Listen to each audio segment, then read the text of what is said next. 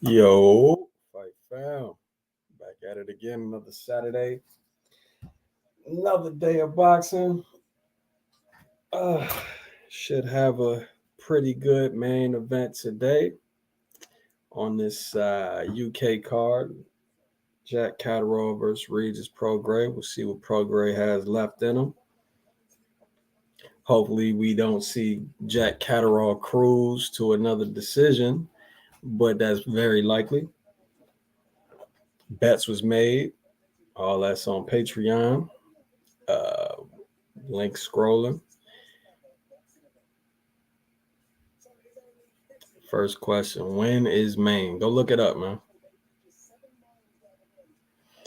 PBC, what up, bro?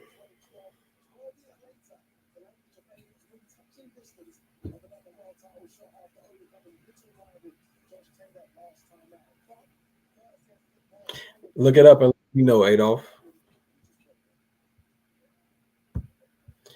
What up, Coach? What's up, James? Chilling, man.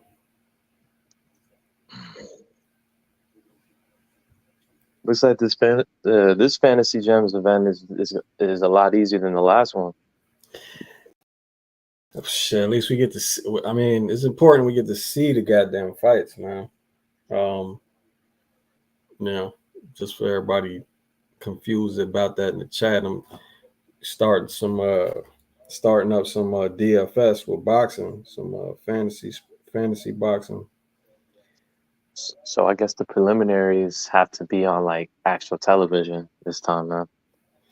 Or I just gotta pick and choose the contest well. You know what I mean? Like last night, I wasn't sure what they was gonna show on that Rashidi card. As you can see, if you watched them shits, obviously that was a club venue and it was a bunch of club fighters until it got to the last two, I believe.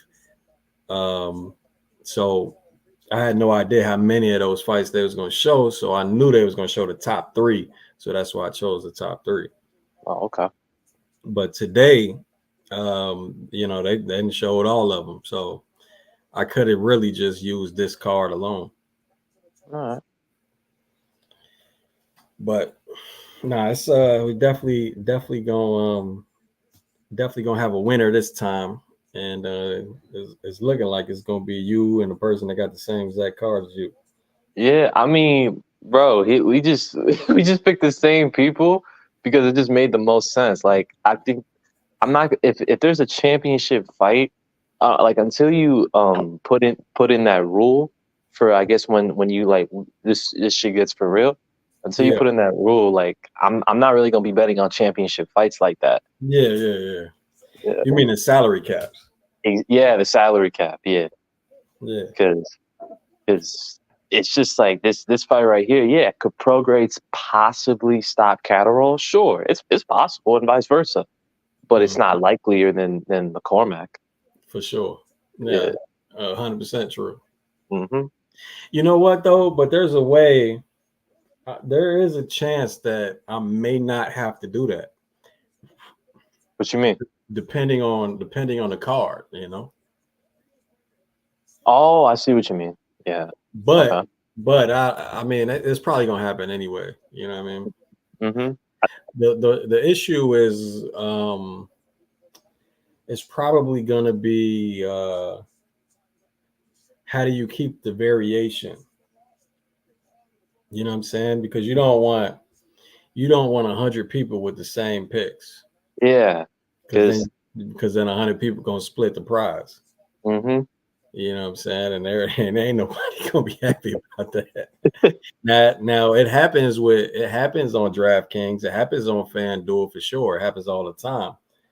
But they're at a level to where that prize might be $1 million. You know what I'm Okay. saying? Or $2 million or $3 million. So 100 people not mad about splitting that. Well, they a little mad, but not big mad. So it'll all get figured out, man. That's why we're doing all this testing. Yeah, nah, because like if this was, you see, on a card like Day of the Reckoning back last year, that would have been okay, betting on either the championship fight or on a preliminary because it was just it was just a show of heavyweights. Right. That's it. So Yeah. See, depending on the card, but it's gonna get together, man. That shit gonna be big, man. I'm telling you. okay. Fantasy sports is pretty fun, if you ask me. And obviously, millions of people across the United States believe it's enjoyable. But the great part about it is, what I'm saying, is that it hasn't really been done for boxing yet. But the great part about it is it makes people watch boxing, man. No, for sure. Even folks that's not even into boxing, it'll get more people into into watching all the matches, not just main events. Nah, because if I have money or if I'm in a position to win something from it, then yeah, I'm gonna watch to see the results. Facts. Yeah, that was one of the main driving factors that I want to do it, and then the other one is money. But yeah. But now we're gonna get it together, man. That shit gonna be fun. I'm telling you. Especially when we get 100 people involved, 1,000 people involved. Yeah, that shit gonna be dope. Yeah, man. We gotta start somewhere. So yeah. Who they got? Oh, this the Boston fight. Real quick, do you have is there points for decision loss too? Because I know you have something for KO loss, like negative points. No points. No points. Okay. 0 points for decision loss. But I'm thinking about adding knockdowns or getting knocked down as -1. That makes sense. Thinking about it.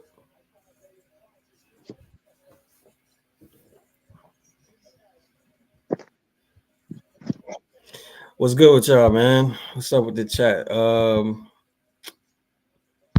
I don't know your real name. I would say Dud.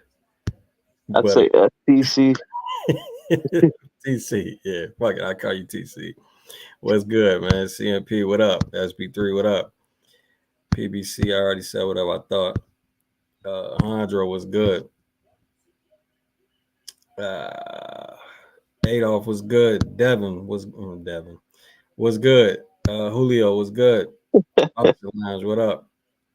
He said, "Where Ali at, man? Hey, man, you tell me this is shit too." The BBBC, he loves betting these cards.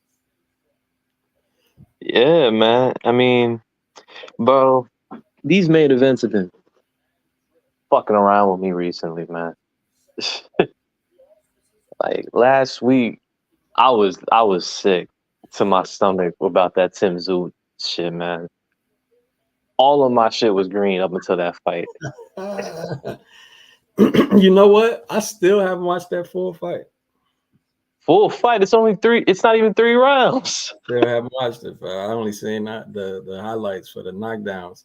You know what? I mean, but it seemed to me on the highlights that he came out like dude was a bum. Yeah, it looked like it, man. He came out on his Tio Camboso shit.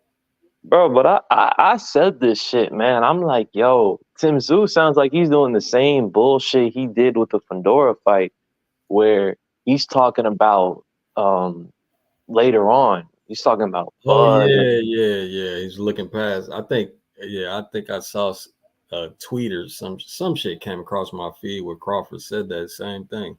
Mm-hmm. And I'm like, yo, man. I'm like, when I heard that, I'm like, nah, he's not gonna make the same mistake twice. He ain't taking dude lightly. Because I thought about putting money on the upset. I really thought about it, but I was like, nah. I'm gonna play it safe. Just straight up money line, no knockout, no decision, no nothing.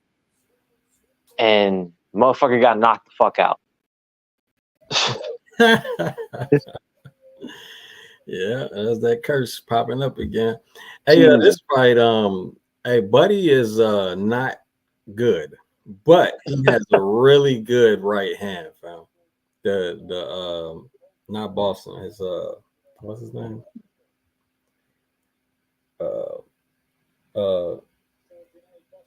Samariva.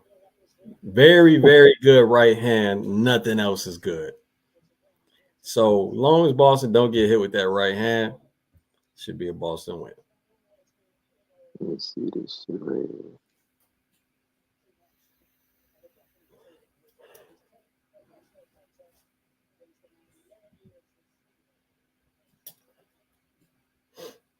Starting out with the jab, nothing really landed yet though. I'm not sure Boston is orthodox or southpaw. I know he switches. I think he's listed as a southpaw, but well, which hand is his dominant hand? I don't know. He lands a jab, nice feint, stab. Oh, you're way ahead. I'm at 213. Wait, what? Never mind. Where are you? Right now, I'm at 152. God damn it! Because you, ironically, he landed another stab seconds after you said that shit. Yeah. Oh my god! All right, so 2-1 from Samariva, thrown wildly. Look, man. Again, he ain't good at nothing else but a right hand. So Oh yeah, this the upset. no.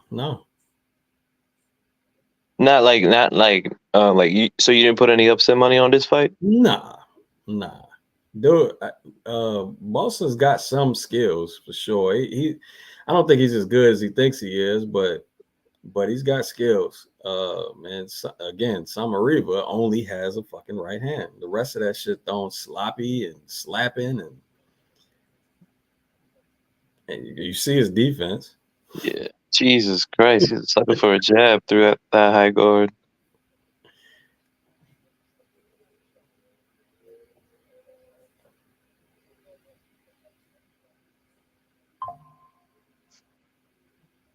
Okay, so all right, if I'm Samariva, so far what this kid has shown is just to go straight back and then pivot out off the ropes.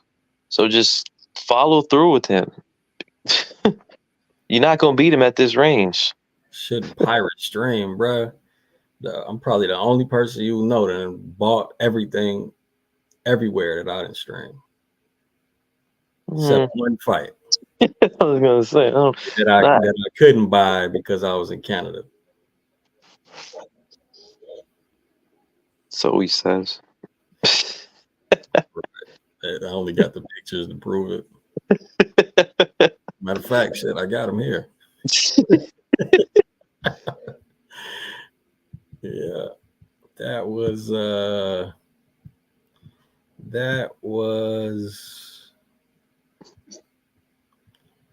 this trip.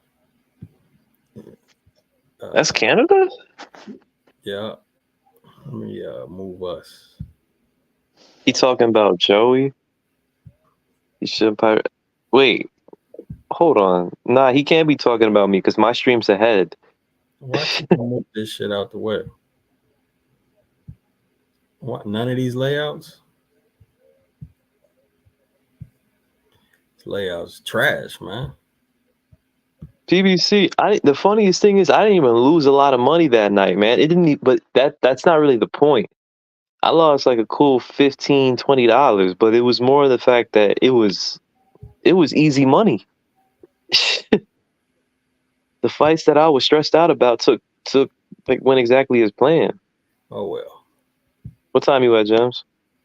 Yeah, let me reset my shit. Oh, okay. A little swivel jab. Caught Boston off guard. It's funny that the swivel jab is working. I mean, but Why do you say? They probably saw what I saw, and he ain't got nothing but a right hand, so they ain't prepared well for nothing else. All right, I'm at 224. Nice. I'm at 215. All right, one more time.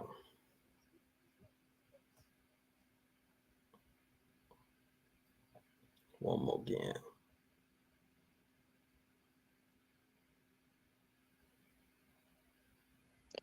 Ooh, nice one followed by the body shot. 203. 150. Fuck, this got worse. All right, let me close out the app. Come back. I was about to say, you said 2:03, and I'm looking at the time. I'm like, did that shit slow down?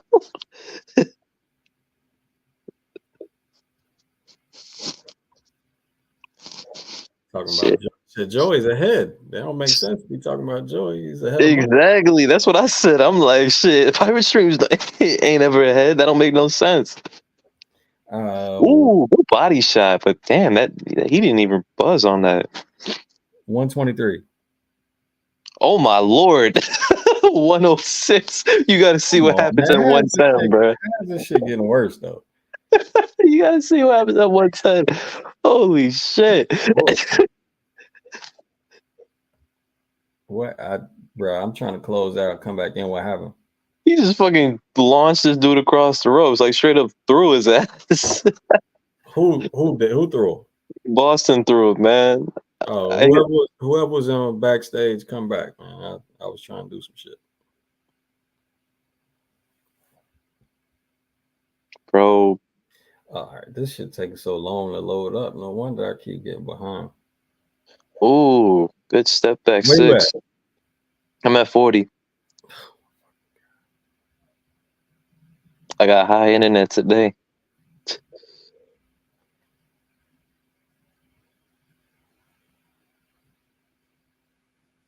Oh, good lead cross. Set up by them probes.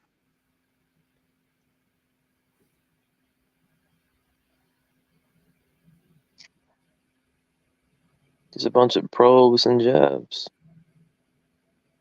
Timestamp. Oh, I don't got no timestamp no more. The round's about to end.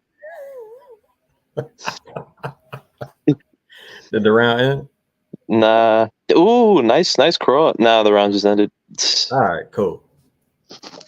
All right. I'm 5 seconds. Okay. At least it's better than 13.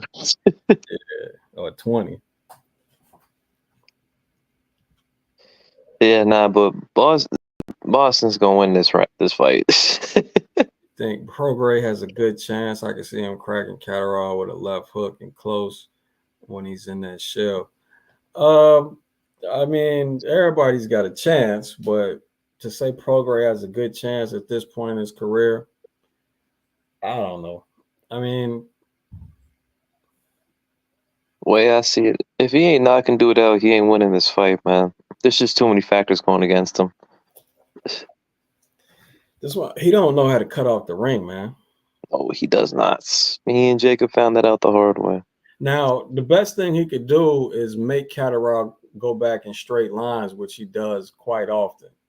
But if Catterall starts to turn corners on him and he can't cut off the ring still, then bro, he don't. I mean, how is he gonna do this? I don't know. I mean, anybody. So what you describe is somebody getting clipped in a certain situation, which could happen to anybody. I mean, of course, but as far as like fight strategy and tactics he could use to win rounds, man, he gonna have to, bro. He gonna have to fight his ass off, man. I don't know. I'm hoping the winner of today's main event fights Hitchens Paro, man. Man, they need to get this shit together and get it going, man. 140 has so many crazy fights. Combination. Good step back game by Boston right there. 140 should have, or 140 literally got the most smoke. I said it before, man. It's really 3 divisions, but I'll say 35 is like the 4th best division in boxing. It's 140, 54, and heavyweight. Yeah. Oh shit! Oh shit! This fight's over. Oh my lord! Oh wow! I knew that body shot was gonna pay dividend, man. He kept learning it. Yeah, my man got shot in the body. That was a perfectly timed body shot. What's up with these, bro? I'm not feeling with the rest today with the call-offs, man. You know he's hurt with a body shot, bro. You know he's hurt with a body shot. So you give him so he stands up. Okay, he waves back to the ropes. You give him a chance to walk forward. Then you decide, man, these motherfuckers calling shit early, bro. For someone who didn't have no money on this fight, James, I don't know, man. No, I'm saying, I didn't have no money on this, but look, man, the refs kind of killing me today. They a little too aggressive. They're too quick on the trigger, man. Let me see that shit. Oh my lord.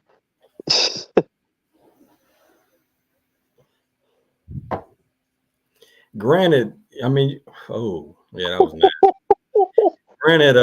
Granted, the fight may have been stopped right there, but bro, do a little bit more.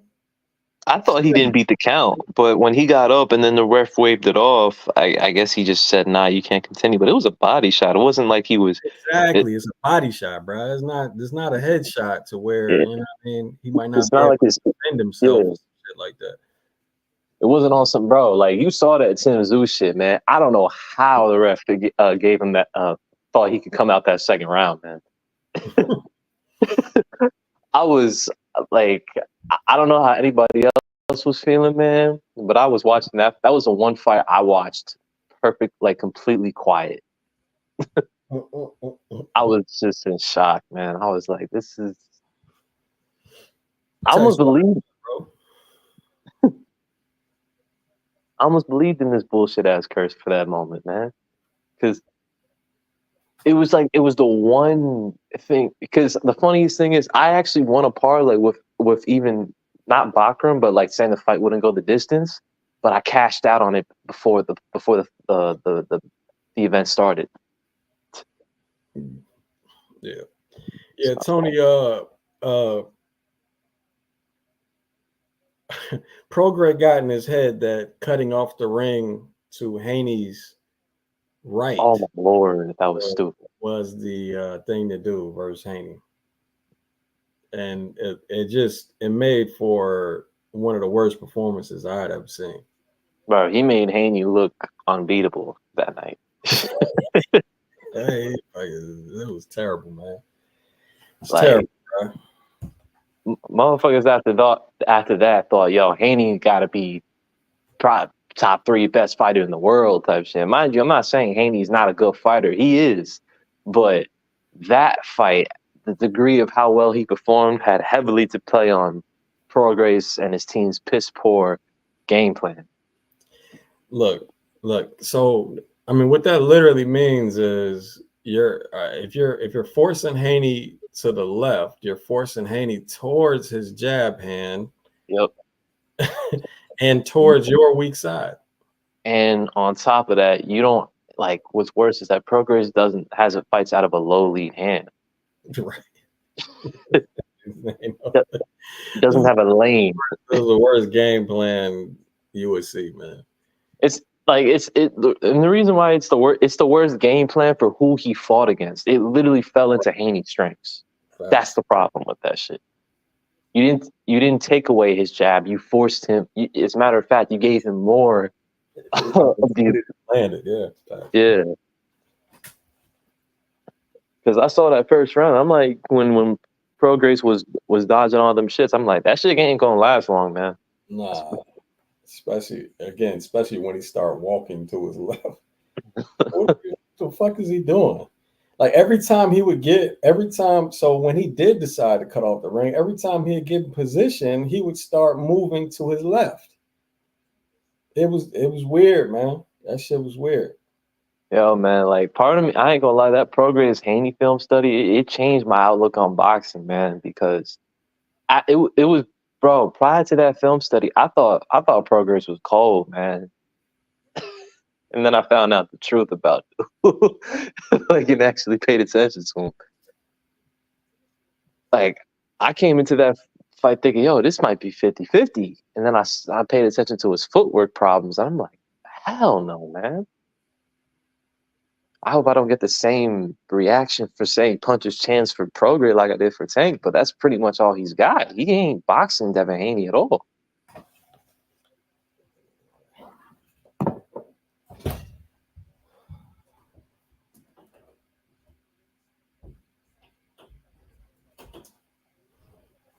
Right. His chance was to close distance, wing that left hand, or you know what I'm saying, beat him up on the inside.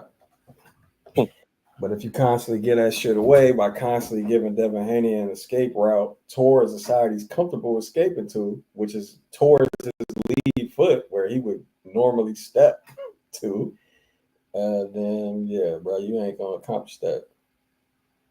The Gems pre-film study. Who you got between Hitchens and Barrow? Um,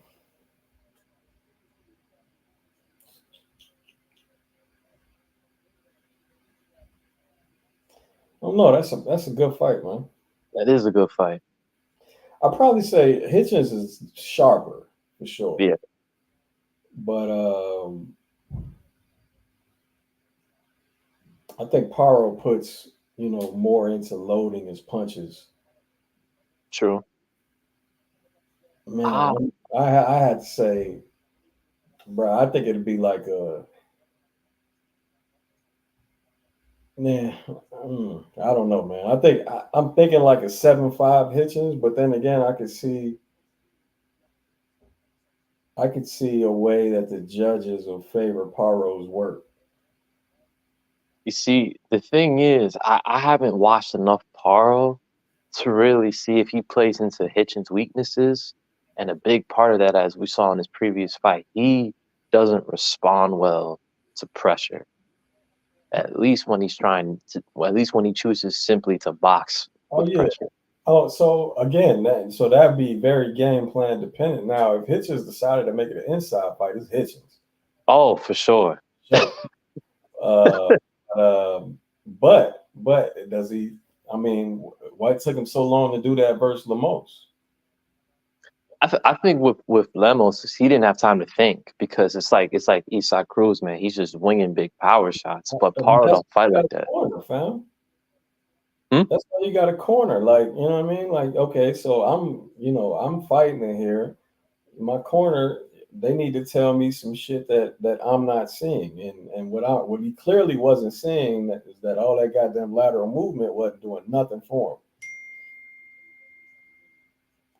I was trying to explain this to fans, both on and like off the site and shit. I was trying to tell them, I'm like, look, the biggest portion of how judges score fights is the concept of control, and it's not about.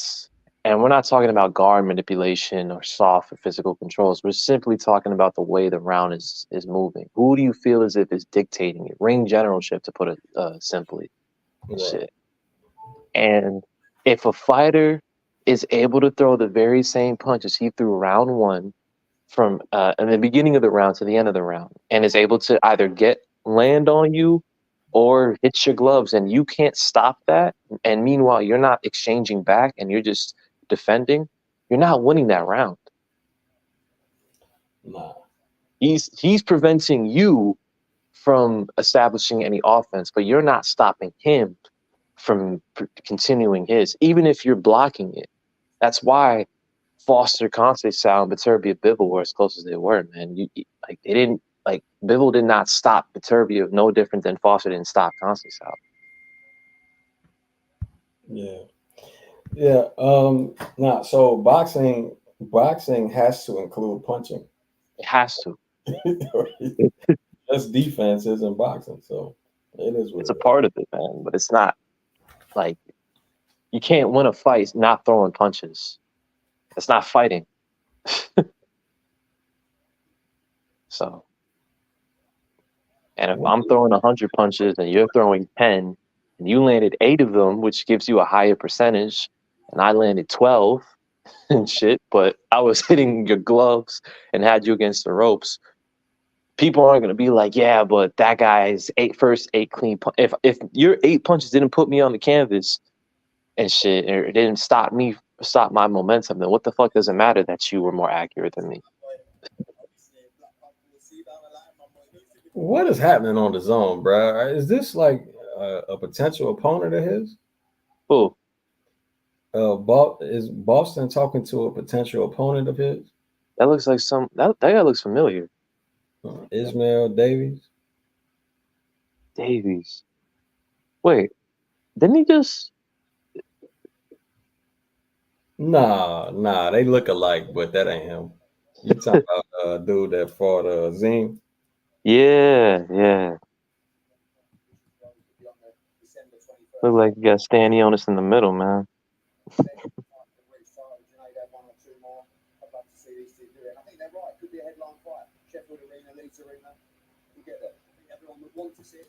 Yeah, Brad. Damn, what the hell? Since when do they interview shit like this, man? This man is a prospect, bro. I hope UK fans enjoy this type of shit. That's a bad sign. That's how I And know there's gonna be if they do, then I feel them for doing it. You know what I'm saying? But if they don't give a damn, like I don't give a damn, then this shit ain't nothing. Hey, bro, this amounts to fluff. Yeah, I'm kind of like I don't know how to feel about that Lamont Roach tank card, man. Because on the upside, I don't got to see that main event, but on the downside, I was looking forward to that undercard, man. You said who? Tank and Roach, Who's on undercard? Fulton Figueroa. Yeah, that definitely. Yeah, I'd like to see that joint again. And potentially, Mm-hmm. so Especially after that knockout. yeah, Fulton, he don't look as durable, man. Nah, he doesn't. Or as sharp, for that matter. But Figueroa, man, he just hasn't been out. He just hasn't been fighting for too long, man. He's been infrequent. So True. True. I mean, where are you gonna fight at, bro? They had what 5 cards? PBC got 5 cards this year. 6. it's not a surprise why their fighters keep losing, man. Like like if you look at every top PBC fighter's biggest issue, it's activity. It's always been that, and people and that hasn't just started this year either. No.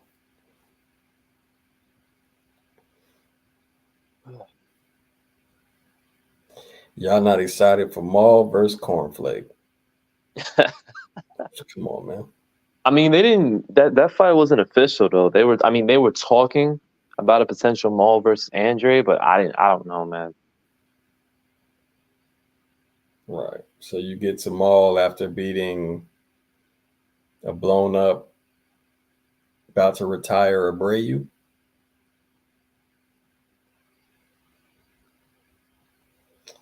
Yeah. Anyway. The only the only pay-per-view or card I'm looking forward to is that February of Riyadh season card, man. They're hyping the shit out of that one.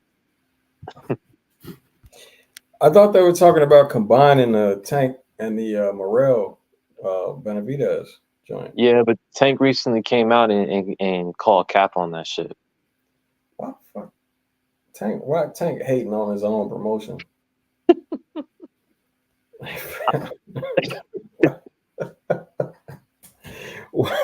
What's wrong with that, Tank? I mean, that shit sound good to me. Sound better than watching you and Roach. Because when he responded to that, I'm like, when I heard I saw everybody say the same thing about, oh, the Tank Roach fight can get postponed. They're like, yo, fuck the postponement, man. Cancel that shit. Ain't nobody want to see that bum ass fight. But if I ain't have a boxing channel, I wouldn't watch it. That's what I'm saying, man. Like, you know what? Unless I really ain't had shit to do. You know what I'm saying? But if it was, I mean, take if I had decided I would, take my woman out on a nice little night. You know what I mean? Like, take a little quick vacation over the weekend. Like, Then you got much rather do them things than watch that shit if I didn't have a boxing channel. I mean, the Tank. You see, what I want to say, like, look, from a skill standpoint, it's not the worst fight in the world. In the world, Tank versus Roach, man. But that's never been the thing with Tank Davis fights. It's the other advantages that he consistently brings to the table for those fights that just take away from it. Like Lamont, who it's not even who the fuck is Lamont Roach. This isn't the type of channel to say some shit like that. It's Nah, well, I who's know damn well who Lamont Roach is. Bro, I mean, obviously, I saw Roach. What's it? Hector Garcia No, or Roach Herring. Herring. Yeah, Roach Herring. Like I think that's the first fight that's the first fight I remember from Lamont Roach. But how long ago was that? That was like 5 years ago, man. But still, so I've seen his career since then. But it's just, yeah, you're right though. It's the fact that it's always some other shit other than what it seems like Tank is supposed to do. Like you're supposed to unify or Or fight a Mike, mandatory, bro. yeah. That's Or that's that's all you're supposed to do, fam. We keep getting this bullshit. so I don't know, man. Hopefully that Riyadh, because that Riyadh season card, and on the flip side, they're talking about Shakur, Zepeda, Boots, talking about Bam and shit. It sounds good. And obviously, there's that Janabek Shiraz fight that's being negotiated as we speak. Who's Bam fighting again? Right now, he's fighting a guy, Pedro What you mean? Guevara. What you mean right now? Well, I mean, his upcoming fight. His upcoming fight. I Nah, thought you meant who are they planning to put him up against? nah. I'm talking about who was he scared? What was his name again? Pedro Guevara, his mandatory. Hmm. But they're saying if they can't put Bam up against, if he can't unify in his next fight, they might put him up against Chocolatito. I guess it's smart for them to put, Mexican American on the card that's, you know, well, obviously a highly skilled and highly decorated Mexican American on the card. I don't know how much of a following Bam has, but still they needed something, bro. I mean, Oh my God, that fight, that card is. watching Boots Corinne won again. I couldn't get past round 4. I said it, man. I saw the odds and I was actually shocked. They were better than I thought. Boots is only a 50-1 favorite. He's a minus 5,000. Yes, man. And I'm like, how is a guy who we already saw him win and he won every round, at least according to the judges, and he's fighting in Philly. God damn, the first fight wasn't in Philly. No, man, the first fight was in I forgot. It's wherever Tank fought Hector Garcia. Probably what, Atlanta? Yeah, either Atlanta or Oh, DC. or was that the DC fight? It was the DC fight. Oh, okay. Yeah. Well, shit, that's very close. Yeah. But man, that shit was that was the worst fight on that card in my opinion, man. Well, it was the worst fight on the card, period. But yeah, I couldn't get past round 4 trying to rewatch that shit. It even from a betting perspective, man, I think the only fun thing that can come out of that main event is betting that Karen goes 12 again. That's the only excitement I would get out of that fight. If Karen could just repeat, like that's it. That's it. What's Really. the odds on that? They're not up yet, from what I saw. But when they're up, man, I'm gonna be checking that shit out because those odds probably gonna be interesting.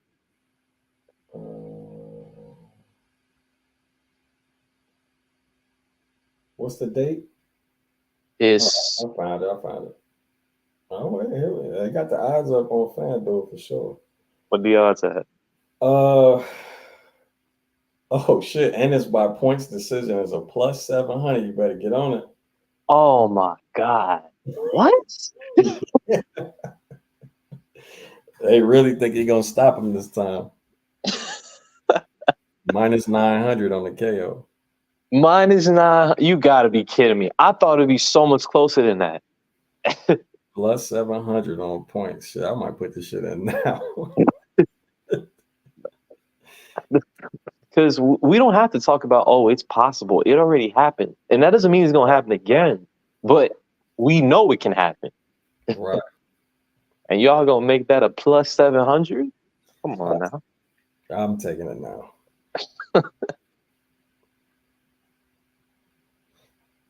Yep. Mm.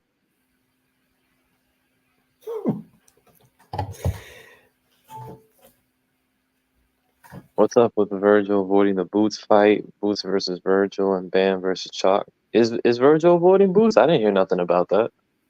How's everybody avoiding Boots, bro?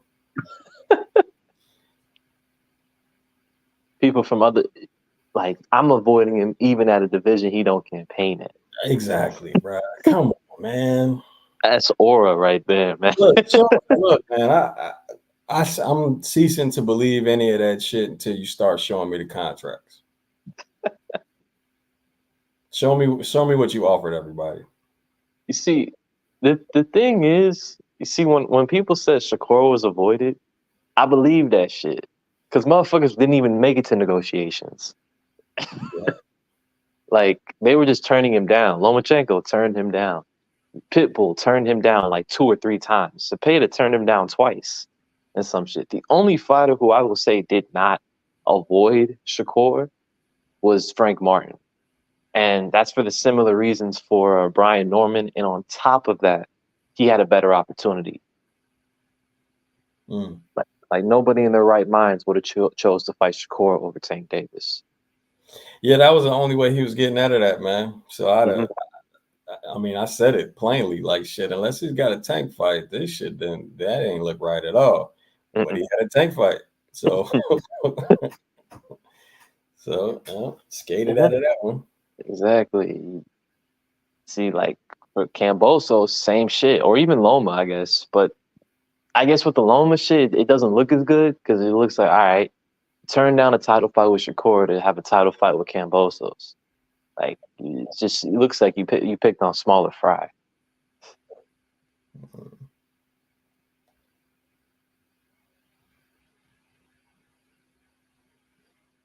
Boots needs to put himself in better position and force these guys to fight. Look, bro, the whole Brian Norman shit didn't make no sense, man. Oh, we talked about that shit to no avail, man. That It didn't make any sense. Because people heard, oh, he's getting 1.5 million. He should take that in a heartbeat. And I'm like, you guys are only hearing one thing and not listening to the rest of what they're saying. The fight's going to be in Philly and on the zone. How the fuck? How did they get up to 1.5 or 1.7? How did they get up that far?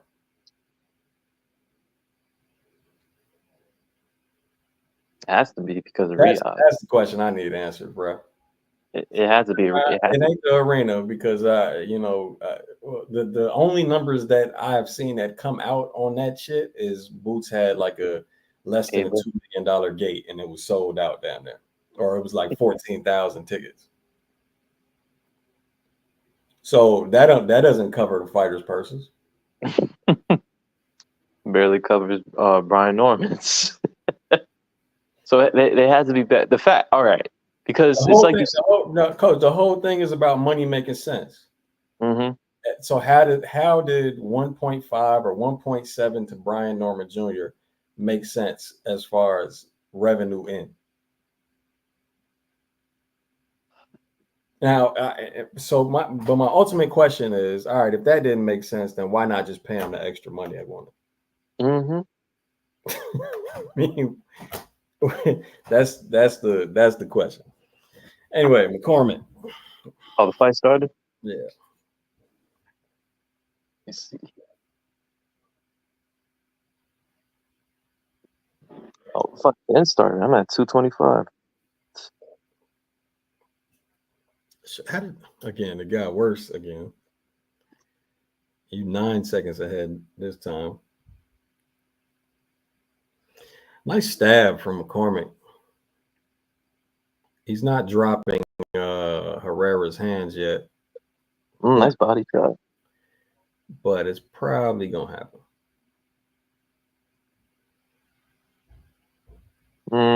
Nice attempt on that pull counter. He hit him Oh, he hit him? at 158. Yeah. Oh.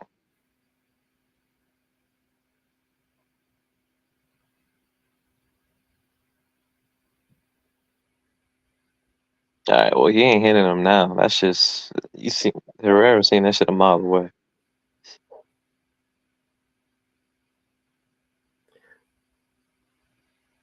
Oh, good body shot. Nice two to the body. Moved out in straight lines. Clinch. Turned him into the rope. What the hell? What the fuck was that? What the fuck is bro, his reaction to What's the going on fucking... here, bro? I've never seen that reaction before. What was that? Nah, man, that Is that even seemed... a low blow? I don't think so, but he played it off like one and then got right back to the Hey, fight. hit him again, right in the same spot. Yeah. Oh, good body shot again. Is everybody gonna finish it off with body shots, man? Yeah, I'm just saying. Yeah. Oh, right in the same spot. Yes, sir. Same spot. Hit him. It was a right hand to the body, right? Yeah.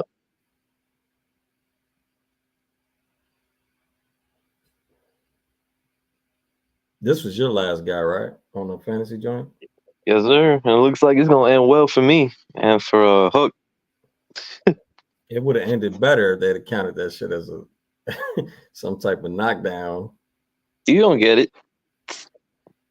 Oh, there's the same shot. Yeah, that cross to the body. Oh, Ugly. oh, that one too was crisp.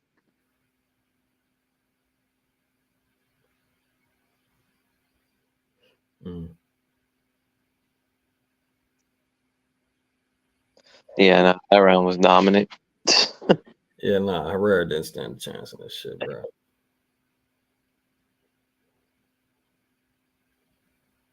I'll take my bragging rights for this. We gonna see, man. He got to finish him off first, Paul. I genuinely bust out laughing if McCormack fucks around and get knocked out, man. Man, bro, I'm so sick and tired of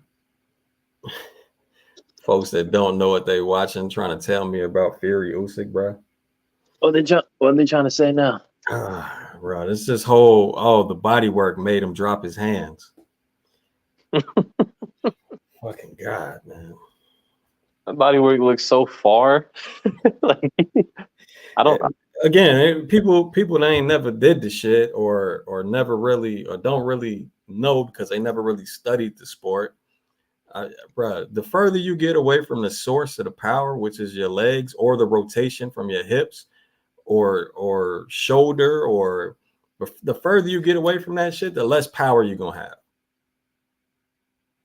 So if you're reaching to land a body shot and you just catch somebody at the end of that shit, bro, it's not gonna be that powerful, man. Plus, he didn't drop his hands for body shots. He dropped his hands to land an uppercut. If I use my long guard, and then retract my long guard, now you have the space and opportunity to come inside on my timing, where I'll be ready for you with this uppercut that worked for fucking 4 rounds straight. I mean, come on, man. Let's pivot out. Shit wasn't hard to see, man.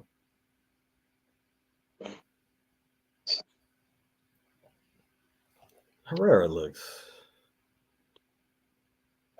man, that was sloppy.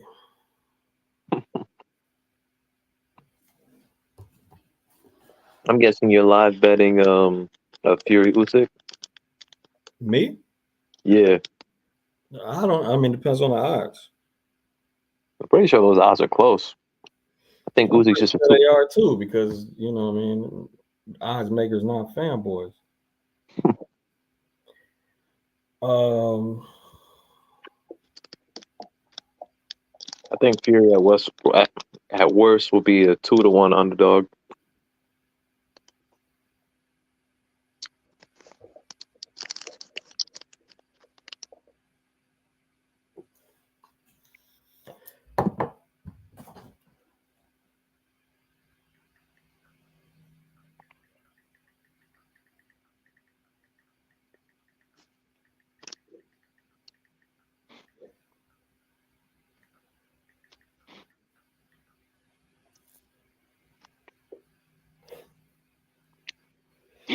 here's an interaction with a fun fan. I said, look up the official scorecards. They suggest there's nothing clear about those rounds. So are you saying the official scorecards never get it wrong? Got it. LOL. I'm saying nah, they get it wrong less than you do. Goofy. Fuck are you talking about, random fan? Yo, what the hell is this dude's reaction to body shots? What is this shit, man?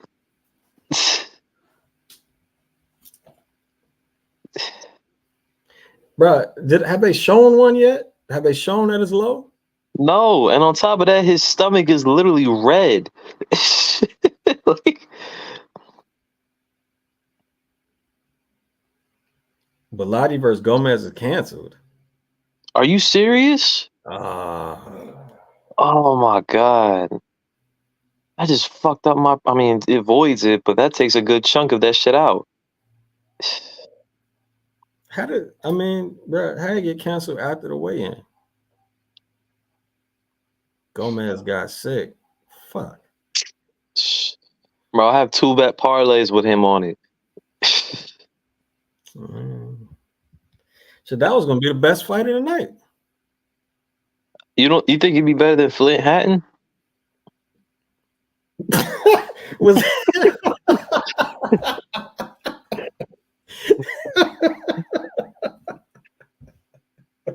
Is that a real question?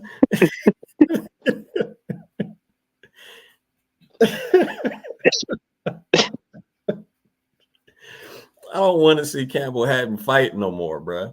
I've been saying that shit for forever, man. I don't want to see him fight no more. Hell yeah, I think it's gonna be a better fight than Hatton versus anybody. I swear to God, if this dude wins, man, if Hatton wins, I'm gonna be pissed. A lot of shit got canceled. Gomez got sick overnight, huh? That's interesting. Man, must have been making weight, or the after effects of trying to make weight and trying to rehydrate, maybe. All right, man, that's possible.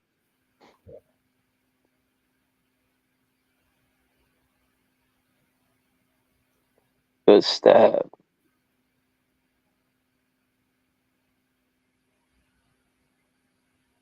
Ooh, man, those body shots. No wonder he's cringing every time he gets hit by them.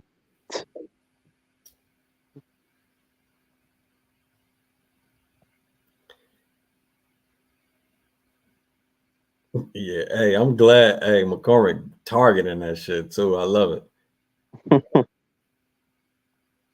Every time he's They, targeting that shit. Got him again. I didn't catch the replays. Did they show a low blow? No, they didn't. Cut off the ring there. Good footwork. I mean, dude ain't moving much, but still.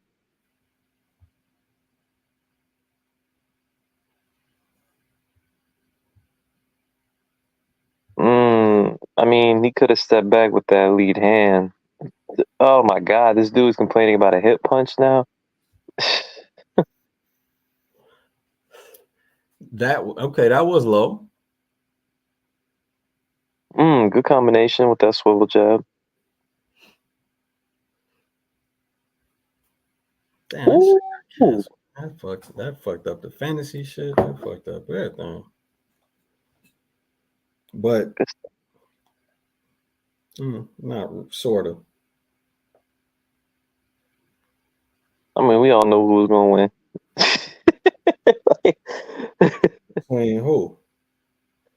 I mean, I Belati? mean, no. I'm talking about the fantasy shit. Like I said, I mean, yeah, I mean, it's somebody that's right up there with y'all though. is Uh, it? yeah, we don't know yet. Yeah.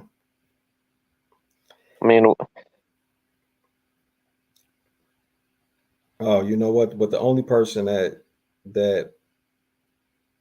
rostered Belati also rostered somebody that's not even in the contest. So all right, there's not no. oh yeah, I remember that. Uh, Yeah, he didn't add anybody neither. no.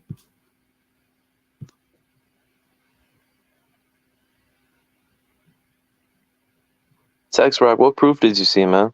No, yeah, Belati was the even fight. He was the more even fight that made the parlays, plus money. Shit, with that out, this motherfucker's gonna make, $2 off 10 and shit. I should cash Virgil. my shit out now. Let me see if I can cash out. What the hat and shit? Yeah, I don't know. My Or cash, bro, my cash out, my cash out is less with 2 fights won. McCormick is on there. This is a win. And then I got Bellotti, and then I got Catterall on points.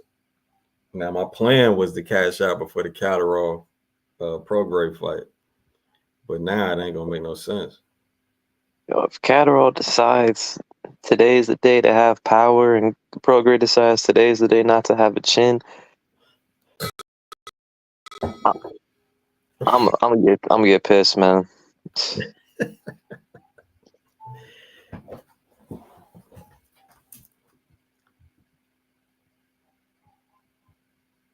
It was an interview with the man. What y'all talking about? Oh, he's talking about Virgil. But if you said it right here, okay, Ortiz manager eyeing Spencer Thurman for next fight. Why would he pick Boots over Spencer Thurman? He wouldn't.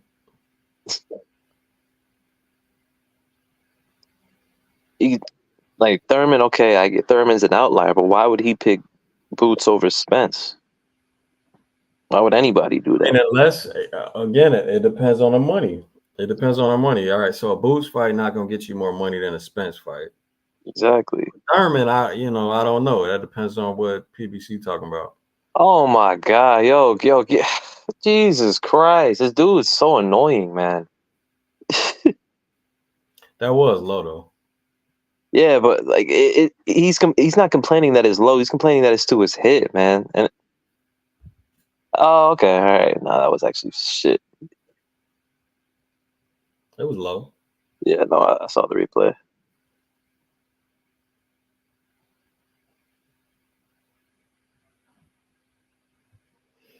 McCormick hasn't figured out that he could run through this dude. Really, I mean, just all right. Stop throwing him shots from the outside, close distance, and start beating his ass. Herrera's not. He's not.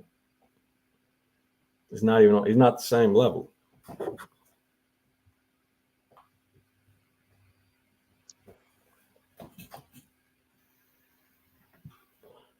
So Tech's right. He said like that they're not pursuing a fight right now. Is that what Virgil's manager said?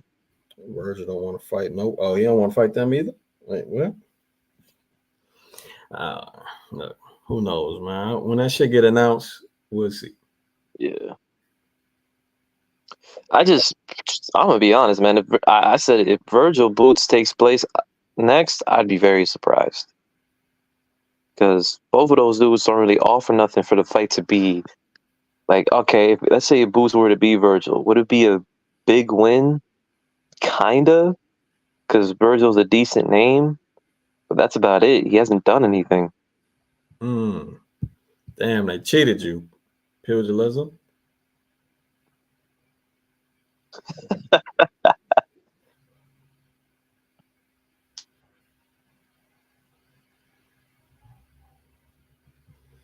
That I don't know. They might just be canceling out that fight.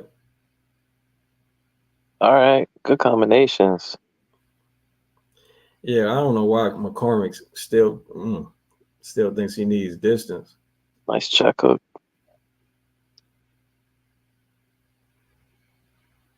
Oh man, he a punching bag right now. Mm-hmm. He could just finish this fight and save himself the risk of this guy potentially catching him with something.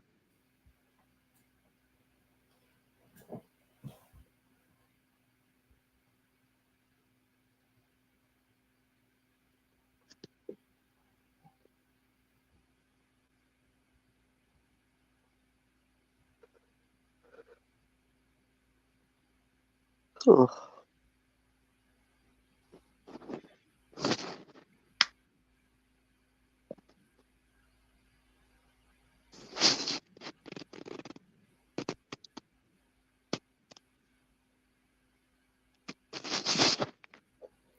I don't know what you're doing with the mic, coach, but it's loud.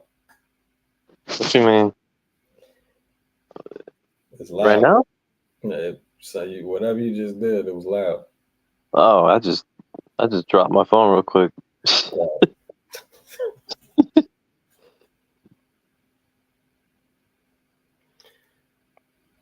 Ooh, good double jab.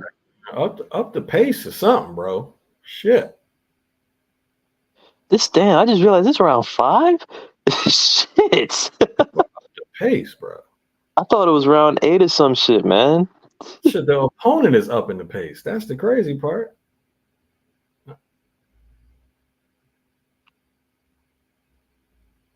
This might be my first decision if it keeps going like this.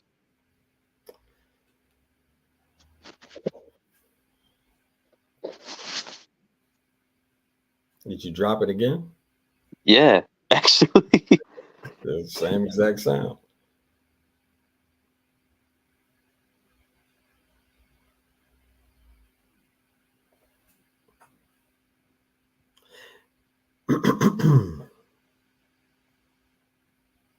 See, this is where physicality would be nice.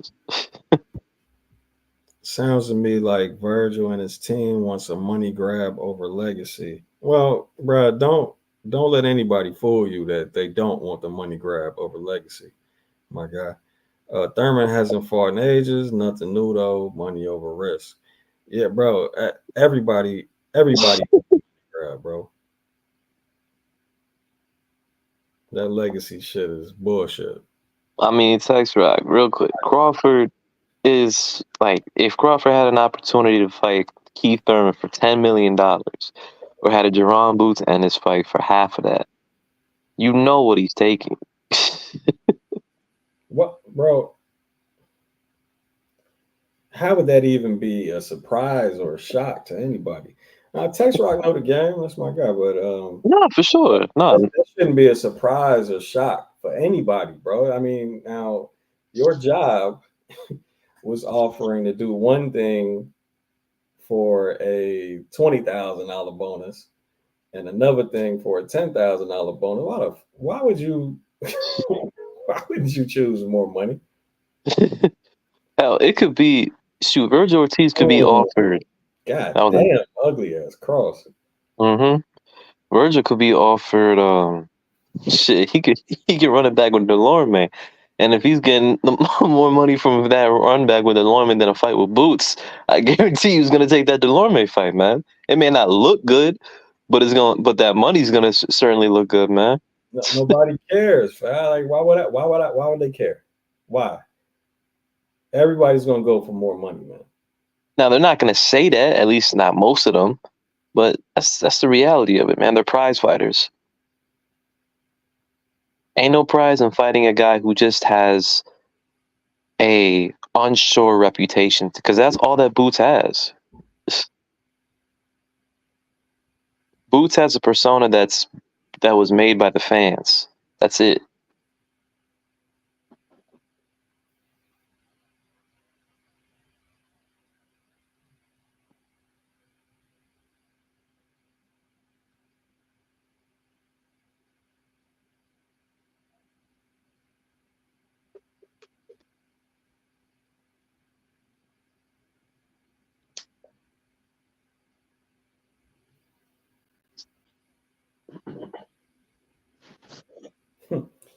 Ain't no guarantees in a pugilism. I mean, nobody's guaranteed, but I would pick him at this point, man. yeah, man, Keith's inactivity would be bad. How long has it been since Keith fought? What, 3 years? Who was his last fight? Barrios? Barrios, man. Shit. 2021, I believe. Nah, maybe January 2022. So the next, let's say Keith fought. Oh yeah, so yeah, it'd be 3 years. Nah. Yeah, I couldn't pick him.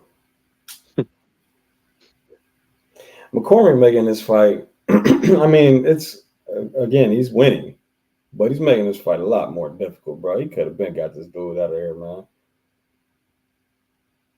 I don't know what.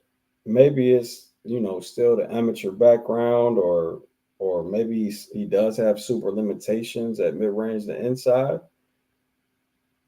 That wasn't a knockdown. Nah. They just helping him up. Okay, but maybe he has super limitations on the inside, but other than that, he doesn't. If he's got some game there, bro, I don't know why he's keeping distance like this, man. Nah, James. I'm gonna just say it straight up. He don't have no inside game because I haven't seen it at all. I keep telling people this, man. If you don't, if you have it in your arsenal, why would you choose not to use it? If it's going to make it easier for you. The only logical explanation as to why you haven't used it is because you don't possess it. Like even there, that soft ass control with that frame that you probably just saw, he did nothing with it. As a matter of fact, he got caught with that shit.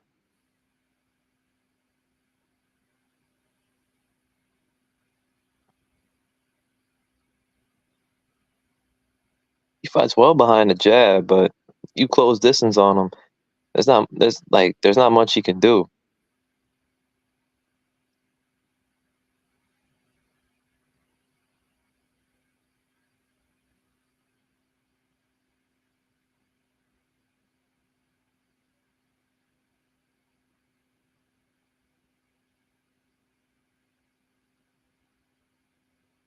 Nice 3-2. That shit was clean.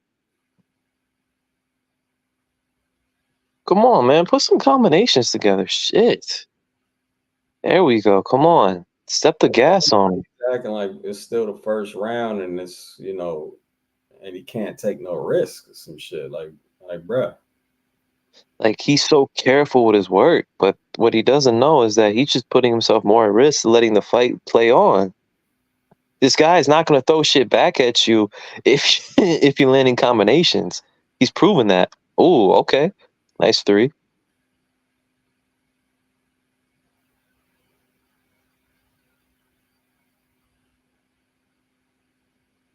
Like my thing is, unless his corner, like Herrera's corner, decides to stop the fight, I don't even understand why McCormack's doing it if it's not to knock him out. Yeah, text right. That's back to that. I mean, to me, that goes back to the Norman conversation. Like, bro, if you found 1.5 or 1.7 to dig up for Brian Norman, Keith Thurman, Keith Thurman gonna want $5-10 million.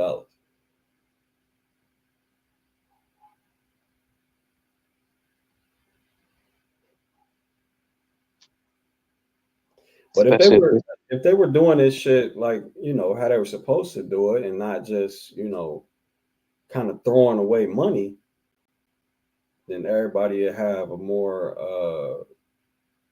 a logic or more reasoning or a more logical demands.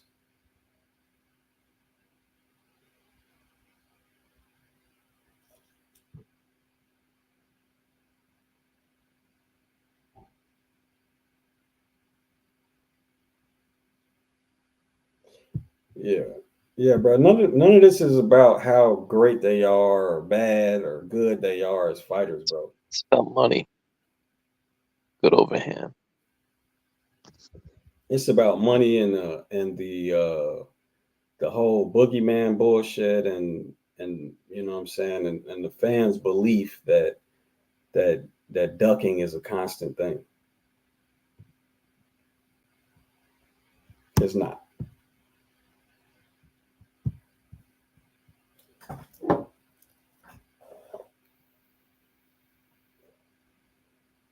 Now, do people outprice themselves out? Absolutely, that does exist. Because asking for $200 million to fight an opponent that everybody wants you to face, when you're making a quarter of that a fight, that's there's no way around that. That's Mel Charlo or Jesus Ramos would be a good check for him for sure.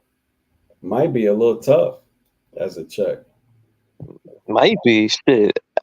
With this layoff coming down 2 weight classes, I don't think I bet on that fight. And I forgot about coming down with the weight classes.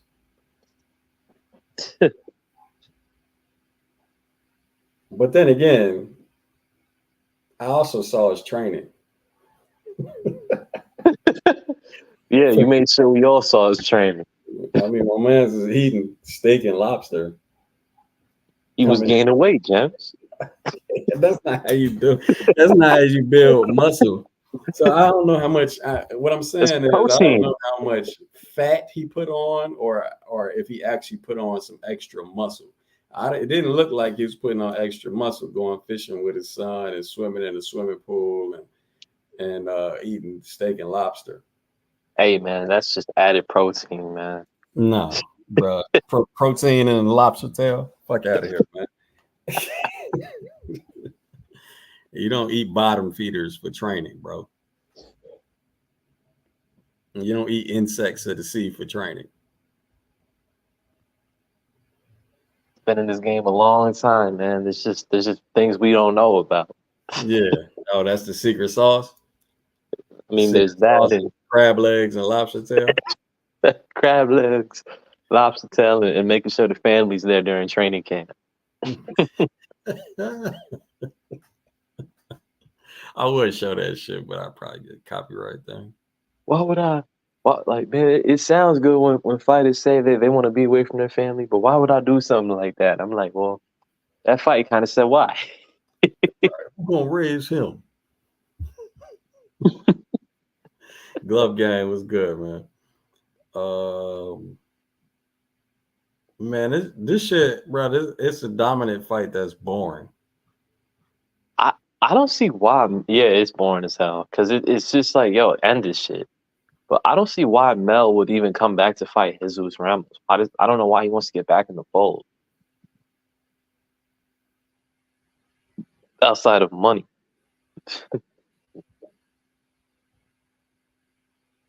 What the fuck is wrong with some mud bugs?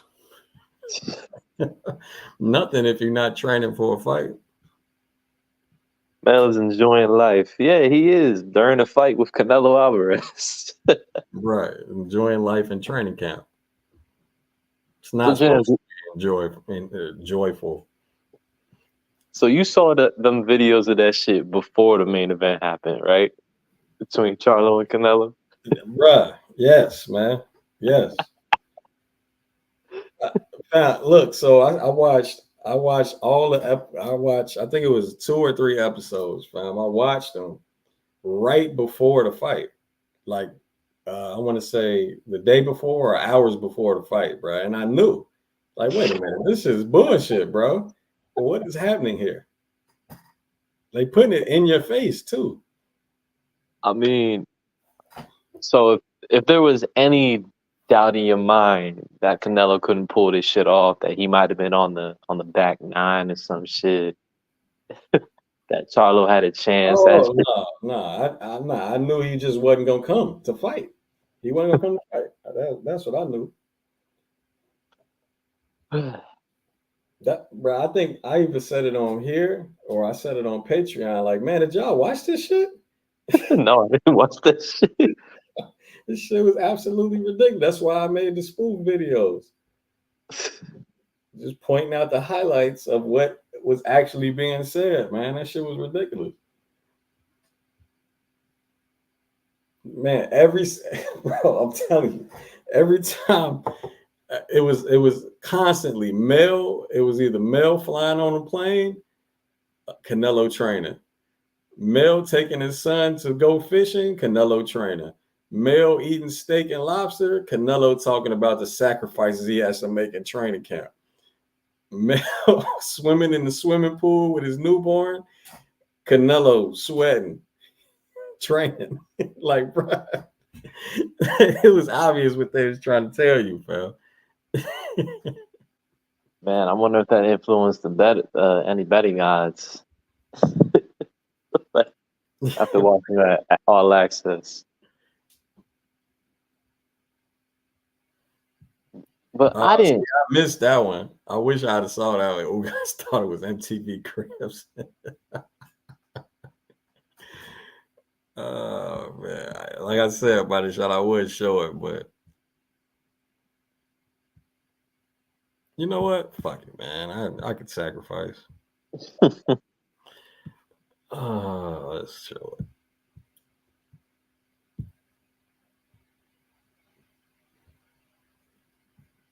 That's a Patreon exclusive, right?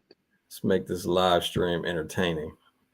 No, what the fuck? What the hell wrong with my Vimeo?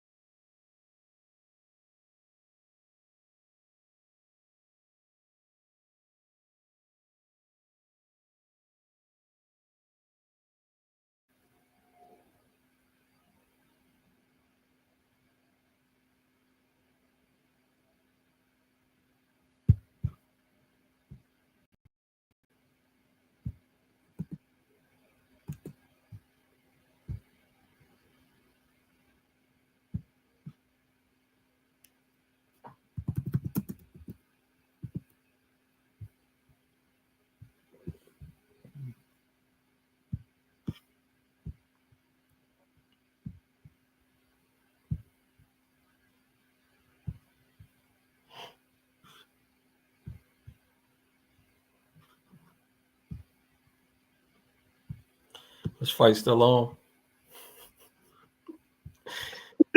Yes. You sound disappointed.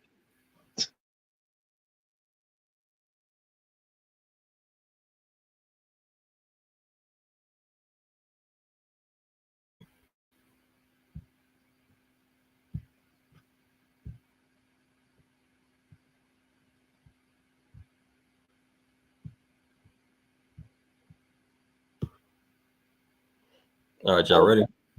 Oh wow! I never even realized what you did with the words there, man. I never realized that. All right, check this out. Oh my god. Siempre ha hablado mucho y ha tratado de ser así como muy rudo, como muy bravucón. Pero no, llegó en un tono más tranquilo. Canelo is a legend in boxing. He was selling out arenas in San Antonio, 40,000 people, you know what I'm saying? And it was like, he a fan favorite.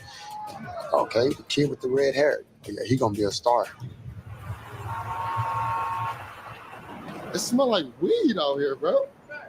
Huh? Don't split the pole, don't split the pole. Canelo is a legend in boxing.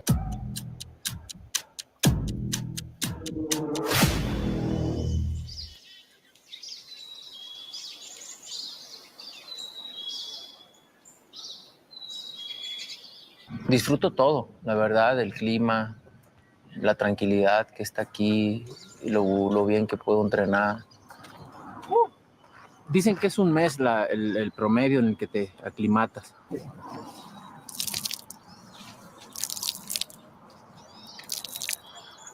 Chilling with the pilots. LA, we on the way, baby. Traigo la chori, fumando mari, moviendo el booty con este flow. Ando bien Harry, vi que en tu story estás en el mismo party que yo. This camp marks Canelo's 64th as a professional boxer. And while demanding undersells his grind, consider the old adage, if passion drives your work. When I was at home, right, I was like looking at my watch collection. And I'm like, nah, we can't wear that. Gotta be some real class. You know what I mean? Like, instead of being like, oh yeah, we fighting somebody else, we gotta put on big diamonds and we gotta rock like, nah, right now it's like real elegance. Like, so that's the vibe I'm taking right now. But who knows, tomorrow, you know, it might change. Amo el boxeo. Amo lo que hago. Disfruto mucho lo que hago y eso es lo que me mantiene motivado. All this fun, bro. It's cool to me. But when it's time to go, I'm working. I'm good. Like, I was trying to let me go get the whole thing, man.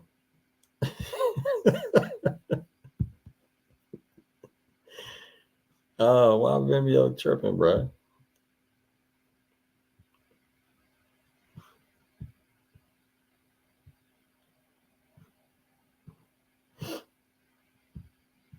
All right, for some reason, oh, there we go. Oh, no, still ain't working.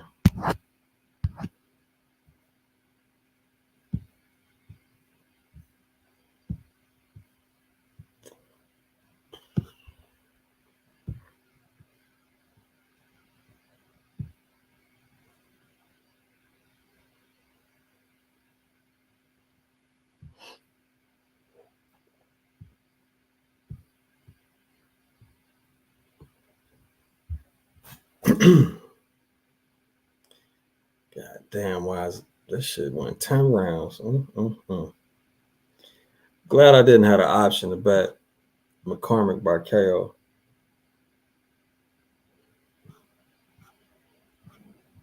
Lisa was in that yard shit, man. That shit had me pissed. Oh my God.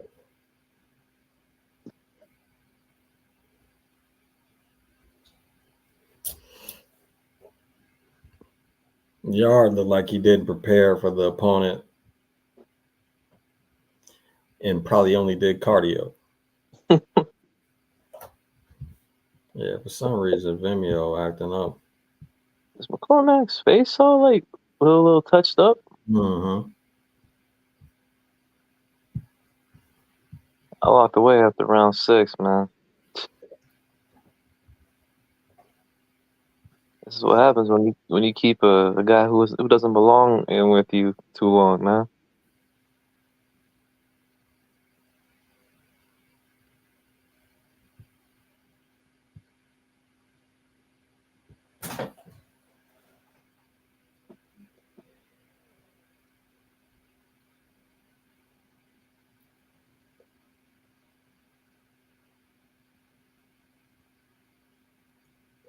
Got a little head clash and everything, man. So what fights after this one anyway?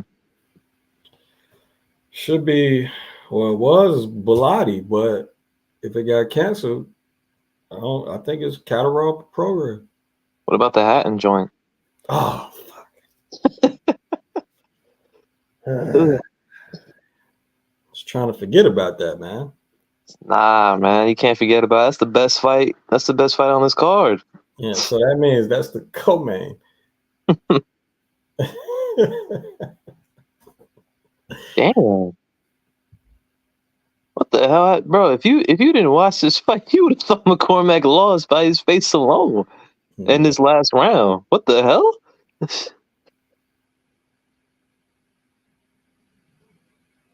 Or you would have thought that this dude was something.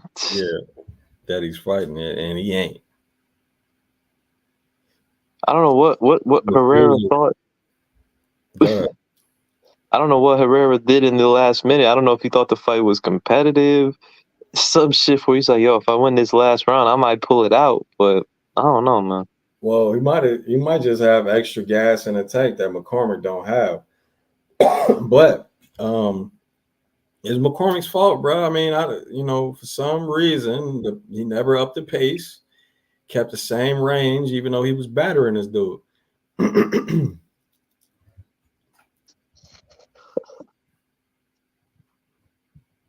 Try the shit one more time, and I'm safe.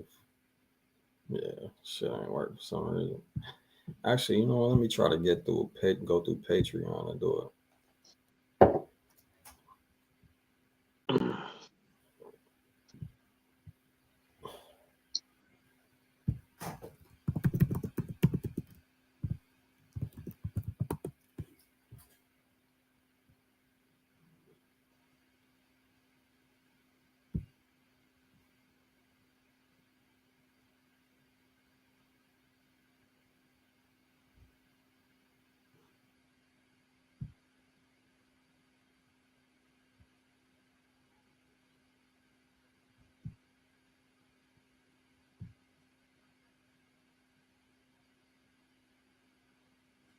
Oh, you know what? Hey, this is also it's also affecting Patreon links.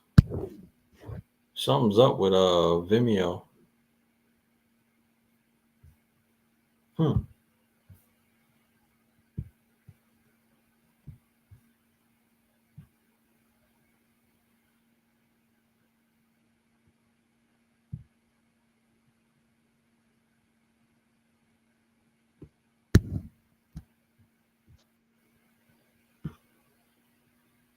Oh, let me see if I can play it like this.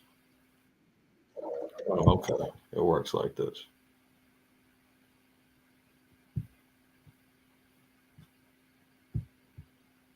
Oh, he was only 5-0. Yeah, he's a prospect. That's when he wasn't fighting the toughest of opposition, but he treated it like it though.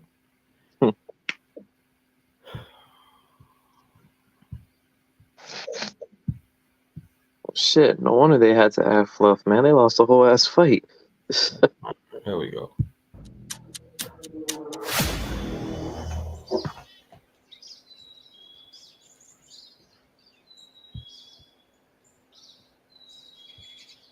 Disfruto todo. Camp marks Canelo's 64th as a professional boxer. And while demanding undersells his grind, consider the old adage, if passion drives your work. When I was at home, right, I was like looking at my watch collection, and I'm like, nah, we can't wear that. Gotta be some real class. You know what I mean? Like, instead of being like, oh yeah, we fighting somebody else, we gotta put on big diamonds and we gotta rock like, all right, now it's like real elegance. Like, so that's Elegance. now. But who knows? Tomorrow, you know, it might change. Amo lo que hago, disfruto mucho lo que hago y eso me mantiene motivado. All this fun, bro. It's cool to me. I'm gonna go work, like back to Houston, get this training, get this work. I ain't playing. I'll come here to hurt. Ooh, he rapping now. It's a thrill to me to go prove all the haters and the doubters wrong. It's a thrill to me to go prove all the haters and the doubters wrong.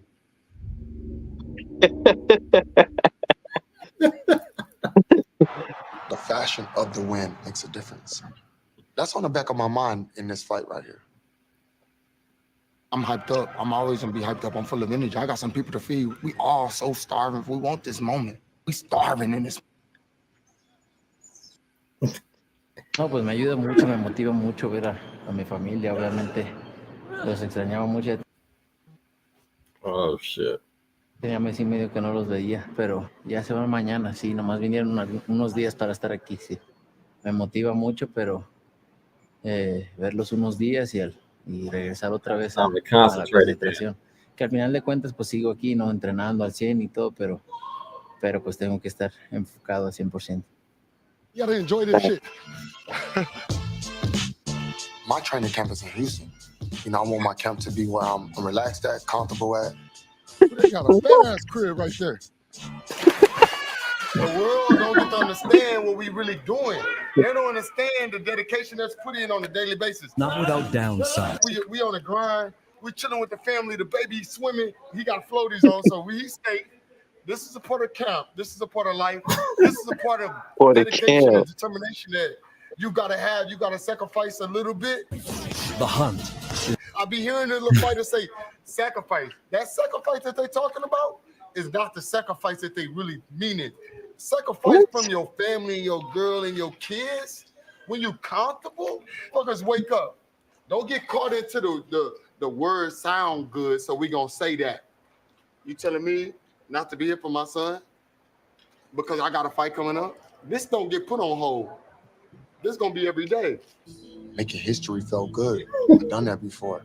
And now to try to become undisputed in two different weight divisions is like far above my mental capacity.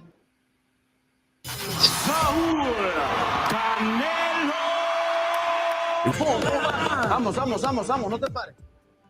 I just want to push myself more and more and more and deeper. Damn, the baby got lamb chops. Canelo, Charlo, let's go. Sure, Canelo out more than anything else. That shit look good as fuck, James. I need something on my hook. Put them weights on that line. Have proven most everything. So let's find our alignment by sitting up No, tall. Here, I forgot lift about. the torso. Canelo made his boxing bones in the wrist business. I know how to handle myself. Me coming out victorious is the only option. Intensify over. There's always something more hungry that can. Bro, they couldn't find any training footage of Charlo. No, bro, I'm telling you, fam. Boxing a tough fucking sport, dog.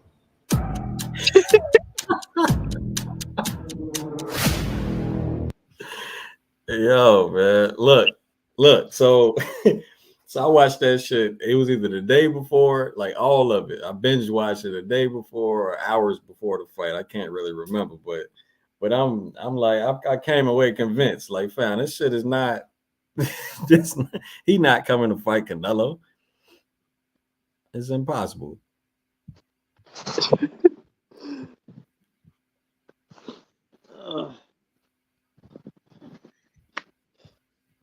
I mean, shit, we thought the same thing about Haney Garcia, man, and then shit. What killed me about that fight was when motherfuckers were like, "Bro, I told you this was gonna happen." Oh, right.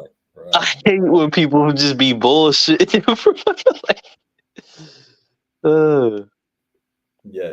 the world saying bow and arrow jab.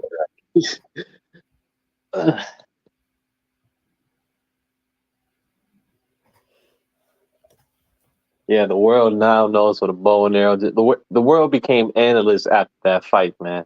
I swear. Also on some shit that was said on his channel before the fight. Not after, before it. About even Floyd, I thought it was hilarious when Floyd said some shit about Devin's jab, man. Right. But you know. Oh, by the way, other channels that watch my channel, a shout out would be respect, bro. You got something from Boxing Gems, a shout out would be respectful, bro. We here to spread knowledge, but y'all motherfuckers make money off this.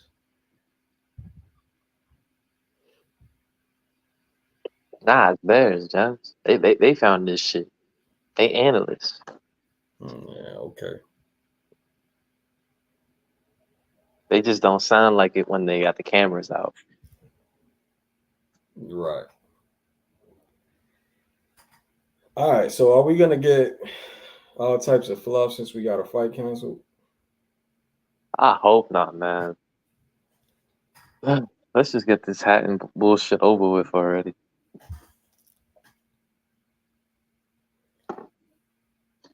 Did people think the first fight was a robbery? What first fight? Hatton versus that dude he's rematching, Flint. I don't know. I saw it, yo. I take plus money. I don't care what they thought. No, did you think it was a robbery? Did I think it was a robbery? Yeah. I try not to commit Campbell Hatton fights to memory, so I don't remember. Because my thing is about it, it's just like the only reason why they could think that was that they make Hatton plus money again is if they thought the scorecards were bullshit. But it was a unanimous decision. That's what one of them was wide. Yeah. So that's why a part of me, like, I had to put a side bet on Hatton because I'm like, man, maybe he'll do just a little bit more, and the judges will like, not quote unquote fuck up this time the Hatton name and give him the nod and shit. Bilotti Gomez got canceled. Good one. Apparently Gomez got sick.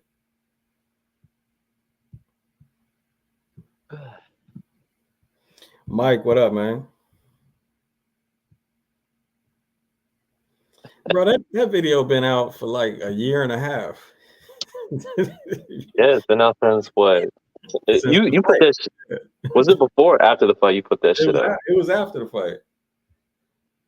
It's been out for a year. It's just like what, the year anniversary of that shit?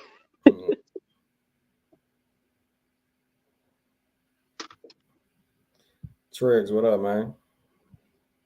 Yeah, it was in my parlay too. What? Tell me, in the part two, all access. What was it? More training, Mel? Was it what? Was part two of the all access more of Mel training? Did I ever come out with that part too? Nah, you never did. Yeah. Nah, it was gonna be the rest of the shit that I didn't put in the video. Like it was more. It was a lot more.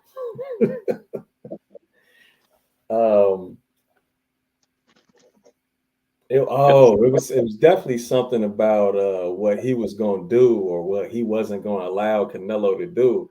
And I was definitely gonna show Canelo doing that shit.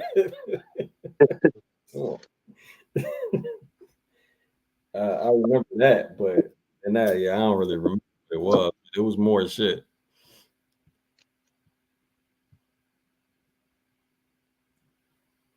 Why were the comments on the Fury versus Usyk 2 so toxic? I didn't realize Usyk's fans were that bad.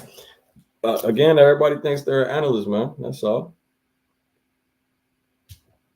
Everybody thinks they're an analyst, bro. They want to give Usyk credit for the things Tyson Fury, or they want to say Usyk was forcing Fury to do shit, as opposed to Fury deciding what he wanted to do. That's the only difference.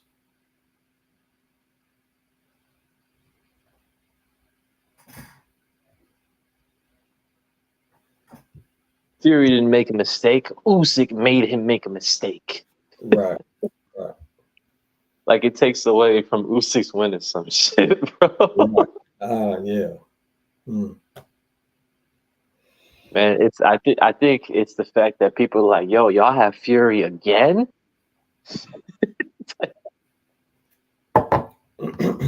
Right. Such a shock. Mm-hmm. I mean, if you saw rounds 3 through 7 up until Usyk caught his ass, if Usyk didn't catch him, that fight was going to be a clear Fury unanimous decision. That fight was not competitive for those middle rounds. But this is the killer part, right? I'm looking at the odds right now. Tyson Fury is a plus 148. Oh, those odds got smaller. And where the money at then, bro? I mean, where's the money from the fanboys? You did that for Spence Crawford too. That's what I'm saying, bro. Like, yeah, so confident. So confident. So now I guess odds makers are Fury fanboys.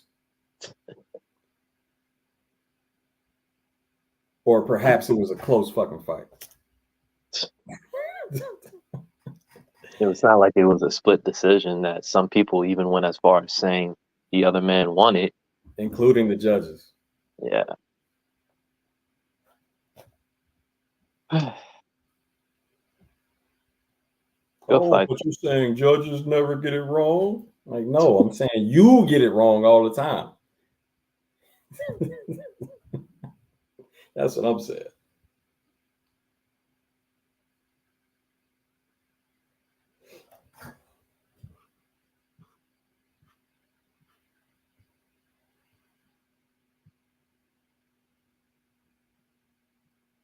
So what is this channel a fanboy of these days other than Fury?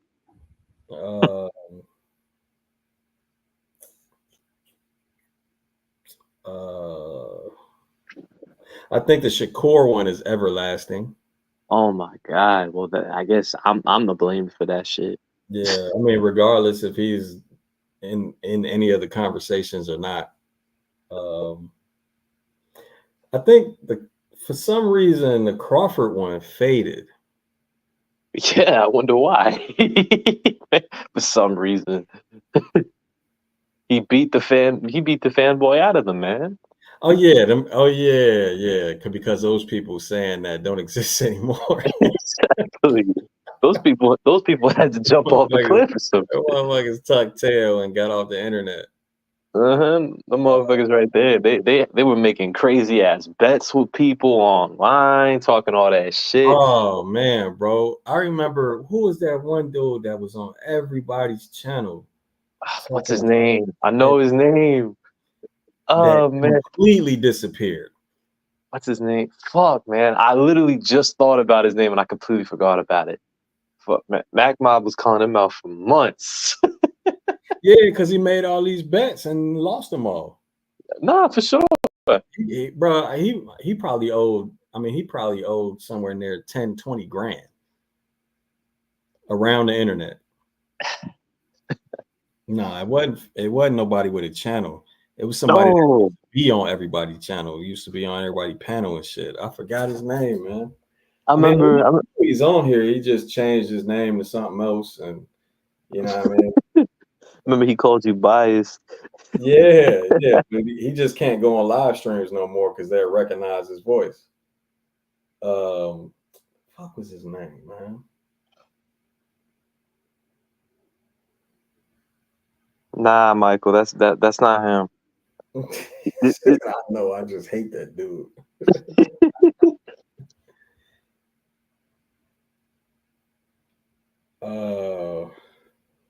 Yeah, you're gonna have to, Mike. You're gonna have to search for it. If you just sign up to Patreon, you're gonna have to search for that.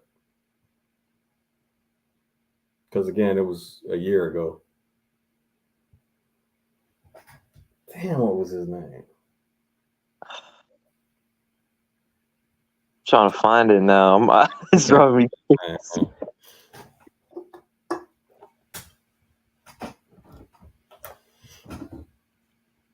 They made videos on dude, man. Yeah, where PBC at, bro? PBC got one of the funniest Spence fanboy videos. The aftermath. Motherfuckers was hurt, bro. Literally got out of boxing for their channels. They had to, man. It was bad. Man, that shit. It wasn't Dirk, CMP. Dirk. No, it wasn't Dirk. It wasn't Dirk. Dirk's always been Boots. He was never like Spence. Like it's always Dirk has been Boots and Tank. I remember Dirk for saying that Boots was going to surpass Floyd, and Tank could compete with the likes of the Four Kings. That's what I remember.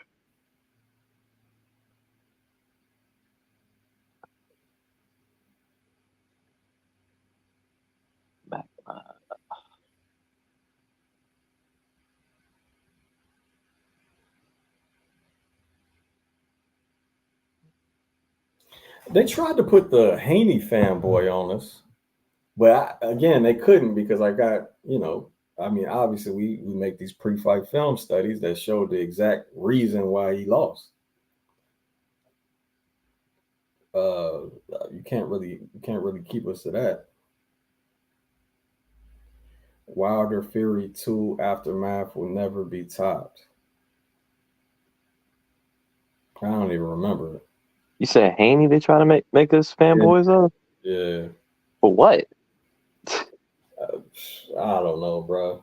I think that was just a pure race type thing. Like they figured, I'm black, so we got to be Haney fans. Motherfuckers thought I was fans of. Motherfuckers thought I was a Lomachenko fan, and I don't even know why. Because I made the Haney Loma film study, and I picked Haney at the end. we Usyk and Loma haters. Yeah. Jesus, it's a damn shame that Davis Loma fight got canceled, man. Those comment sections would have been hilarious. Think about what type of mental state you got to be in to be saying in the comment section, like, how are you going to only put Lomachenko's issues on YouTube than the rest on Patreon?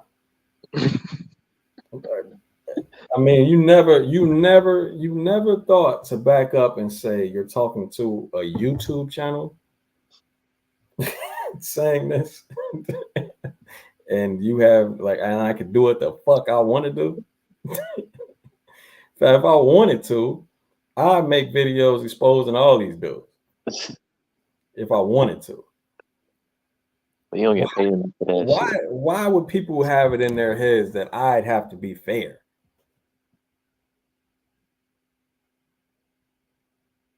I am fair, but why would that be a requirement for me? This is YouTube. You, as in me. Dude, you're not interested in the content, take your ass on.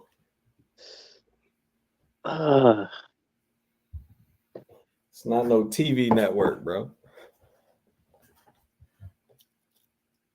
God, I remember that debate I did on Mac Mob's channel, man. The Haney Shakur debate. Yeah, I remember that. That was right after my first film study. After I did a whole Haney Shakur film study. Yeah, easy work. Oh my God, no, man. Buddy didn't know boxing like that though.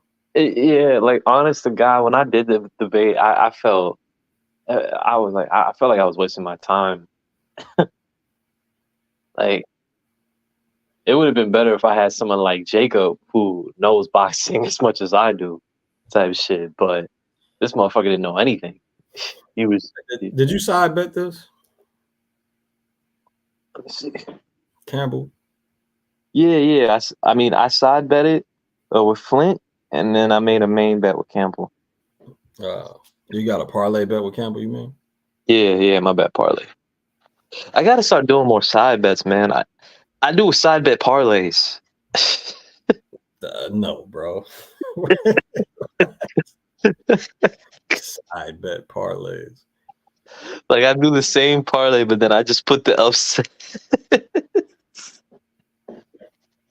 Because in my head, I'm like, if I put it against everything that I think is sure money, I just add a little bit more to my wins in case the upset takes place. Damon was good, man. On that Bud Spence fight, what? Oh, I don't think Gems was like popular. But I don't even think Gems was really on YouTube like that. Like you were, but no one knew you during Wilder Fury too. Yeah, I don't know. Yeah, I definitely don't remember. But nah, that's Wilder Fury too. That blew up YouTube boxing. Campbell feigning. That's good.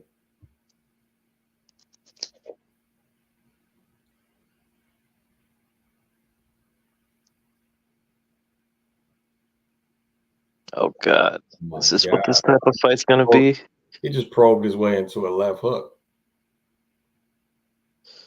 Oh no, it's about to be a bunch of good uppercut.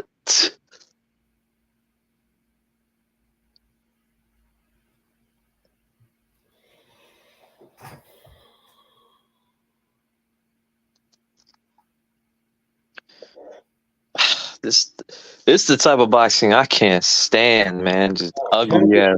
Campbell's closing distance with a probe only.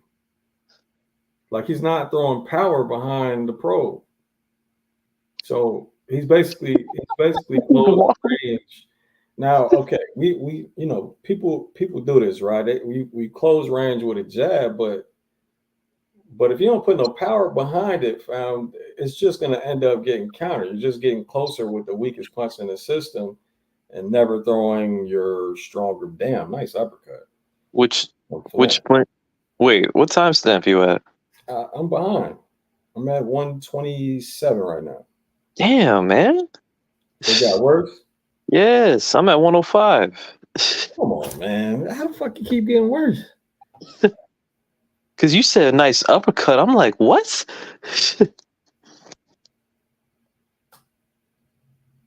Ooh, good body shots by Flint. He keep landing them shits.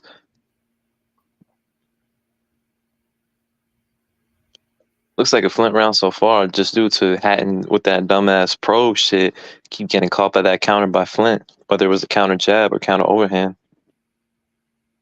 Now he's starting to throw that jab, dictate with it.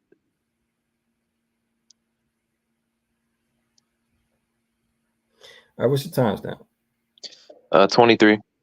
All right, finally. 3 seconds behind. Okay.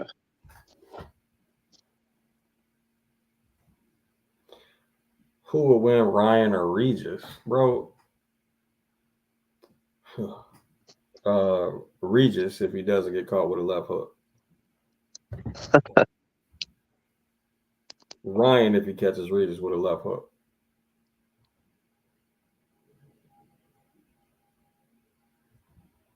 Good body shots by Flint, man. Yeah, that was a Flint round.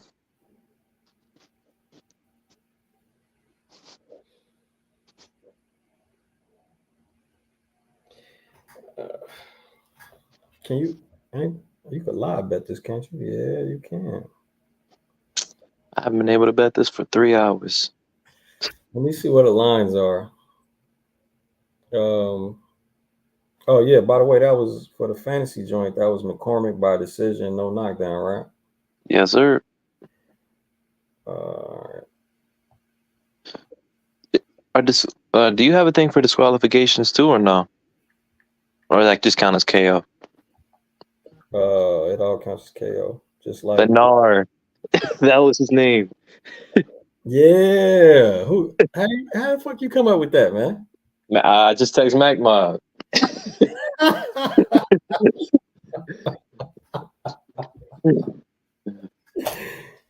Shout out to Mac Mob, man. Oh man. He said I'm still looking for him. Yeah, he had to disappear. But good. Good for his ass, man. You can't talk like that. You're playing a dangerous game out here. Hey, people know what he looked like too. That's the problem. Like, fam, you not safe. You played a dangerous game, talking mad shit for years. And bet all that money.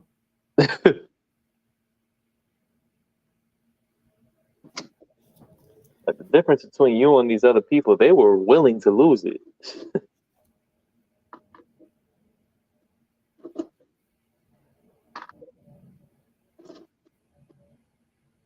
Willing to lose what?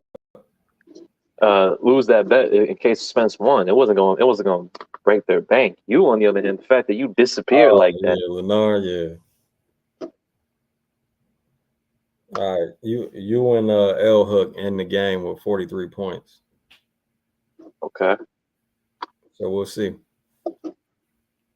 So what's is there anybody left that could potentially beat us or no? Potentially. Yeah, I mean, you got Jeff and actually and Jacob that could potentially beat you. Oh yeah. If Patton gets a knockout and so does Prograis for Jacob. Right. Or nah. So if Prograis wins with a knockdown, he'll win. If Hatton gets a knockout. So 2 unlikely circumstances. Yeah, I think I gotta add another variable like that knockdown joint. Mm-hmm. Knockdown minus 1 point.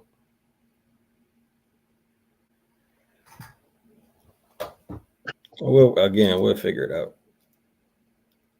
Shit, if I owed that much money, I disappeared too. Yeah, bro. Yeah. See, other people remember him too. See, and on any one of them Spence Crawford channels he'll be on, right? It don't matter which one, you know what I'm saying, they were biased towards. But yeah, man, he was betting everybody. He made himself unforgettable. That's the problem. Right.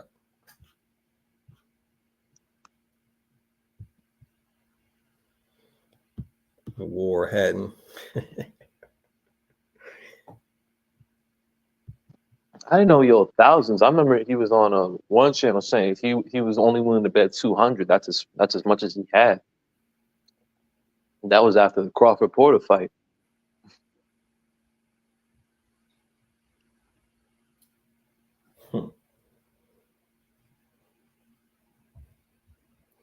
Yeah, bro. If I ever did that, man, you would have to send me the cash out pre-fight. I'm the one that's not going anywhere. But I don't even. You probably even wouldn't make no damn side bet with like a fan or some shit. Well, Jones. it doesn't really make sense with odds with sports books. But you know what I'm saying? Why would I bet you $100 if I could bet the same $100 and get, More. 5-1? Mm-hmm. That just don't make no sense. But if I ever was to do it, then yeah, you'll have to cash out me the money. Shit, man, I did that a few times, but only with fights that I thought were just steals. Remember, I made a cool $300 on someone who bet Kambosos on the first fight against Haney. Man, Campbell Hatton, bro. I barely want to look at this shit to see if he's improved at anything, but it don't look like it, man. You see what he's doing with this jab, fam? You mean the probing shit? Yeah, he's probing in and jabbing in, but then like he's not throwing power with it. Ooh, good 3 by Flint. That shit looked clean, but Hatton just ate that shit. Yeah, that shit was clean.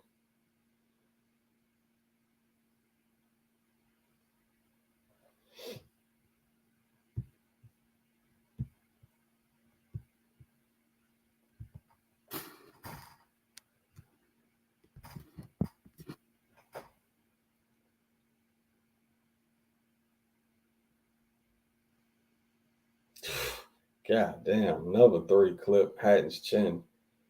Swinging that wild ass shit from the outside.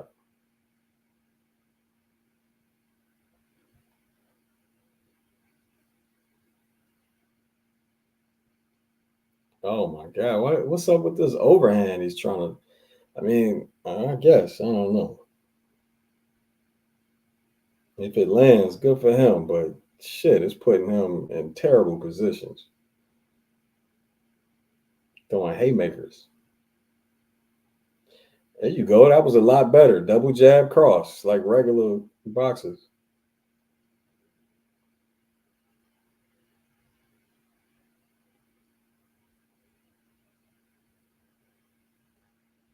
Nice feint. Nice jab feint, actually. Goddamn. Got himself back in terrible position. Got cracked again.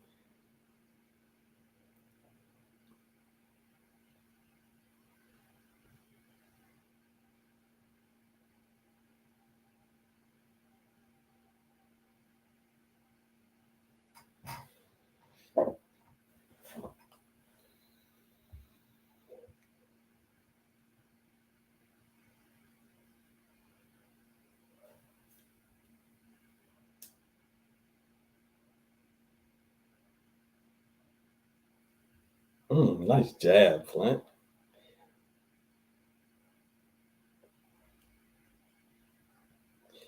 Look, all Flint has to do is have solid defense on Hatton's step-ins or penetration steps, and then counter. Man, Hatton is constantly pulling himself out of position after he attacks, and his defensive responsibility consists of just putting his high guard up. But his feet are always pretty bad.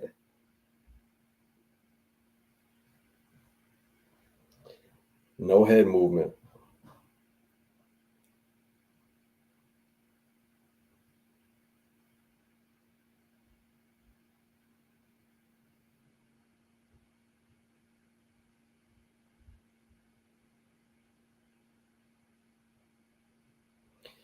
Shit, he'd do a much better job with this tactic he's trying to use, this strategy Hatton's trying to use. He'd do a much better job just attacking, smothering, getting some type of physical control, whether that's through a push, like something simple, nothing high level, just something simple. And then either attacking again or going into a clinch.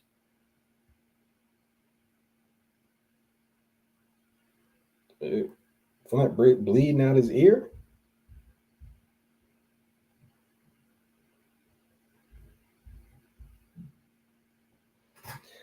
Joe, you on mute. Hope you know that. No, I know. No.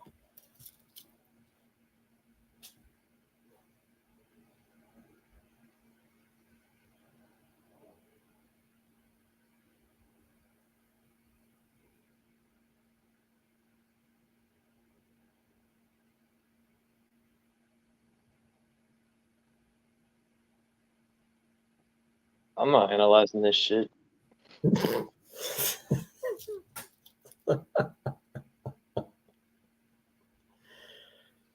I don't know why he keeps doing it. I mean, at least he changed levels that time. Like double jab, no backhand, but changed levels at least. At first, it was just double or triple jab in and then nothing. Nice 1-2 from Flint. And now he's reaching with the jab. Oh, my God.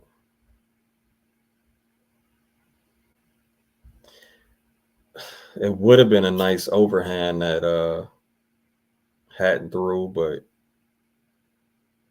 it was very inaccurate. He ended up hitting him with the wrist part of the glove. A little uppercut on the inside, though.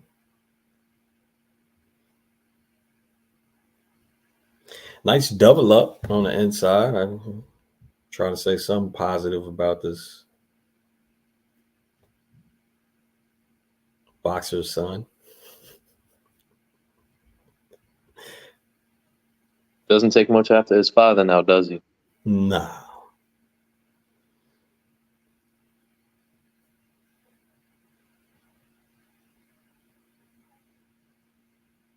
Pops was the Tasmanian devil.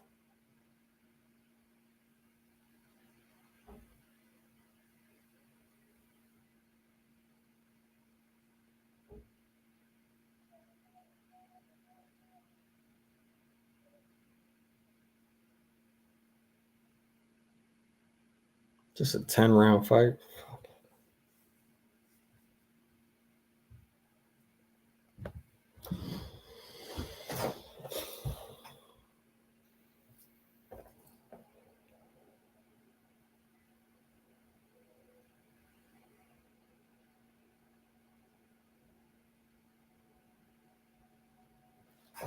Oh, yeah, that's what I was supposed to be doing, keeping track of the live bets.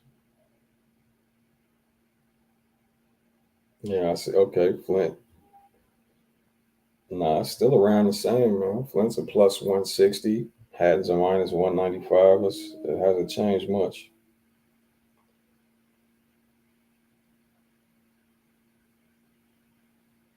Flint points is a plus 220.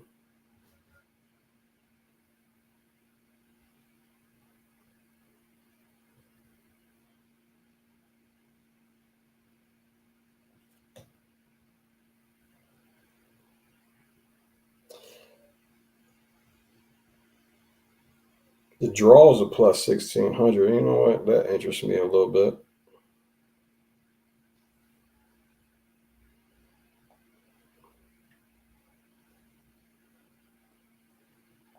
I could wait a couple rounds for that, though.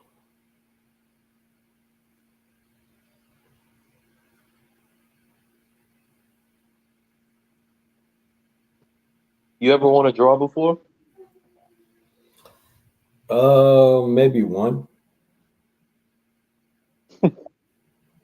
Probably the one and only time a draw feels satisfying in boxing. Yeah, for sure. Yeah, it's all, plus, 2,000. time before the fight, plus 2,400, plus 2,500. But during the fight, you can catch it at plus 1,500, plus 1,400 type shit. Yeah.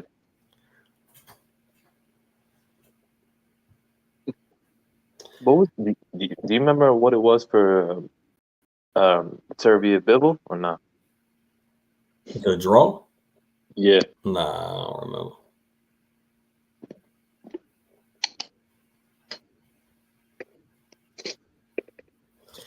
All right, appreciate that, Brent.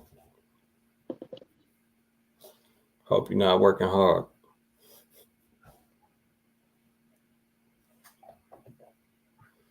And it's Campbell Hatton, bro. I'm sorry, it's not much analysis.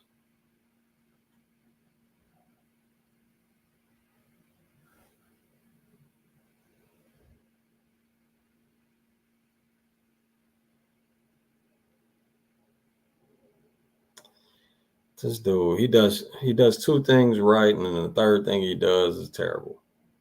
The man fainted, changed levels, and then crosswalk backwards.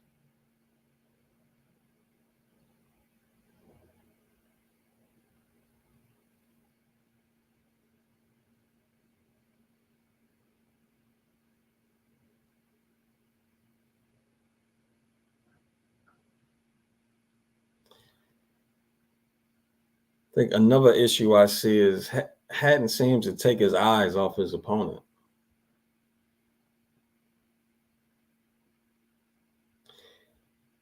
Slip counter he did, he definitely took his eyes off Flint. That duck right there, I mean, shit.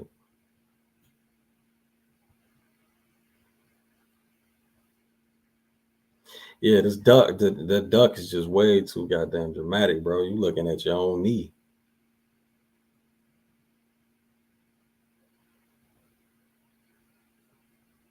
Getting touched up. So Flint's landing the cleaner work, but Hatton's the aggressor.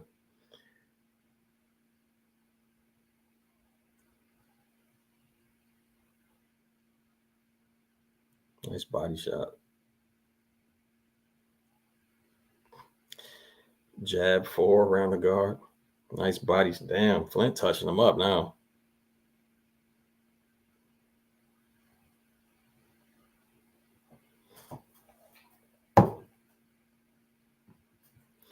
Don't Hatton got a gas issue too?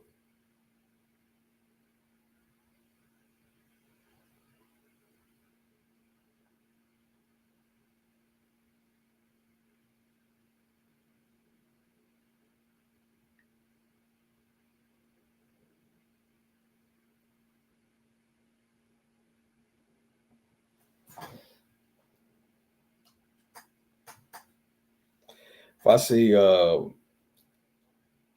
I see Hatton win another round or win this next round, I'll bet the draw. But if Flint wins it, probably Flint on points, which I already got. Or I got Flint straight up, but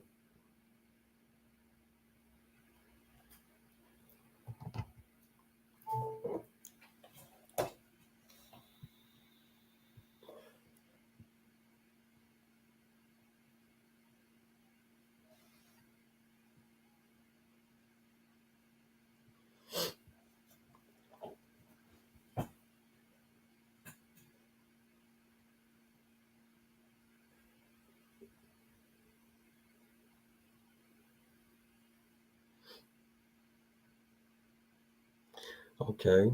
At least he's adding power shots behind his step ins, his jab step ins, but Flint touching him up to the body though.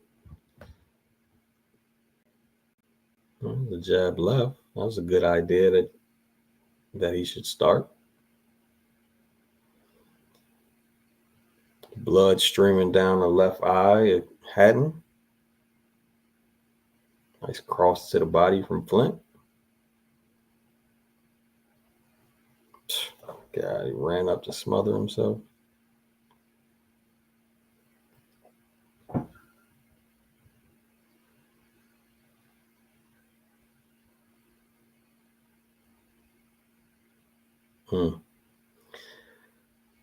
Cross to the body from Flint. Hadn't countered with a 3. A little lead hand hook to the body. Flint. Liver shot. Another liver shot. Definitely got the best of that exchange, did Flint.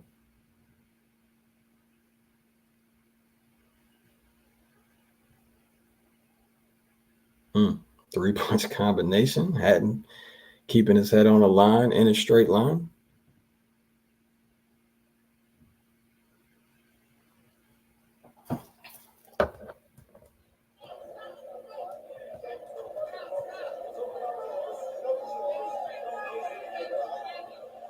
What is happening?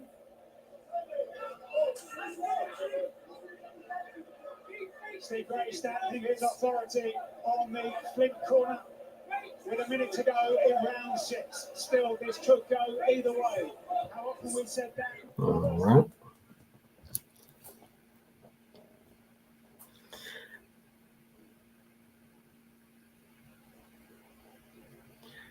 Well, even if Campbell doesn't have a gas problem, it's a lot of work to the body for 10 rounds.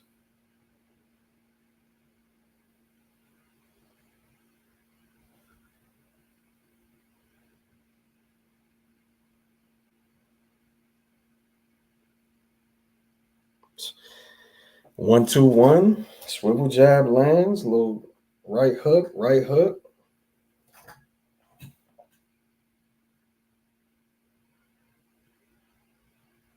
Like I said, man, I think Campbell Hatton is taking his eyes off his opponent, and that's why he's so inaccurate.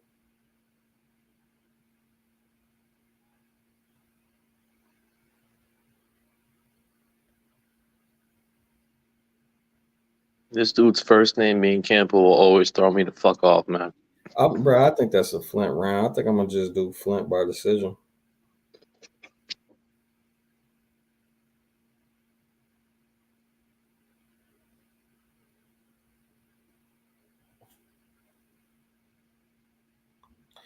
I think Flint strung together at least 2-3 rounds straight. And, you know, I'm not a believer in Hatton adjustments.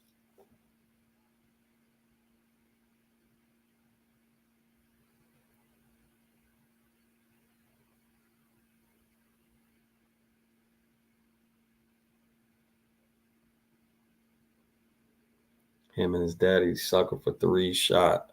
Oh, for left hooks. Yeah. I wouldn't compare him to his dad at all. Plus, a check hook is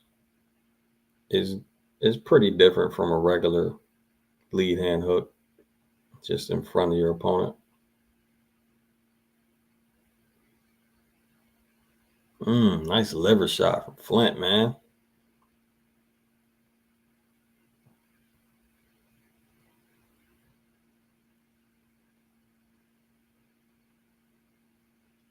Nice counter. He turned it into like an overhand lead hand hook. Nice counter from Hatton right there, though.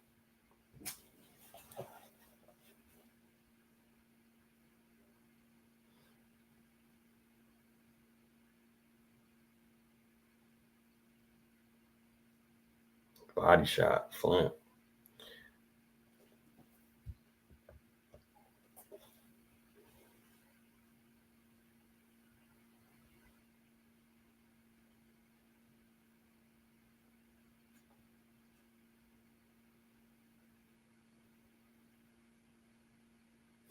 Body work. 4. Campbell dropped the lead hand into a half guard. Got touched up some more.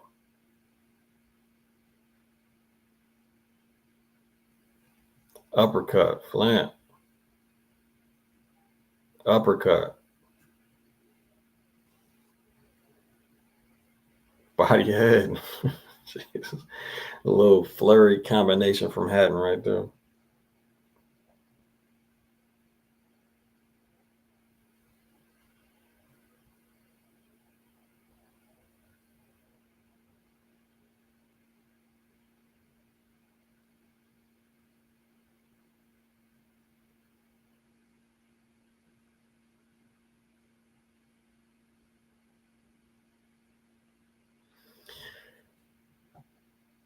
Flint keep using that lead hand. Either he'll throw it in the form of a jab or a straight up L block or just punch traffic, but he keeps using the lead hand as punch traffic for the overhand, that counter overhand. What's the name is throwing, or Hatton is throwing, but he is getting caught by it sometimes when he isn't doing that. Taking a lot of steam off when he is. Nice counter body work, man.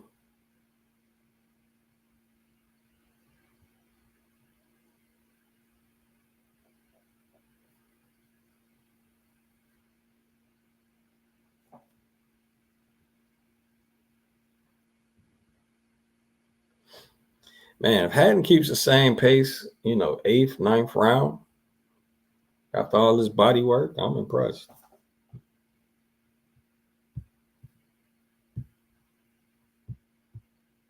With the conditioning, that is.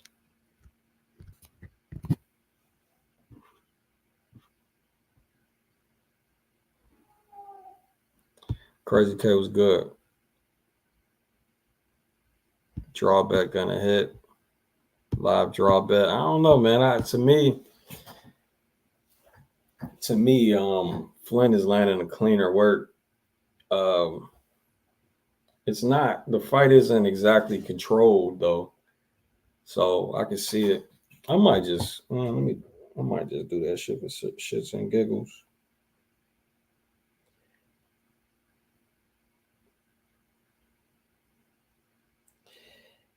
Let's see. Oh, I just suspended it. Oh, big body shot from Flint, bro. It's looking like a Flint fight, in my opinion. But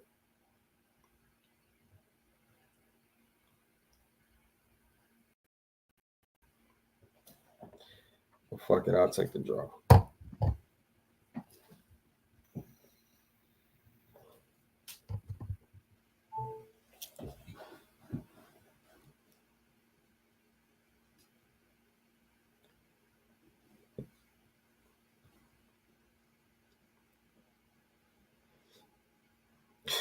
This fucking double jab in. It's horrible, man. Talk about bow and arrow. Flint still putting in work to the body. Caught him to the head. A nice little counter cross from Haddon right there.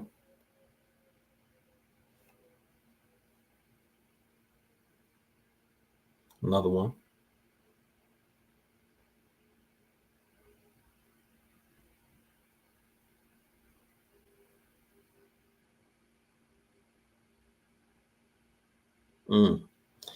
Nice uppercut as Haddon tried to reach in for the clinch.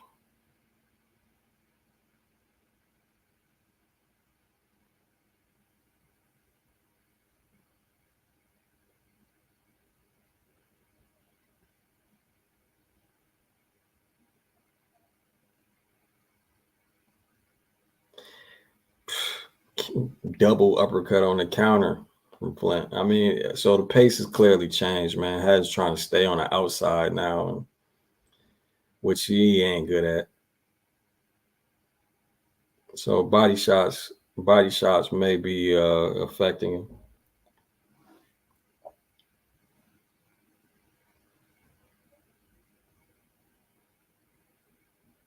Keeled all the way over for that cross to the body.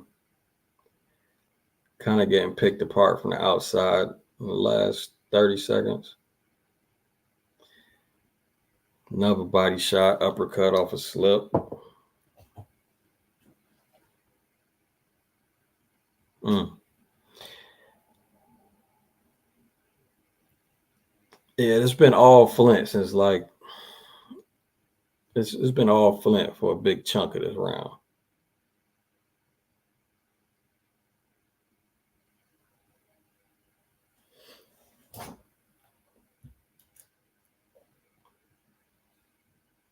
Little body shot ends it.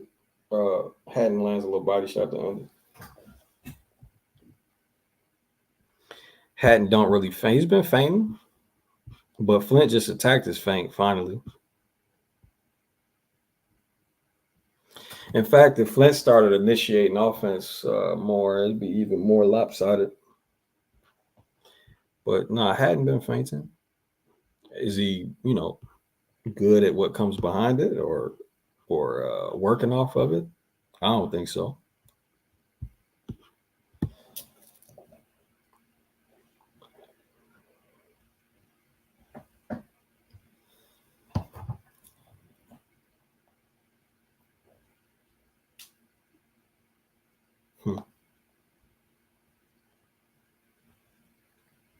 They offering plus money on the cash outs.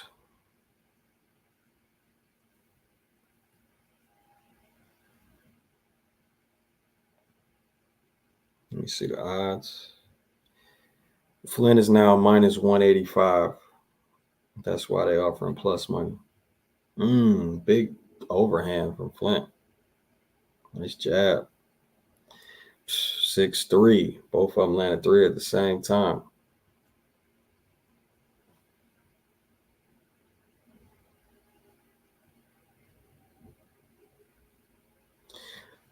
See how close they get. to what the original bet is. We don't have to worry about any type of robbery type deal.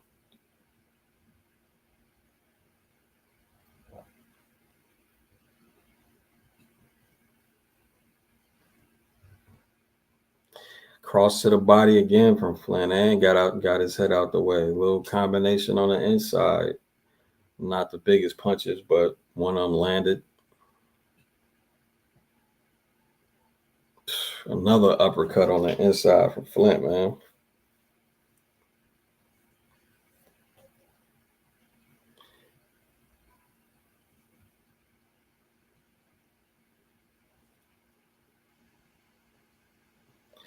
Combination from Hatton, combination from Flint.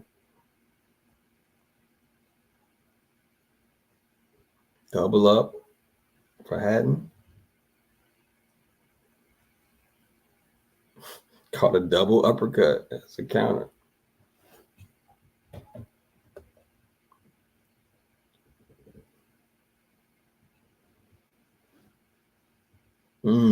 Ugly 4 around the guard for Flint, man.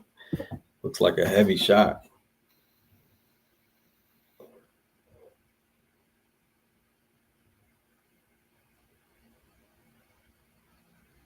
Cross lands as Hatton tries to come in. Ref, get the fuck out of here, man.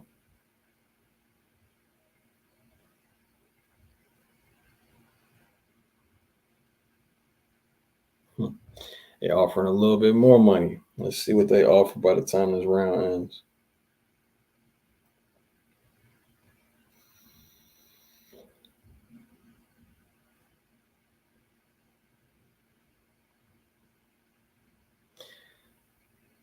Decent little left hook from Hatton in this wild ass exchange.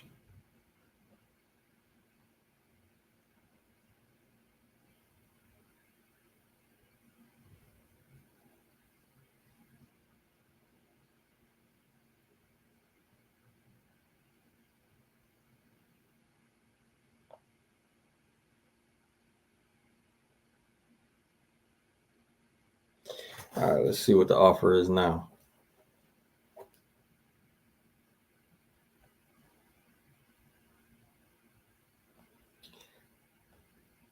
Damn, can't even bet the draw no more.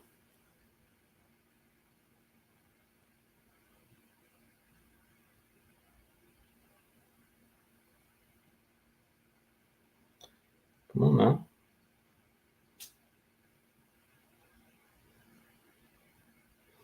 Oh no, they didn't up the offer.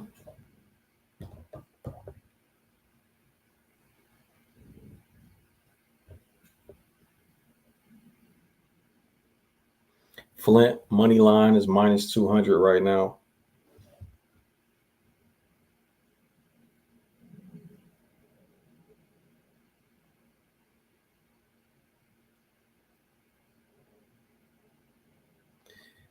Still haven't up the offer.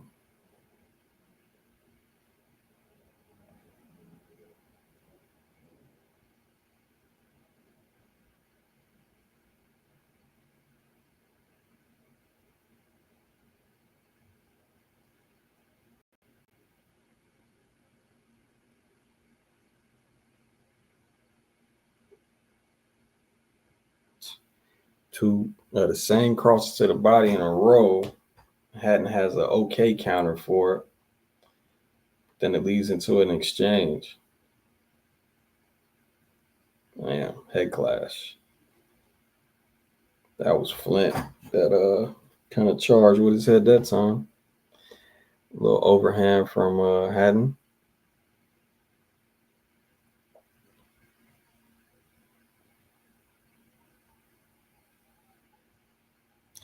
You know what? I'm gonna cash out on the Flint money line. Take some extra money from that. Oh wow, they're not letting me cash out. What's up?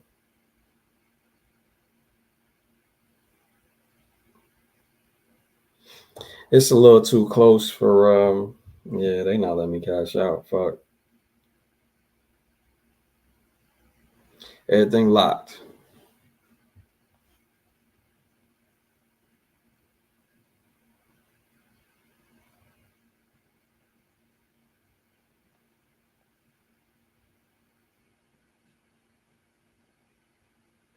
I think it's, for the whole second half of the fight, I think it's all Flint, right? But you never know, man.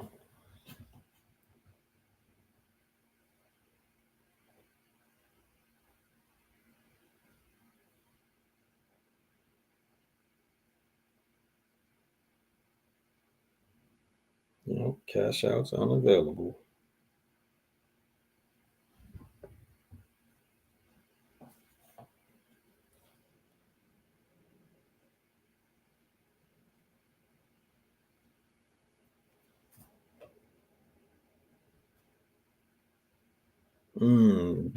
Big left hook right there. Oh, big overhand from Hatton though.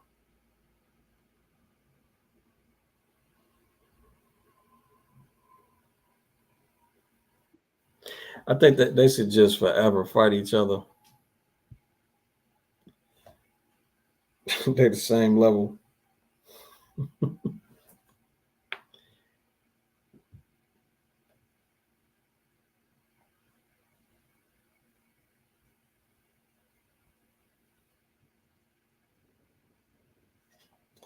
All right, well, took too long to cash out. I'll have to roll whatever they say.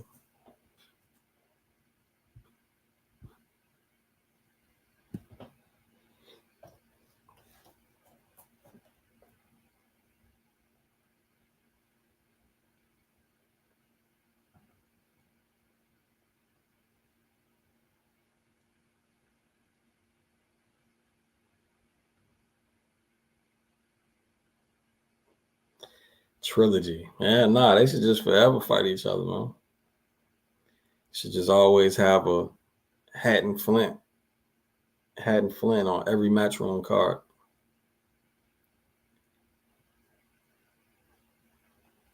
I think Flint is slightly the more skilled fighter, but intangibles make it a good fight.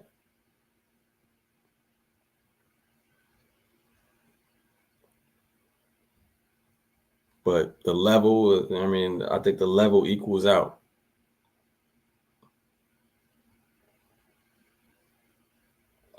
Meaning Hatton gets destroyed at a higher level, so does Flint.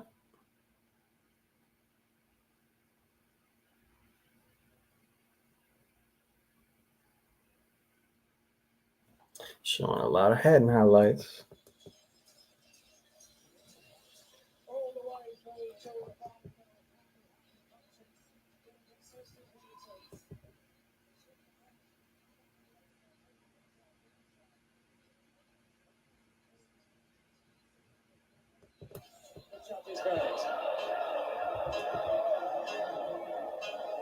And this is upcoming. The Cruiserweight Unification, part of Latino Night from Riyadh on November the 16th. Chris Phillips-Smith against Zurdo Ramirez. The fight for the WBA and WBO versions of the World Cup live here on the DAZN. Sam Noakes could kill either one of these people.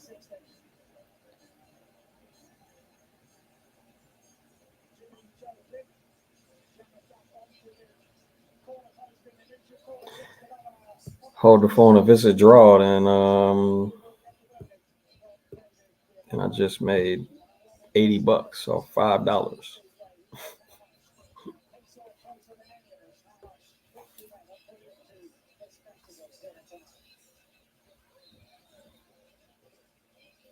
I can't see a Hatton win. I could see them saying draw. I could see Flint, but I can't see a Hatton win. You get a nice round of applause out here for both of these fighters. After 10 rounds of action here in Manchester, England, we go up the judges' score totals, and they read as follows. Mm-hmm. Michael Alexander, 97-94. Bob Williams, 96-94. Okay. John Latham, 96-95. So we got a winner. All three for your winner by unanimous decision, the young lion, Jimmy Joe Flint. All right, so Won the original again. The betting sites had Flint as plus money after he just UD'd Hatton, and then he UD's him again here. I don't know what they was thinking. So I won the original bet, lost the draw, won the Flint by decision bet that I just made. It's a good deal.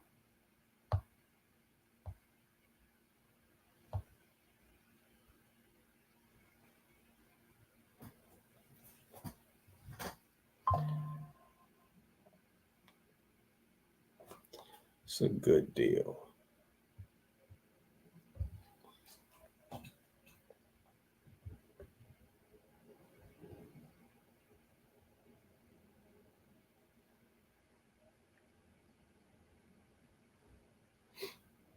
So next got to be Catterall Prograis.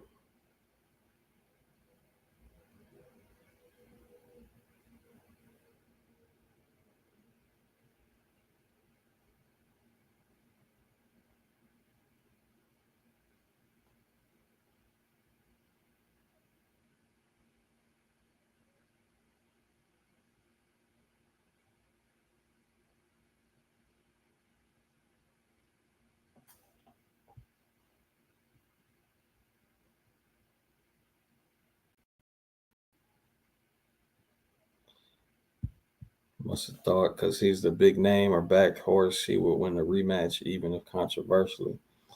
I mean, I guess.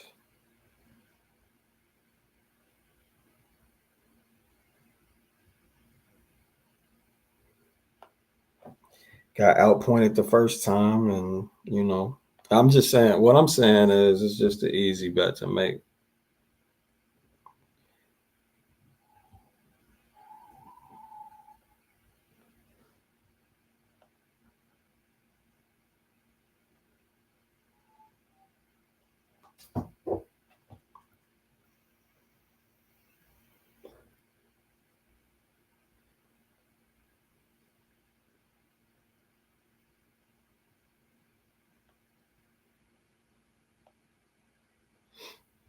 Ain't no big money though. I mean, didn't bet big money, so essentially what it turned out to be was bet 21.48 and change, or 49 and change.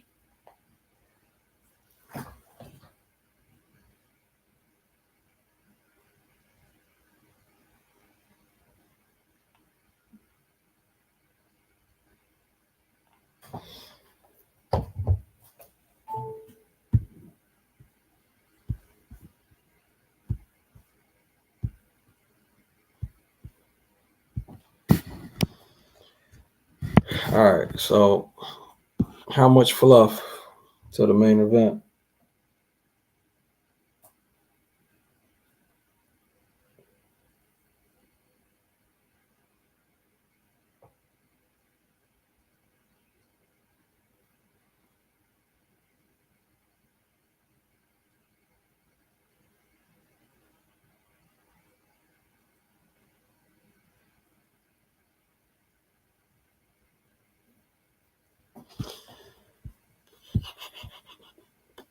All right, show this controversial shit here.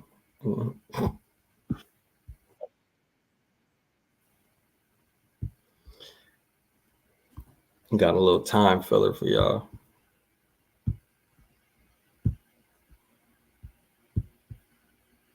Thinking about taking this back and putting the connections that weren't made in it, just so people can understand what actually happened in Fury Usyk 1. And also, it says Faint Gang twice. It's Fury 2 live on DAZN. Link in the description and the comments. Almost immediately, Fury's feints gave Usyk a lot to think about. He was able to feint Usyk's hands out of position to create opportunities.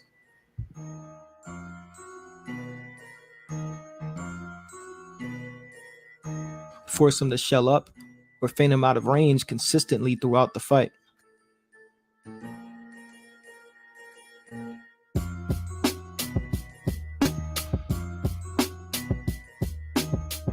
The long guard was a consistent tool in Tyson Fury's arsenal in the first fight. Fury was able to utilize his long levers to provide punch traffic to stuff Usyk's punches and head control to halt Usyk's advance inside completely.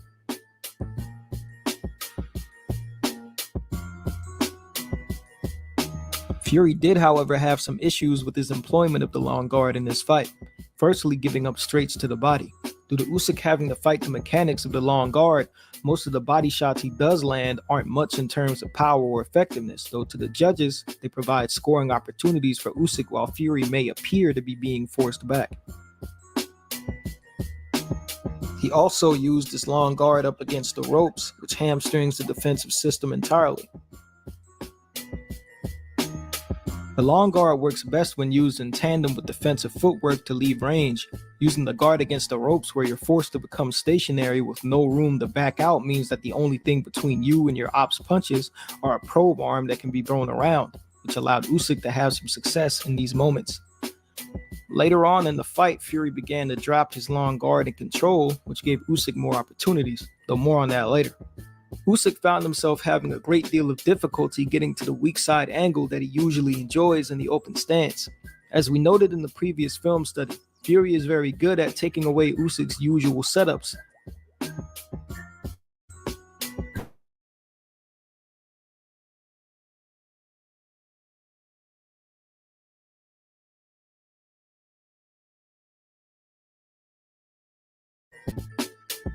Step to the outside angle.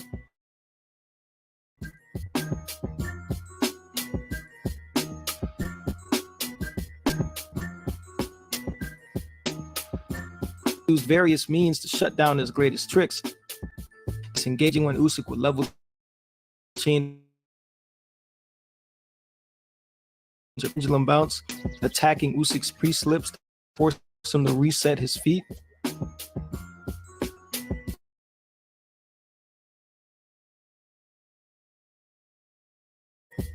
Tying him up and shutting down the exchange entirely.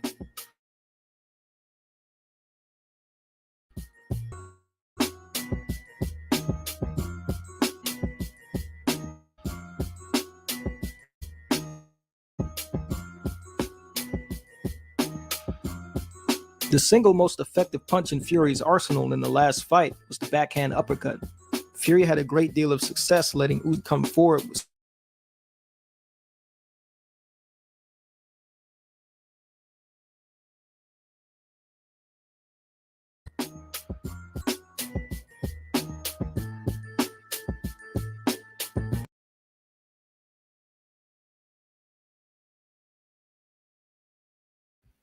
See the Wi-Fi tripping a little bit.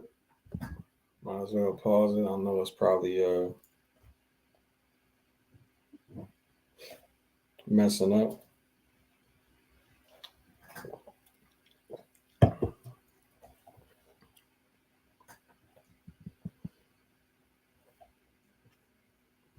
There we go.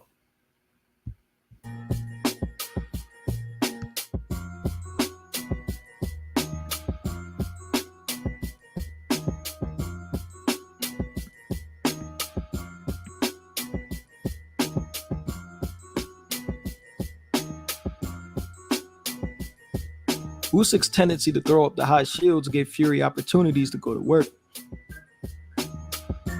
Fury is excellent at picking apart the openings present in the inactive high guard, around the flanks and through the middle, and notably made a concerted effort to attack Usyk's body with ripping shots that seemed to hurt the Ukrainian at times.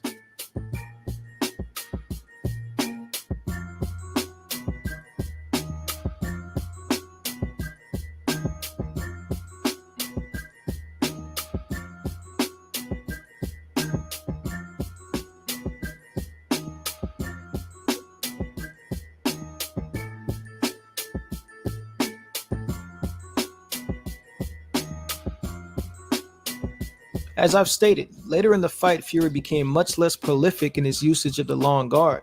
Without the traffic preventing him from getting inside, Usyk made the adjustment to begin his offense much closer than usual. Abandoning his usual setups and taking away Fury's range to set up his counterpunches, Usyk began to have much more success working with the much reduced threat of the counter backhand uppercut we mentioned previously. Later in the fight, Fury became highly undisciplined with his feet, mainly making a huge mistake to reach with his backhand to the point of either squaring himself or forward shifting into the opposite stance and then relying on upper torso movement to bail him out.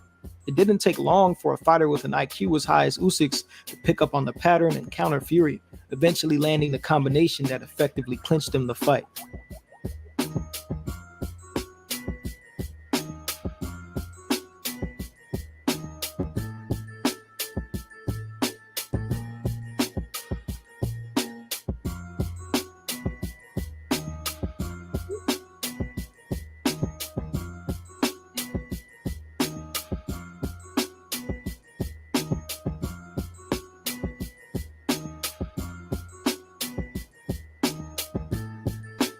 For the rematch, I'm once again leaning Fury.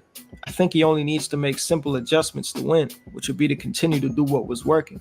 Don't abandon the long guard that was giving Usyk trouble beginning his offense. Run him into counters when he tries to break distance and pick apart his high guard. Above all, Fury needs to keep his back foot planted so as not to reach into compromising positions. Usyk's adjustments were mainly reacting to what Fury did wrong. If Fury takes those opportunities away, the rematch likely resembles the middle rounds of the first fight, dominant for Fury. If Fury fails to correct the mistakes he made, then the rematch will likely end the same as the first. Let me know you got it in the comments below. Thanks for watching. Sure.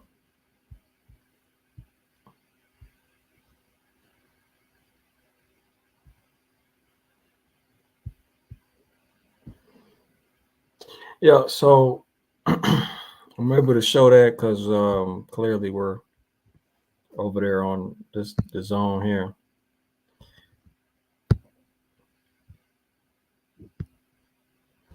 Everything that is associated, every fighter or fight that's associated with the zone, you can see the full thing on the zone Boxing Gems page. Got a few up there for sure.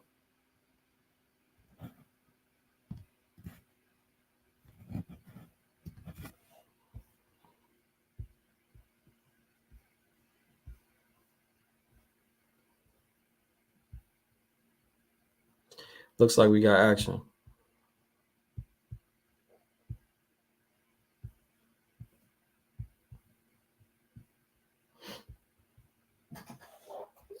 Let's get it. So it wasn't that much fluff.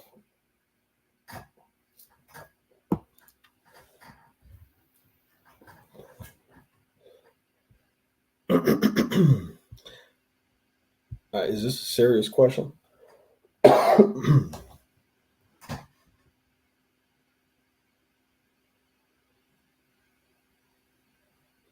I mean, if you know the lineage of the WBA belt, then you would know the answer.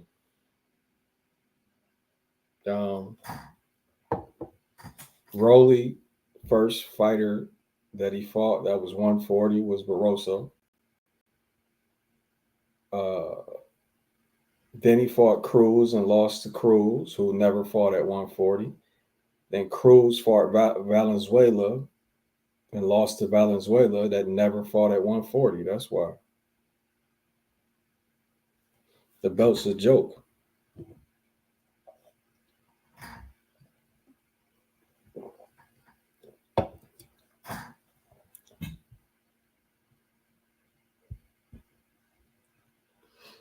Ring walks. Let's get it.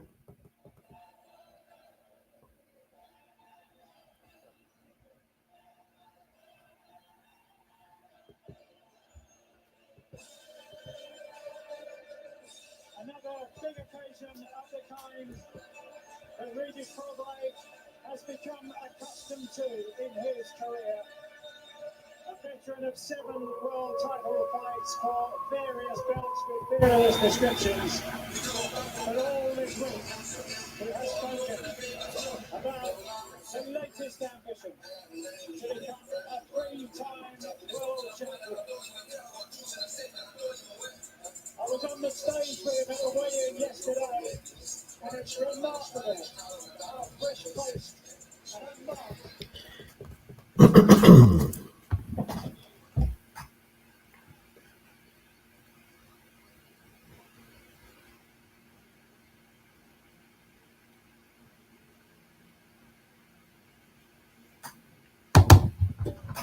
Everybody got a Catterall. Somebody got Regis. What y'all got in the chat?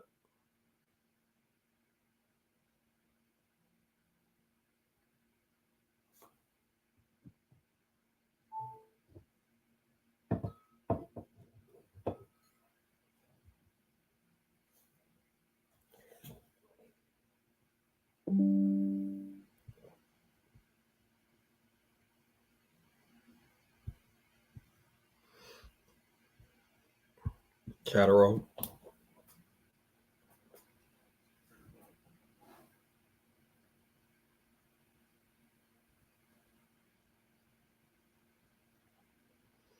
One Catterall, one Regis. Two Regis. Three. So damn, 3-1 Regis, huh?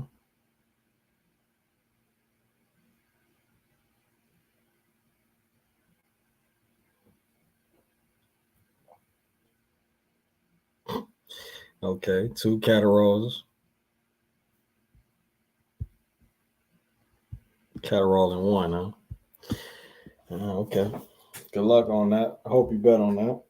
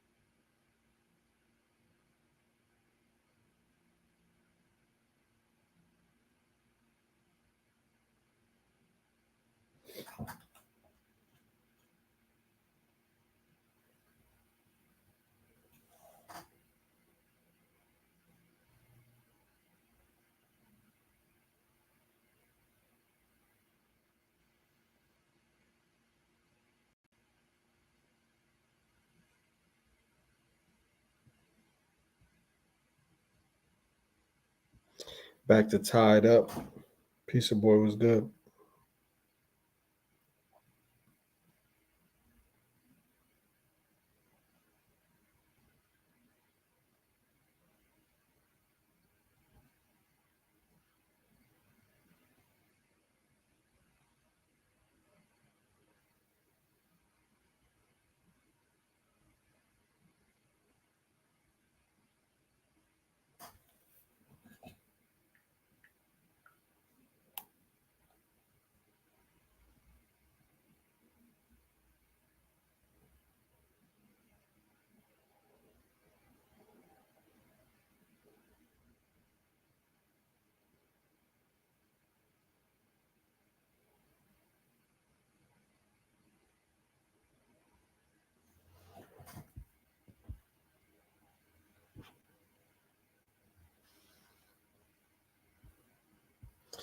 I mean, that's what we all seen. I mean,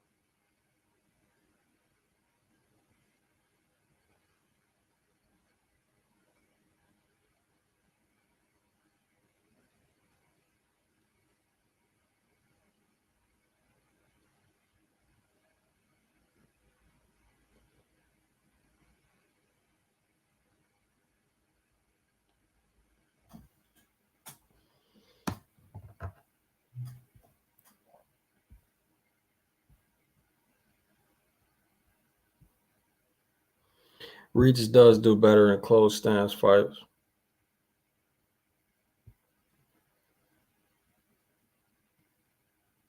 Well, at least at this level he has. I mean, The open stance fights, especially against movers, they've been rough as fuck.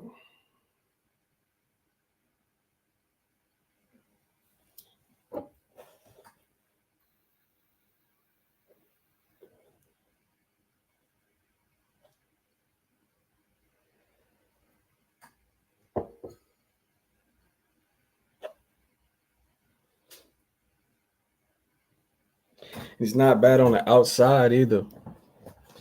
They're really, they're actually Catterall and Regis are actually somewhat similar. They both are best at keeping distance, counter punching. But Regis has more of an inside game than Catterall. So I don't know what his game plan is, Seeing how horrible it was last time, I don't know if he changed coaches or not, but seeing how horrible the game plan was last time, I don't imagine they got a great game plan.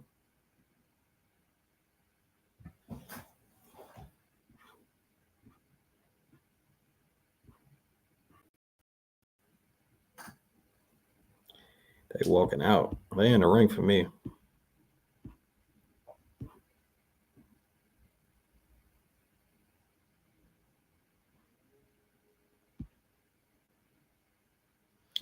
Devin didn't give that game plan, bro.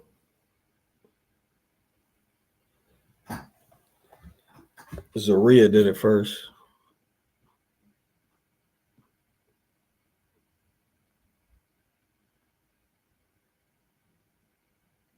Fight has potential as long as somebody keeps the pressure on. I hear that.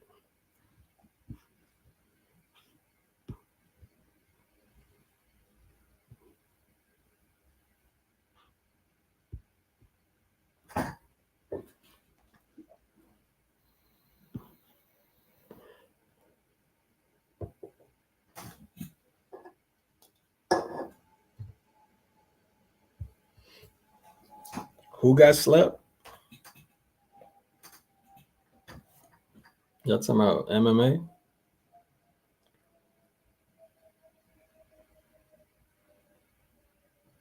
All right, here we go.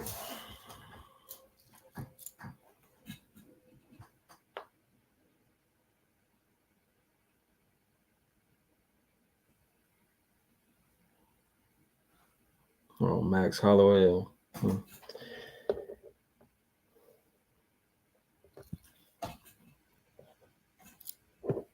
All right, the fight's starting for me momentarily. Oh, it started.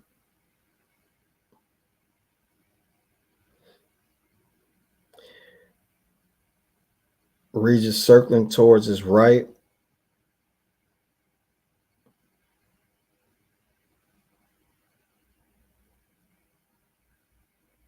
Disengaged for a moment, came back to the right, landed a solid jab. Looks like he's trying to bait Catterall.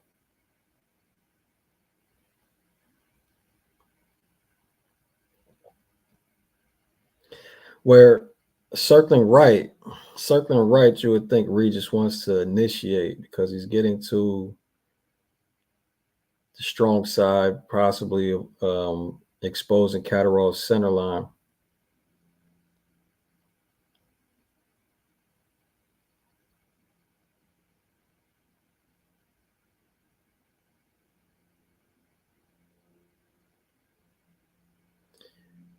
Tripped up on each other's feet.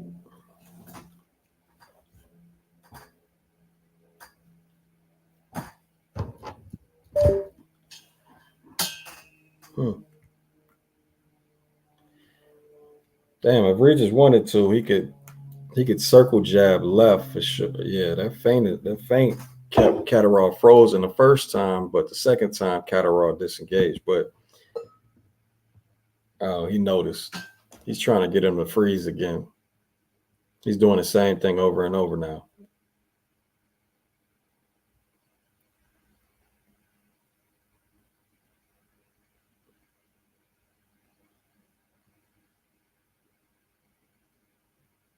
Got him to freeze that time.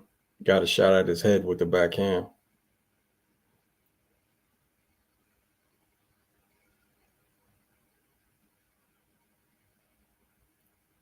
Problem with it is Catterall could hold his ground one of these times and wing that left hook. Because Regis is fainting with his hand down, with his lead hand down, but stepping in a little bit. It's not exactly where he'd be at on a circle jab, and he's not jabbing. So he could feint right into a left hand. All right, now he's back to it. That shit keeps running Catterall off, though.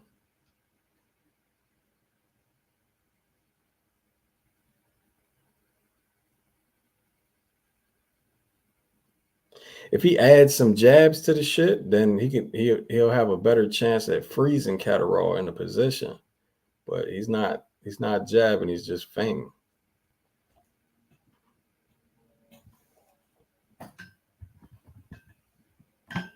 If I had to pick, I'd get that round to Regis.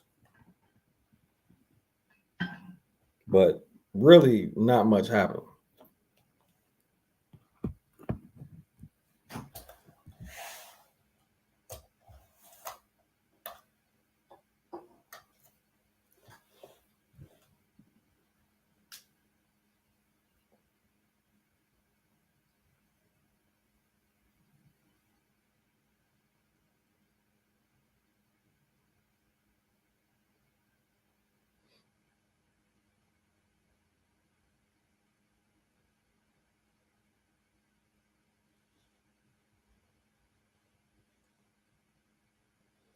Let's see the adjustments made. Let's see if Regis keeps doing the same or keeps using the same tactic.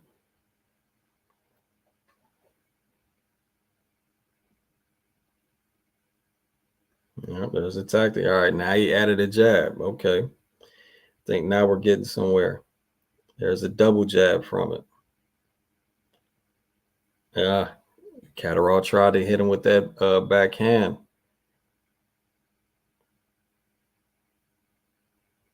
Just missed. And there's Catterall backing out in a straight line. Regis didn't follow him out, though.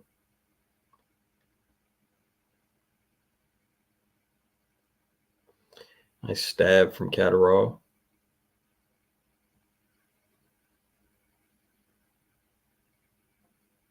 Regis changed direction. All right, so that's when. All right, so when he stepped left, now that's when I would think he's, got a counter punch in mind because he's stepping towards the jab hand at Catterall. Easy to step forward with a jab for Catterall, but when he's stepping right, you would think he wants to initiate, which he was showing with the feints, but now he's adding the jab. But now he's way too far trying to wing a backhand, though. This shit is it's like right now it's a poorly executed tactic. All right, then I definitely that 1-2 Regis held the phone with the wrong hand. Like, what the fuck are you doing? He luckily Jack missed the 2, but look for that 1-2 to work for sure. If that shit's gonna keep happening.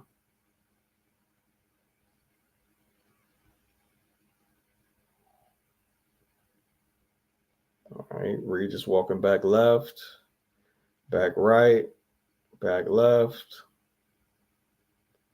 Fight is way on the outside and nowhere near range. Back left with the feint and shit again. Nothing, no. Made Catterall bail, but nothing else. Reach with a jab.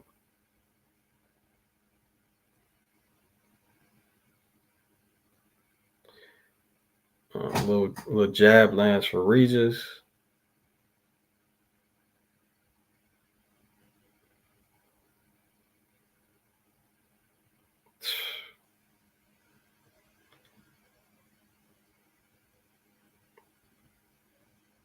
Double jab lands for Regis. All right, there's an overhand that might have caught shoulder. So far, it's a what the fuck is this?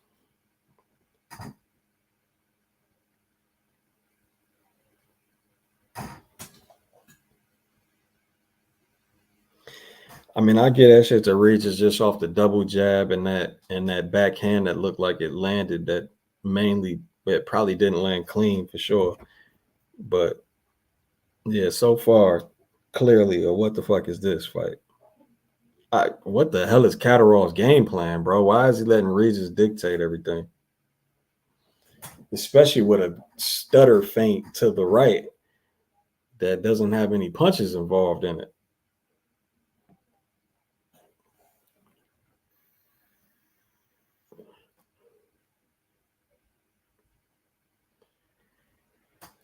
All right, round 3. Let's see where it goes from there.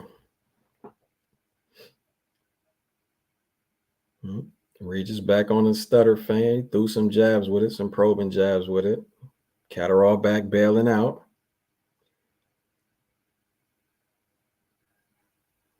All right, it looked like Regis was ready for the counter that time when he walked left, but it was only a jab and he missed. Back to the little stutter feint.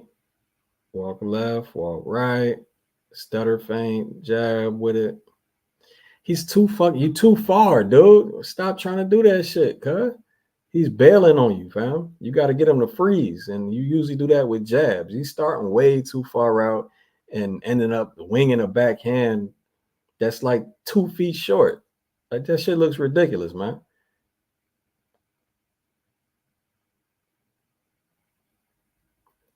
All right, walking back left. All right, there's a stab that lands for Regis. All right, yeah, start landing a jab, like getting range. Start landing a jab, walking or circling to your right. Then something can happen.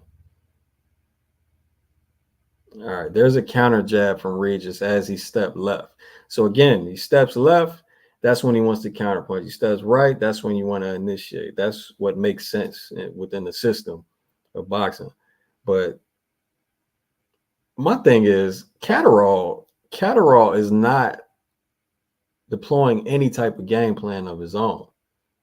Like, this is clearly some shit that Regis wants to do. A little jab lands for Catterall.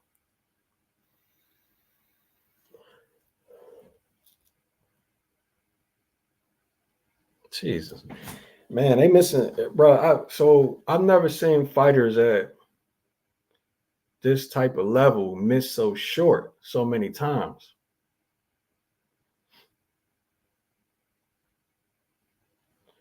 You ain't nowhere near him, bro. You got to step up. There you go. Close distance. God damn. Oh my fucking God.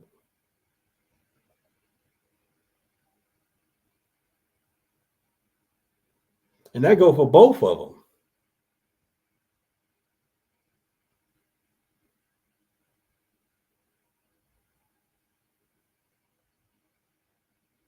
Their equal positioning is 2 steps from at range. So even when they step jab, it shit is short. Finally, Catterall lands an overhand as Regis closes distance with that weak ass jab you've been throwing. Don't know if Regis landed that overhand at the end. This shit is awful.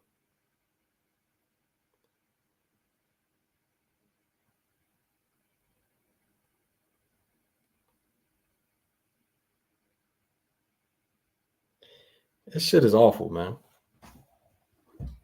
I mean, minus the overhand that Catterall landed, that was these are a bunch of nothing rounds, man.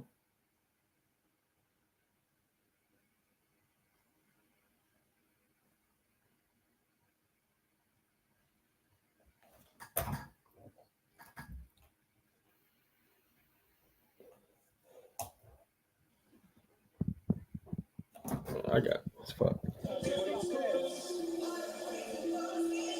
Oh, they not even playing the corner. You're not playing the corner sounds?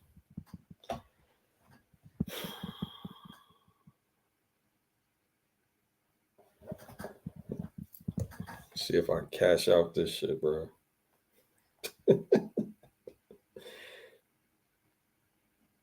These motherfuckers don't even want to be close to each other.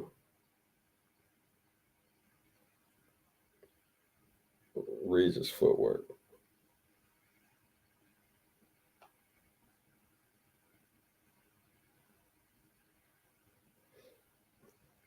Cashing out.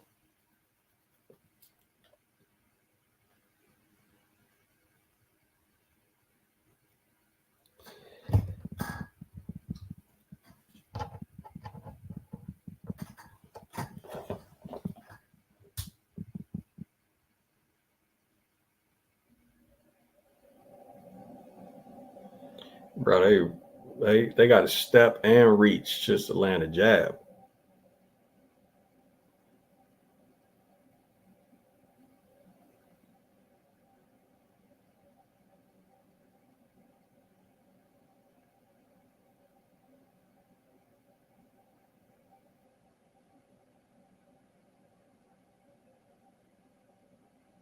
What the hell was it, bro?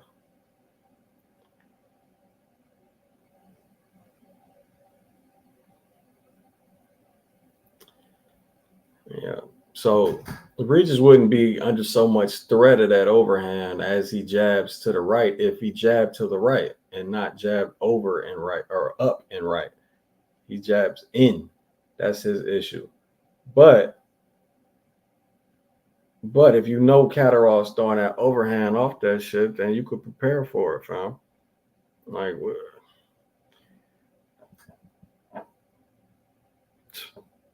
did he actually land that one? I don't know. The camera's at a bad angle. But again, same issue.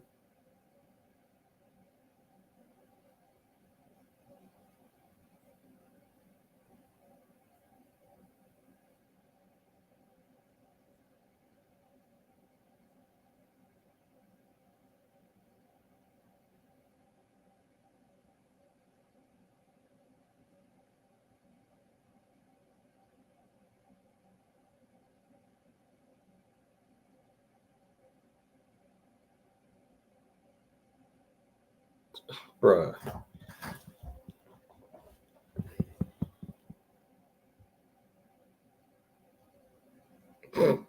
Yo, dumbass. Bruh, what I tell exactly what I was saying about feinting and not throwing. I mean, Catterall is just going to be able to wing the left hand and land it, and that's what you're seeing. And that's literally the only offense landing that you're seeing, bro. This fight is horrible. This fight is horrible. You got to give Catterall credit for how many rounds has it been now? At least 2 rounds in a row just for landing 1 or 2 punches, bro.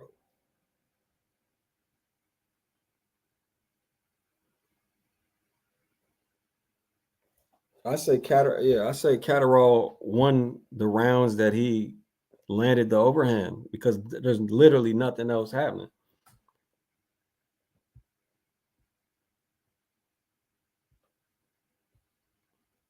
Catterall gonna have to do a lot more. What is Regis doing? Yeah, what is Regis doing? I mean, imagine the real punch stats for this so far. What has there been? 10 punches landed?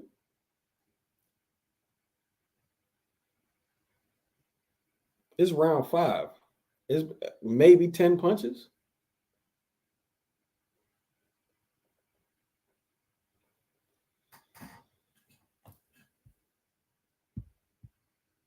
Appreciate the super chat. Regis isn't even throwing the left hand. Horrible fight.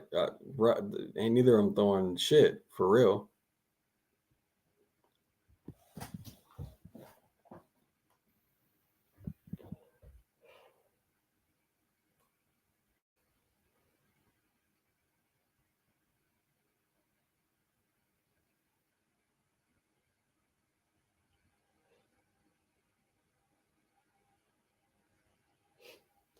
The distance has been closed slightly, so now they're both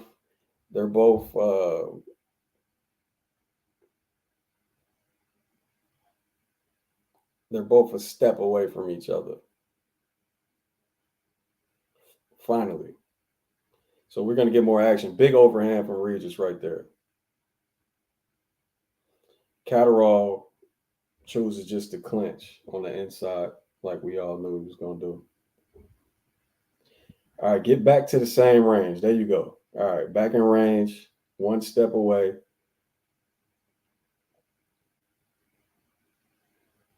Just keep getting the range, bro, so we can actually get a fight.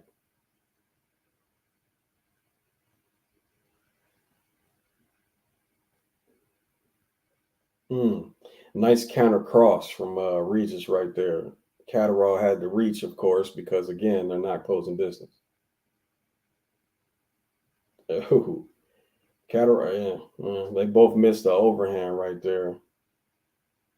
More action, though. This is what we wanted. Nice feint from Regis. Decent head movement. Nice jab from Regis. Jab left.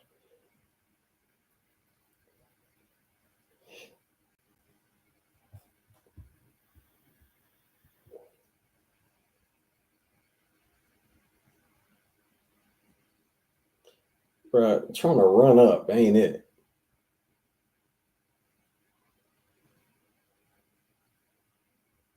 What, they gonna call it a knockdown? Wow, they called that shit a knockdown? I don't even know where he hit. I thought he hit him like with a stab jab and their feet got tangled. Well, that makes it big for Regis.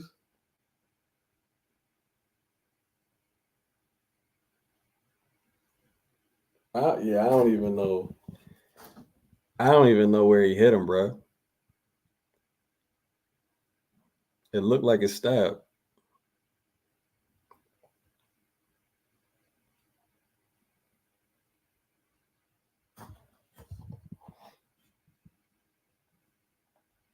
Let me see the replay.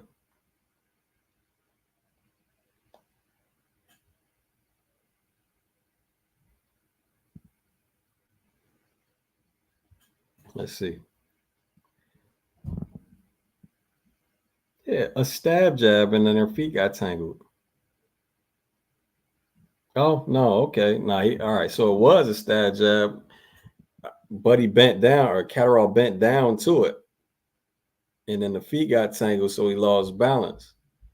I mean, I guess that's ref's decision. But, you know, most times you're not going to get that much credit for a stab. Oh, now it's a war. Ain't that a bitch?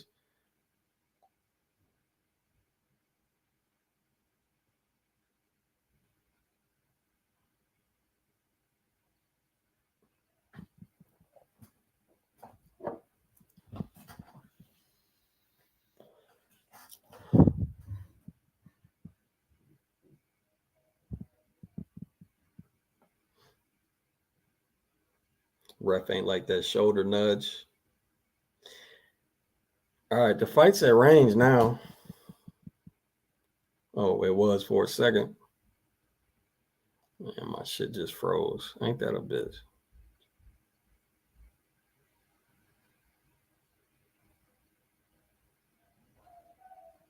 Ain't that a bitch? It's still frozen.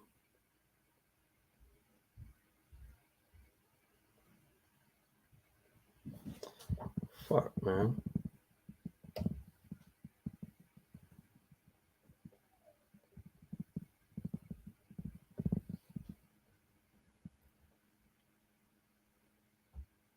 All right, reloaded. So I don't know what happened in between that time.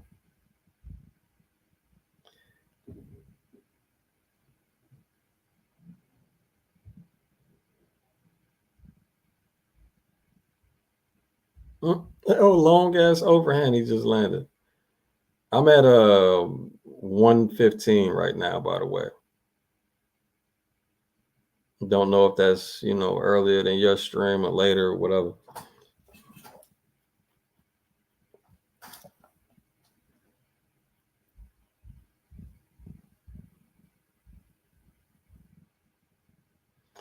Nice little jab from Catterall. Caught Regis bullshitting real quick. Regis still trying to land this outside as overhand. But he's having success baiting out that backhand from Catterall and countering.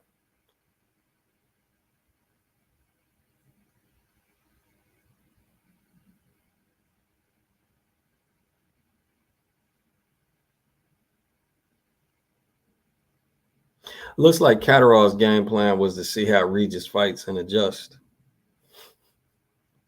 Nice 3-punch combination, though, from Catterall right there, finally. But then he gets chased back to the ropes.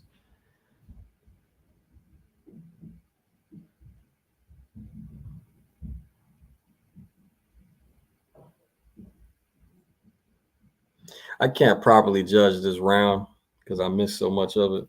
But I see. So I got another bet that is Regis to win and over 10.5 rounds, and they're offering a cash out on that shit. That's plus money.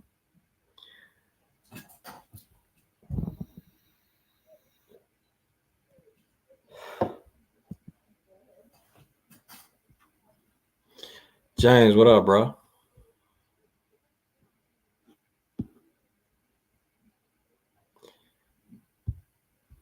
Yep.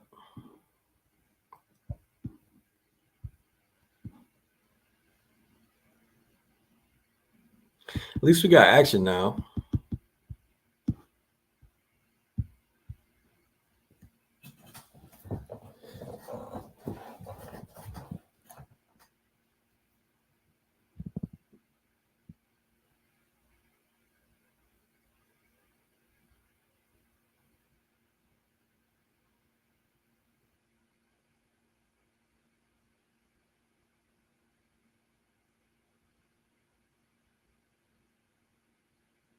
Yeah, I thought Catterall was going to start using some lateral traps, but he's really just moving and waiting. Moving and waiting to see what Regis does so he can try to counterpunch it.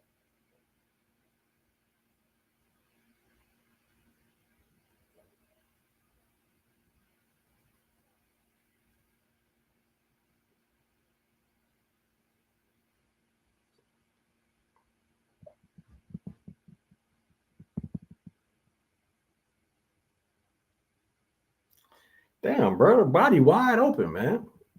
There you go. Yeah, you just missed that shot. Why the fuck are you reaching like that, though?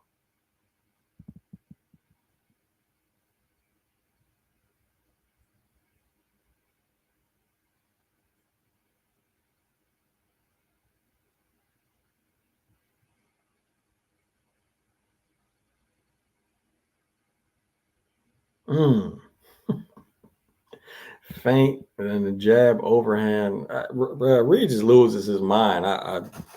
He has success for a moment, then he kind of loses his whole head trying to do something greater than what he just did. But nice overhand he landed, but that shit afterwards is just poor.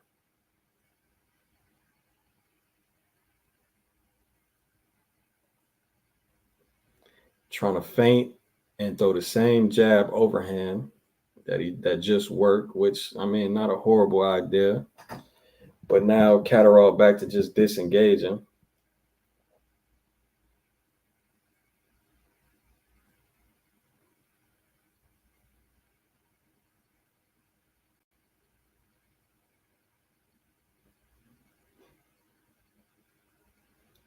Here go this little shuffle feint thing again.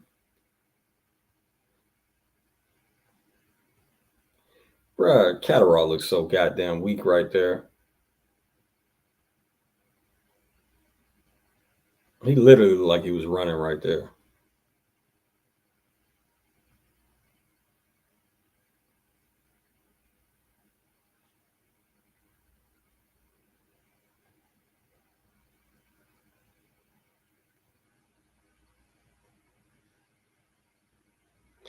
That's a reason. So y'all gonna have to tell me who y'all got winning round 6, but that was a Regis round, man. Catterall looking weak as hell right now.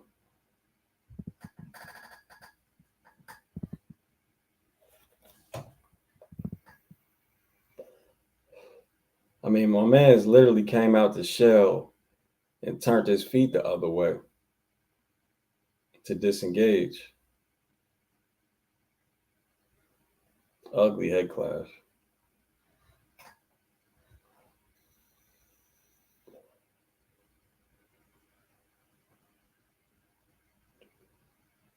That wasn't the most exciting thing in the round, though, man. Show the overhand, show something.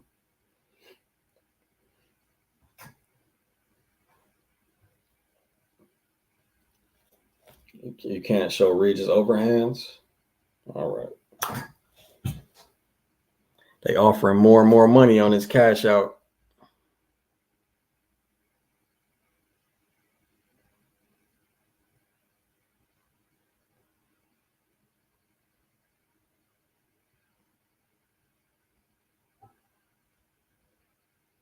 A little check hook that wasn't powerful at all from Catterall.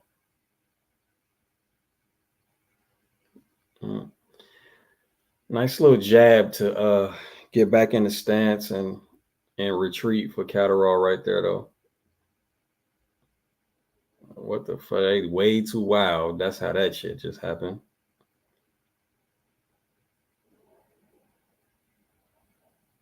Footwork be damned. Trade jabs.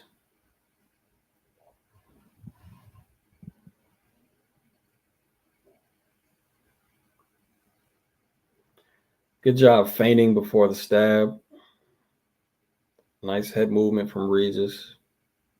Again.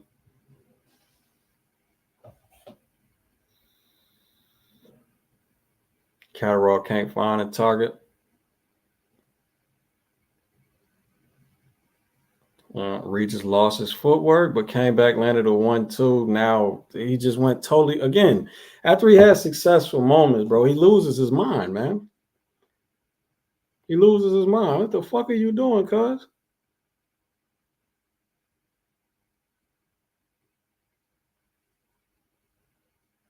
He just went and tackled the man. A little overhand lance for Catterall.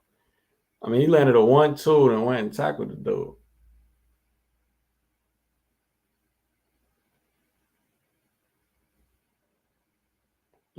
You ain't got it.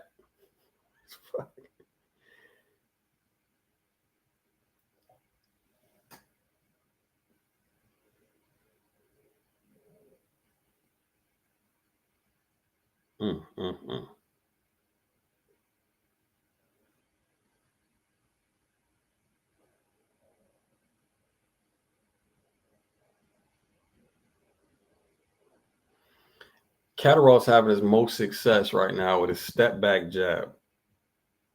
A little body shot lands in a 3-punch combination for Catterall right there.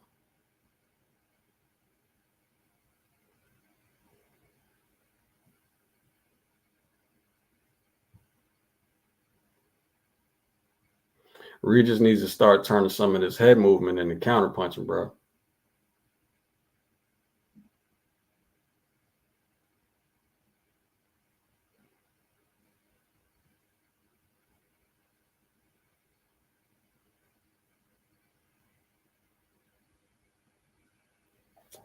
Yeah, I don't know who had that round, man.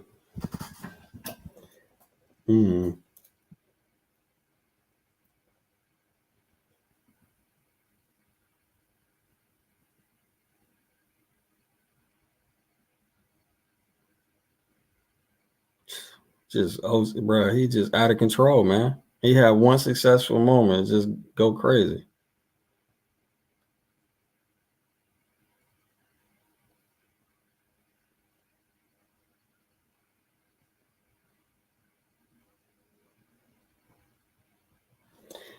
Cash out. They keep adding $2 to the cash out. Shit, that should go up to in fact, what round we at?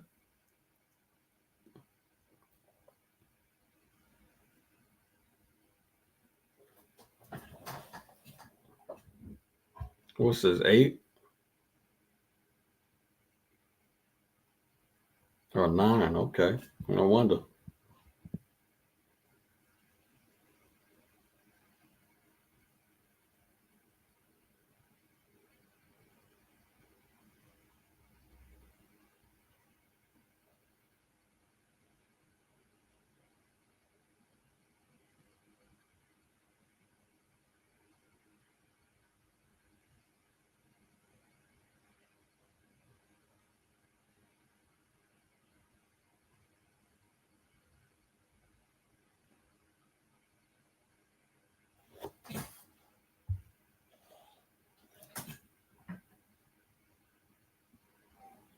OC again.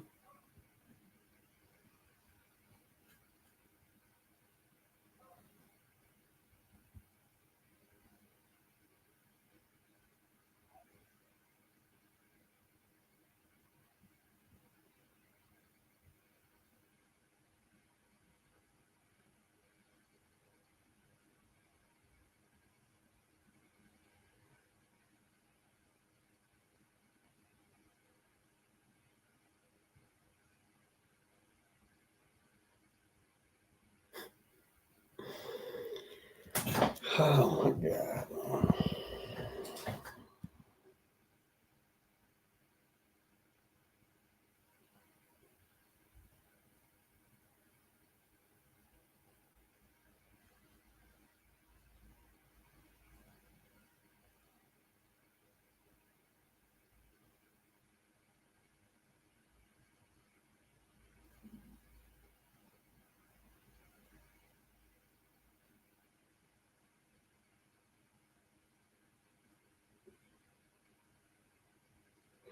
Catterall having a better round.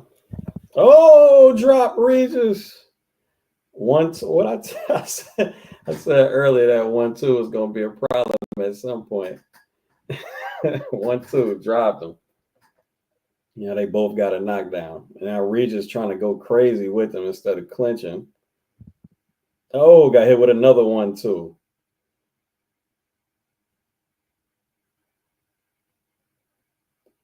But here goes Catterall, fam. Not pressing the goddamn advantage, about to fucking coast again.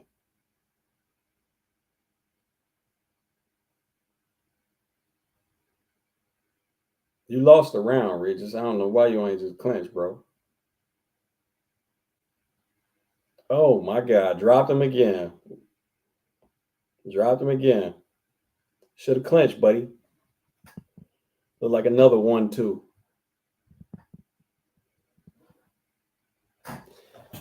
Damn fool.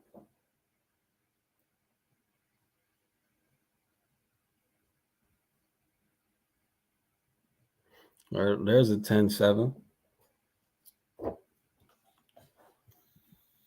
But classic Catterall, man. Classic Catterall is not going to press the action. Like, he might press the action for the first, say, 30 seconds. But then after that, it's just going to be cool to just coast and try to win a decision. Hopefully, man, hopefully he didn't learn from that shit, bro. Again, Regis jabbing up and right. The backhand going to be a threat. Starting to transition into a shuffle before he even gets the goddamn jab out. But he was doing all that feint bullshit earlier, and he's still doing it now. Now he just got his hands up. Now he's got his hands back down. Let's see if Catterall can catch him with the same 1-2. Well, let's see if Catterall even tries to do anything.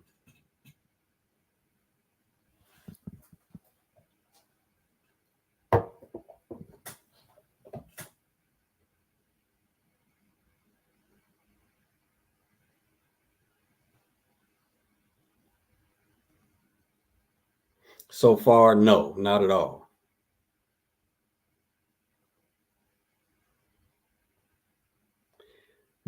Bro, Tony Bellew's scorecard is atrocious. That shit is atrocious. That is not how this fight is going.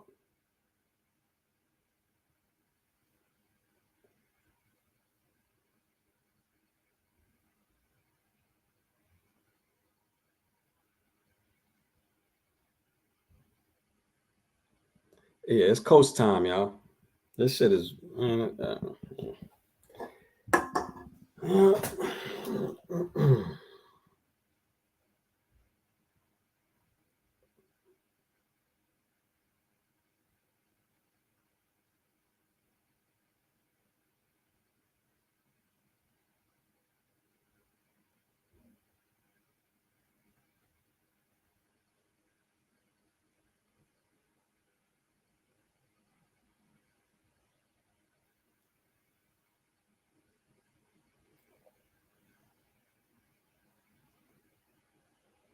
Oh, big over. Oh my God. Big overhand from Regis. Then this motherfucker goes right back to the ace slide, gets hit by an overhand from Catterall.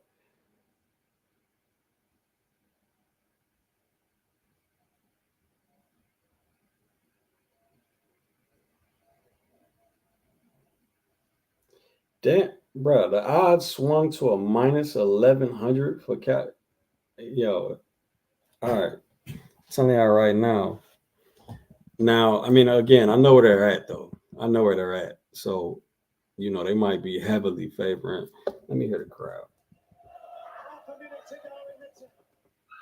They might just be heavily favoring Catterall just because of where they're at. But I promise you, this fight ain't that wide.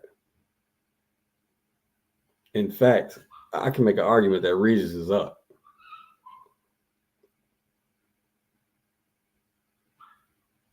Regis got a knockdown as well, or they scored a knockdown for him as well on that damn jab. All right. Time to make these live bets for sure.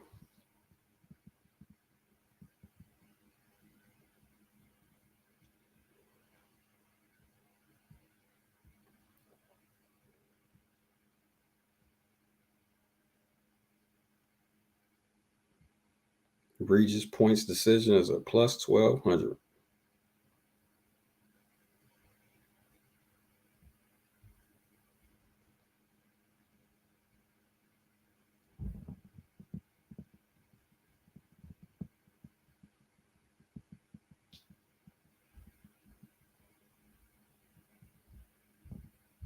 I'm gonna always take a risk on shit like that, man.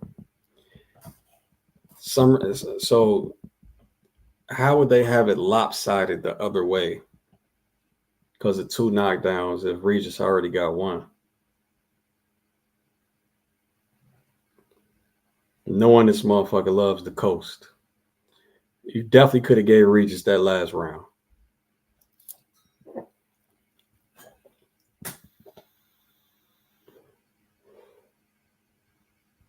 Nice 1-2 from Catterall.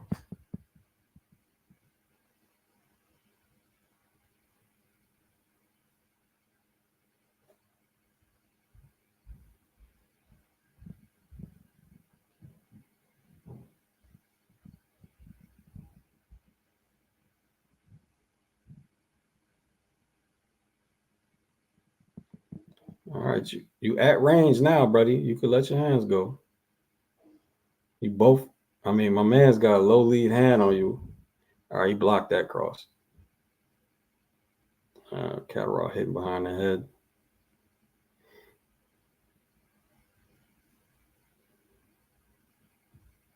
Shoot the lead cross, fam. I mean, you got a low lead hand in front of you, and you at range.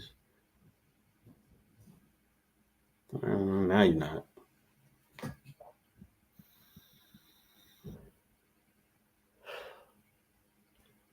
Regis has to let his hands go, man. He's doing too much bullshitting.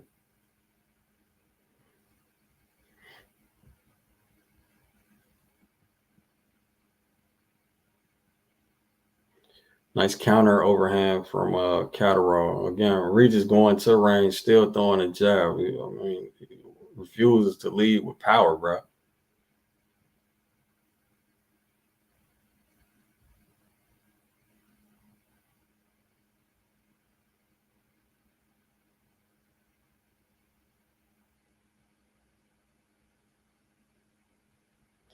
All this goddamn posturing, man. What is the feint leading to, bro?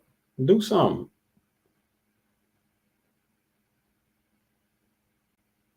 Oh my god, and that's what 1-2 Catterall. Oh man.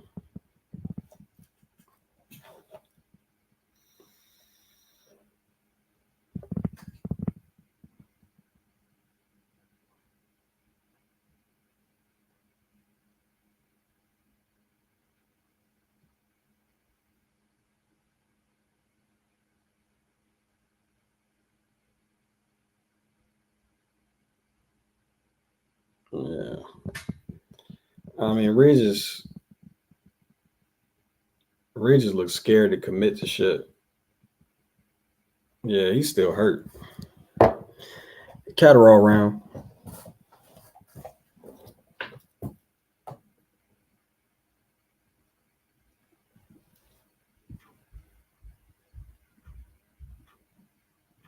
Bro, this look, let me I mean, I know it's been more exciting in the second half, but this fight's been fucking trash.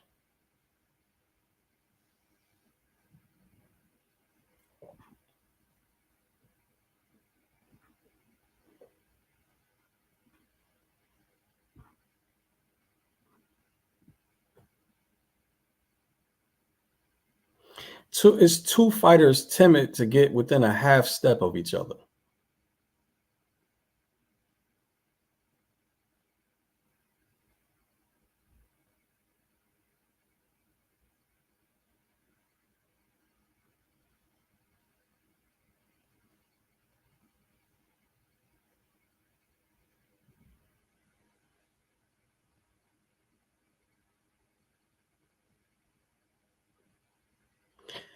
Tony Bellew scorecard once again, bro.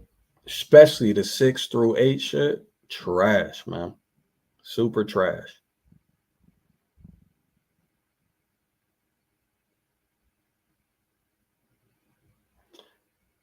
Prograis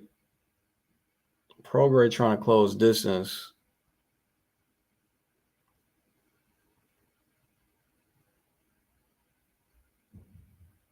Got to be one of the worst things in boxing from a guy that used to be a champion.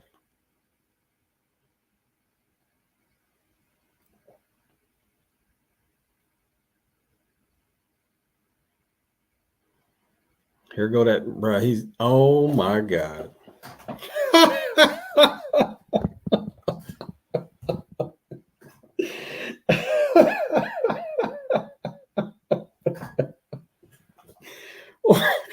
I'm done, man. I'm done, bro.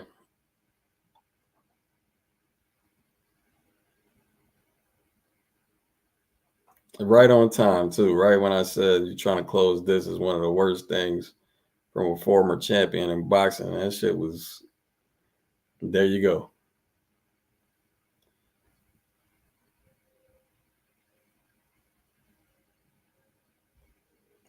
Yeah, he didn't lost his marble. He didn't forgot how to box. What are you doing, bro?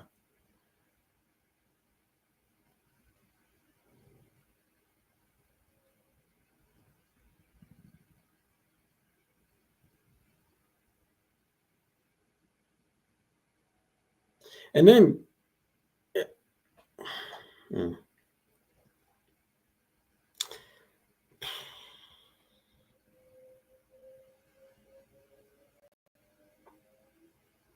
finally lands the overhand counter.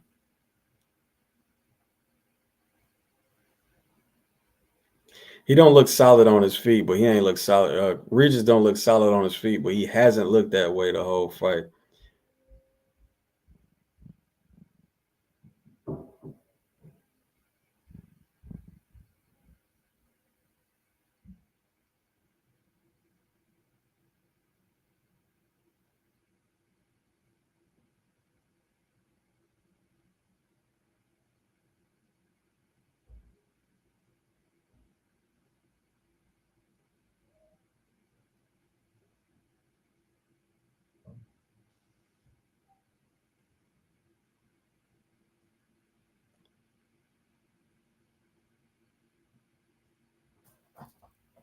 Um,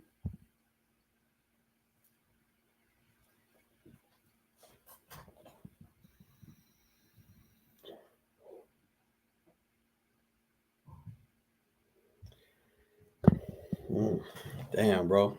Man, I was for a main event fight, man. I was extra trash. That was an extra trash fight. Extra trash performance from both fighters. Regis has no clue how to close distance, and Jack Catterall fought like a bitch. To be honest,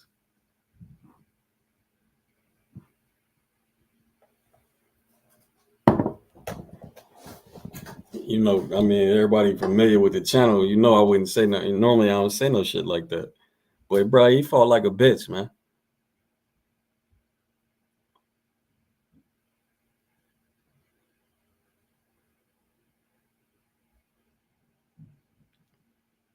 Awful fight. Bro, you bet Catterall KO? No, bro. We knew that wasn't happening, bro. He could have the greatest moment in the world. Rocked him, dropped him twice, and never presses for his advantage, fam. We've been on this.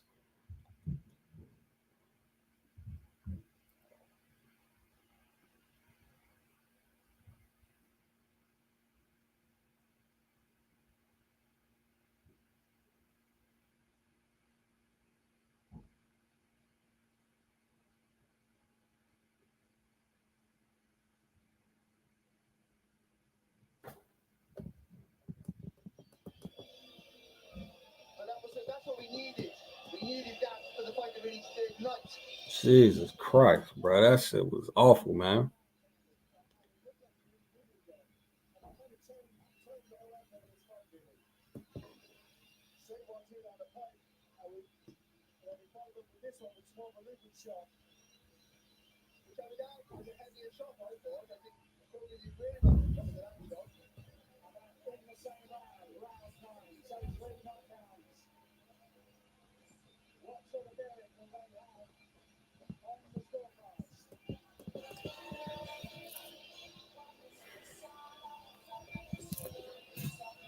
There we go.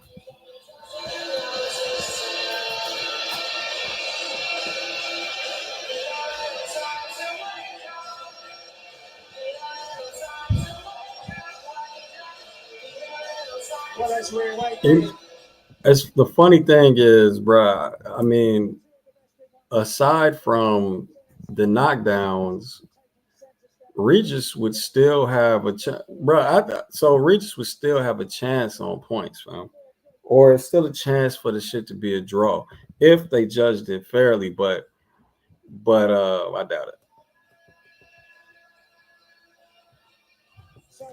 I think everybody and their mother's gonna forget those early rounds and how it was a bunch of nothing. Ladies and gentlemen, after 12 rounds of action here in Manchester, England, we go to the judges' scorecards. Manuel Oliver Palomo, 117, 108. Bob Williams and Dave Braslow both scored about 116 to 109. All three for your winner. Yeah, nah. That shit was in before the fight. That shit crazy.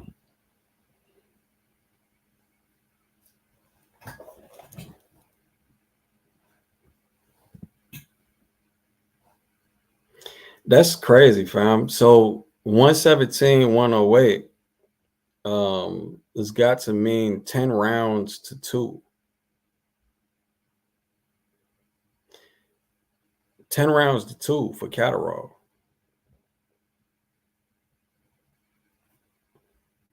So yeah, again, I knew it where they was at.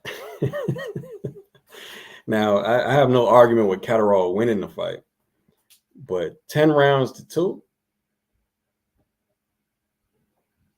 9 rounds to 3, even. I mean, that shit is wild, bro.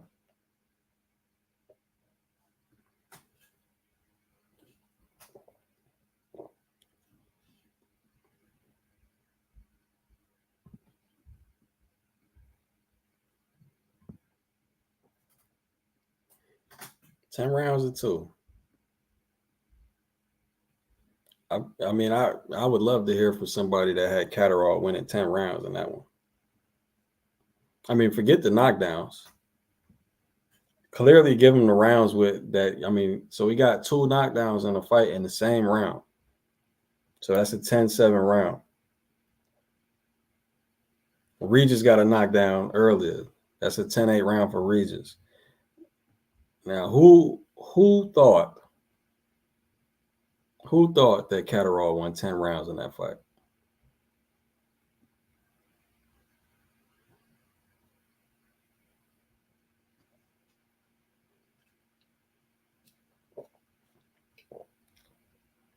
Shit, who thought he won 9 rounds?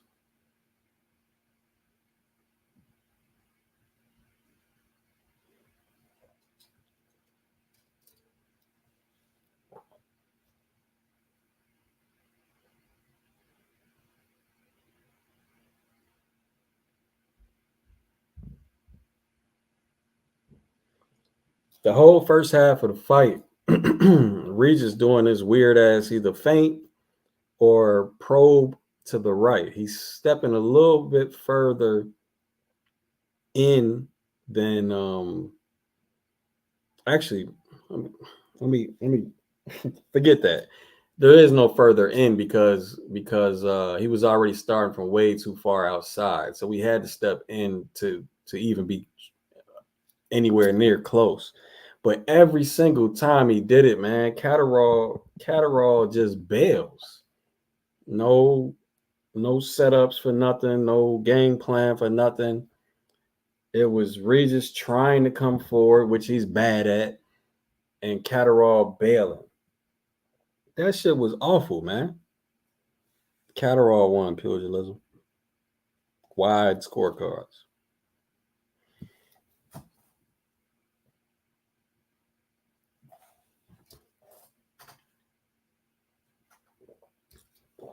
I already cashed out my parlay, but it would have won. But I don't even care.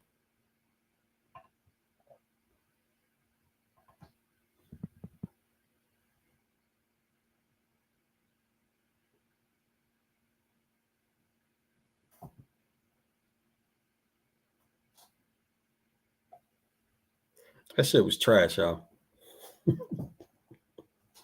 The whole fight.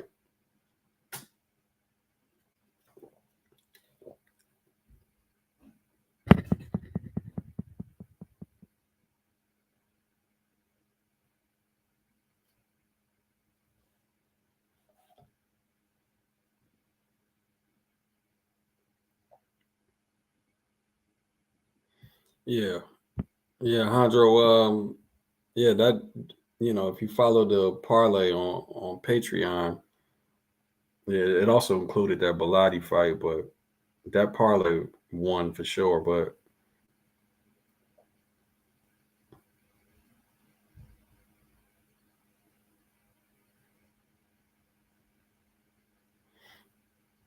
But again, yeah, I just cashed out early, man. I cashed out early because I had that fight started. Got a couple dollars off of it, but that fight started terribly fun. T.O. versus Cat, bro. I don't want to see Catterall no more.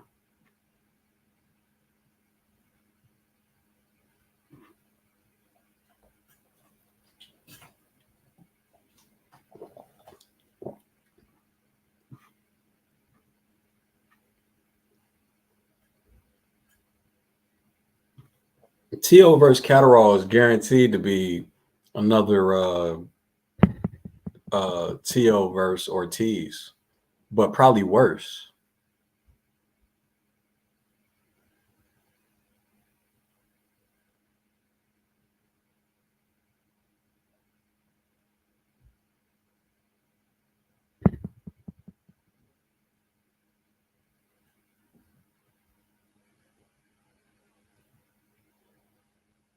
For BZ Soda's, FanDuel, I think they all pay out on parlay. It's just voided, yeah. They all play out on the parlays. But they don't. I mean, now if you're saying they pay out the same money, then I don't even think that's true. But they definitely adjust what they give you.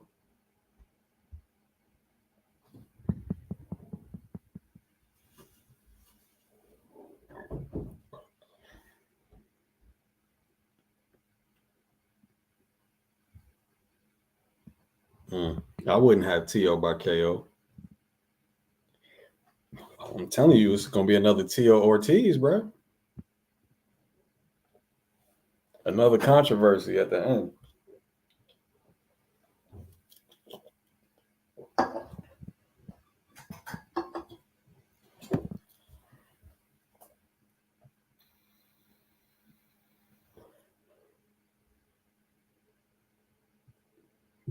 Catterall versus Sandor. That'd be a rough watch, man.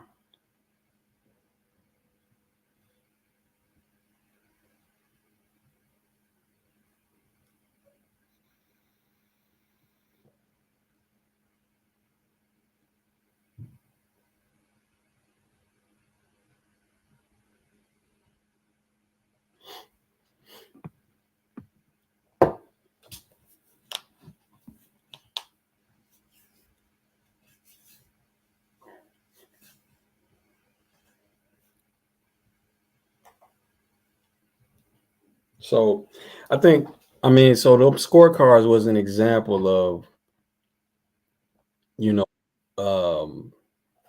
scorecards were an example of shit being funny, right? That nobody's gonna complain about because they think the right man won. But 10-2 for Catterall is atrocious. Coach. Oh, finally, man. Finally. Yeah. You followed the parlay in the chat? You followed the parlay on Patreon? No, I didn't put it on Patreon yet. No, I'm talking about the parlay I posted. Oh yeah, for sure. Yeah. I followed that shit, and 4 of my parlays won. They weren't. It wasn't like big money, but hey, man, it won. That's what matters. A win is a win, huh? A win is a win. God, I'm not gonna lie. Those first 6 rounds, I was pissed. Bro, this shit is trash, man. I was like, I'm about to lose my money. They don't want to box. They didn't want to box. Nah, man. They was 2 steps away from each other. Yeah. And taking 1 step to punch. Like, bro, y'all literally, y'all equal positioning is 2 steps away from each other, man. You're going to have to leap in to land something. Or like a step shuffle in or some shit. Jesus Christ, man. That shit was bad, bro. That shit was trash. The second half was much better. What about the scorecards though? Oh, score! Hell no! I heard what was it? 118. So it was 2 9-3s and a 10-2. If we're not talking knockdowns. I had it 8-4 personally. 8-4, maybe 7-5 with 2 knockdowns, but ain't no 10-2. That was ridiculous. I think I gave Regis 1 more round. So I think I gave him 4 rounds altogether, but 10-2 is those first 6 rounds you could easily have had it the majority for Prograis, simply just due to the fact that he was the aggressor, and Jack Catterall at one point was just straight up like it like that's always been his issue for me, man. His body language. It's just how do you score that? Those first 6 rounds were close, but for the worst reasons. Shit was terrible.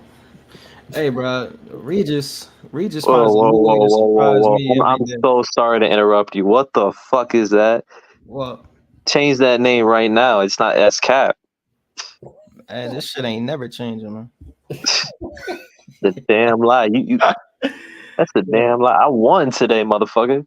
Hey, they gotta give you a little something to keep you coming back, you know. Whatever, man. Continue what you were saying. But yeah, bro, Regis, man, is just showing me some new shit.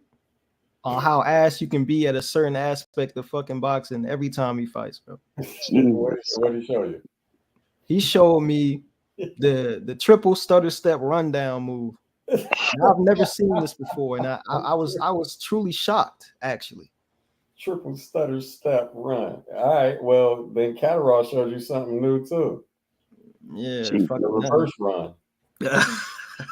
Bro, I've never seen someone take that. Like, I've seen fighters move that back in straight lines before, but usually it's not from the long. It's bro. He took the longest part of one end of the ring and moved to the other side. Bro, look, man. If I had that replay, I guarantee you that meant. So you know how Joey, you box. So you know how your feet are, right? When you're positioned in equal positioning to your opponent, right? Yeah, of course. Pointed, you know what I'm saying? One's at your front foot's usually at an angle. Cool. Back foot might be 90 degrees, might be slightly off 90 degrees either way. Yeah. I guarantee you his feet changed the opposite way before he moved backwards, bro. That was a run. That's running. I guarantee you Catterall's feet changed the exact opposite way. So he basically switched stances. Just to run. Back the other way, bro. Catterall might be the most risk-averse fighter, bro, I've ever seen, man. I mean, the question I got, I think personally, the winner between Hitchens Paro beats him. Either one. See it. Bro. Catterall is just not a boxer I'd like to see, bro. You think I want to see Hitchens versus Catterall, bro? Believe it or not, I think Hitchens would make that fight exciting. I don't, but bro, not if dude is so. Hitchens has never had to cut off the ring, man. Everybody he stopped and made an inside fight with wanted to swarm him. You know what I'm saying? So it's easy to just stop and make it an inside fight. You know what I'm saying? Stop moving backwards, stop moving laterally, and just beat him on the inside. It's easy, but he'll have to know how to cut off the ring like a fucking expert to catch up with Jack Catterall. Jack gonna be reverse shuffle clinch. So what I'm hearing is we gonna see another element to Hitchens' game. Man, or not. Fuck that, bro. Or not. We gonna see if Hitchens is a TO or he's not. I'm good, bro. Personally, I'm chilling. Hey man, we gonna see it regardless of whether you good, chilling, whatever. Ignorance is bliss, my guy. Yo, you pick your poison. Either Catterall is gonna fight the winner of Hitchens Paro, or he's gonna fight Teofimo Lopez, bro. Man, and we already know how that fight's gonna look. It's gonna look like this. I don't want to see that shit, bro. I mean, shit, man. Regis Prograis, dude. This dude got the worst footwork of anybody that's ever called themselves a world champion, probably ever, bro. What about Matias? Worse. Worse than Matias? Nah. Are we just saying male boxing? Because I think Jessica McCaskill hasn't beat. I don't want to even, We're not talking about female boxing. Joey, you know what we've been dealing with. No. All right, look, that was some bullshit. That was way worse than anything. I know what you're talking about. I'm gonna tell you, if Gems came to me being like, "Yo, I need you to make a McCaskill film study," I'm like, Gems, I'm not gonna lie to you. I don't care if I'm getting paid double. I'm not doing that fucking film study, man. How about triple? If you give me triple, I'm gonna ask you what the fuck you making for. You hear the stutters? That motherfucker. Yeah, he going for triple, which No, if you said triple, I'm asking you, motherfucker, what you getting for this, man? If you got triple, I'm getting for nothing, bro. Absolutely nothing for a McCaskill film study. That's what I'm saying. That don't attract shit. Exactly. Like if you add misery. like you just seeking pain at that point. Yeah. You think I'd make a Catterall analysis after this fight? Oh, please don't. Please don't. I'd never make that shit. I'd rather see Cruz Romero analysis than this shit, man. God, No, I'm not doing no Regis footwork. No, bro. I'm good.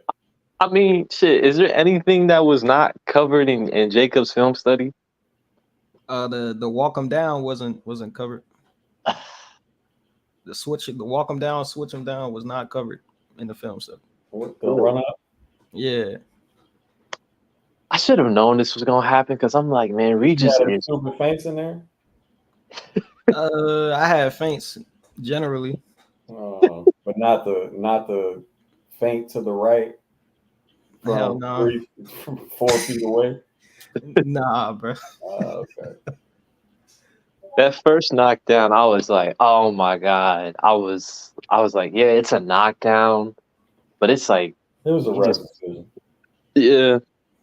Now those other two, I was scared. I'm not gonna lie to you, man, because I'm like, I got Catterall by decision, y'all. Man, you I don't should know have why been you was fucking scared, bro. comfortable You as should've hell been- when yeah, that you shit should have happened. been happy than a motherfucker. Yeah, and now he really about to coast. But you know, I heard him, you know, no reason to go any harder. I heard him already, you know. Just get to the bell, you know. Because I mean, You know, luckily he's the got a family bell. at home, you know. Because Prograis looked, bro. After Prograis got knocked, now I don't know what the hell happened to this man's balance. You saw that one haymaker he threw. He almost fell out the ring, bro. Man, Bro. This dude can't sell out in like a control way. Like, you know how motherfuckers is sell out, right? But they'll still look like they can fucking box. Bro, that was some street fight shit, man. This dude just turned into a nigga on the street. Bro, that shit was bad. You would not like in a brawl. A nigga on the streets in a brawl. Nah, a nigga on the street fighting 3 niggas. Not versus one person. If I told people like yo, who is this bum ass I'm gonna be like, that's a 2-time world champion right there, guys. That guy has wins over legit dudes. Yeah, Right. he's just had 3 of the worst possible matchups in a fucking row. That shit is wild to me. Yeah, he did, really. See, the funniest thing is, man, Catterall, Catterall has great wins, but shitty performances, man. Yeah. That's the thing. It's like Catterall could very well beat everybody at 140, and I still wouldn't like him. And mind you, if he beat everybody at 140, that would be an amazing resume. But I still wouldn't give a fuck because I'm like, bro, like, can one of y'all motherfuckers just put this guy out? Like, after this fight, I low-key want to see Jack Catterall just get knocked the fuck out. I got no reason. I've been said that. I've been said that since I've seen him try to choke Josh Taylor. It's like, this fucking guy. This motherfucker got all that smoke outside the fucking ring, boy. He get in there, Oh, you know, Yeah. just gotta make it to He the just be final, you know. coasted. I don't know. I just feel like he has such a punchable face. I just want to He see him get does. slept so He bad. really I do, gotta, hold on, Right? man. I gotta stop interrupting Jacob when he go into this. You know, he's got a family at home, you know. I just gotta make it to the final bell. Don't need to hurt him too bad, you know. Jesus Christ, man. Like, nah, that was bad.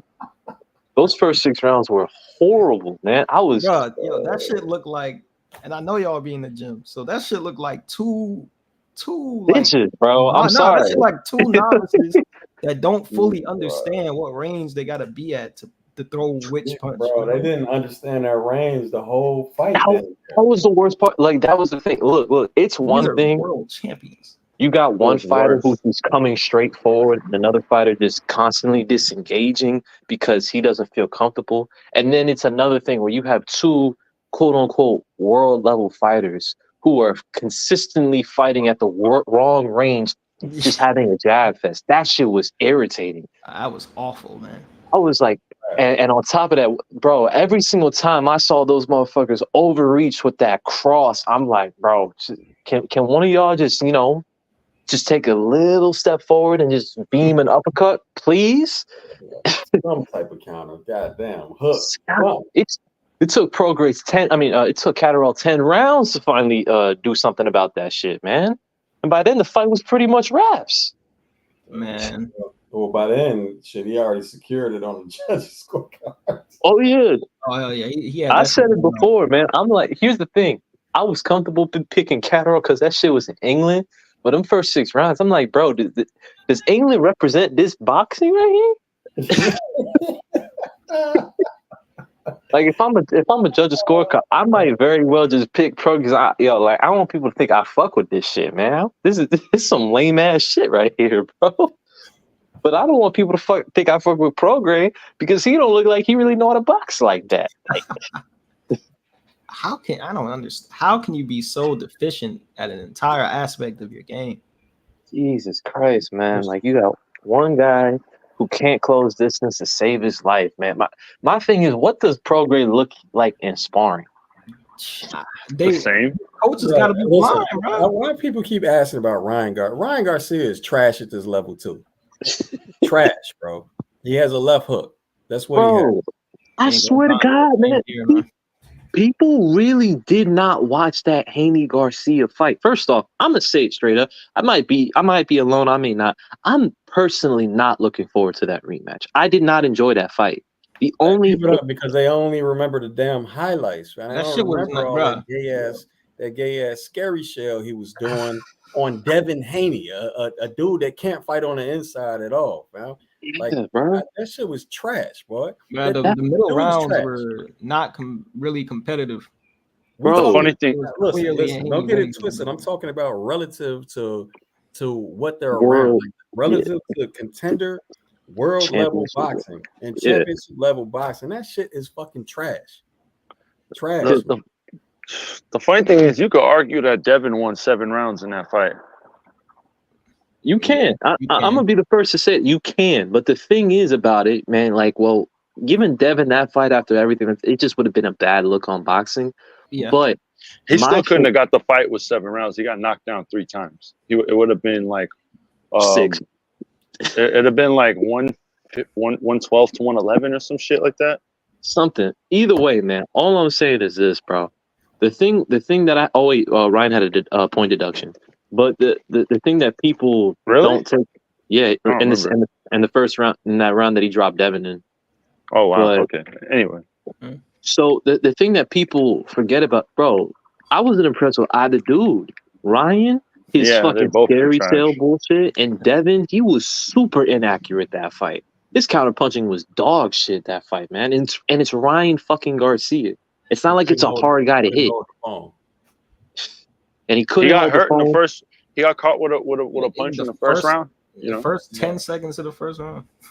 So 30 seconds. I think. It was the first real punch that like Ryan Garcia threw, and it clipped Devin. I was like, wow. Yeah, he got hurt too. I mean, you guys know what it's like to get. I give him credit for it because I mean they obviously did some film studying and he definitely set it up. Yeah, he set it up. But that's it. That's the thing, man. You take that shit away from Ryan Garcia, that's an easy fight.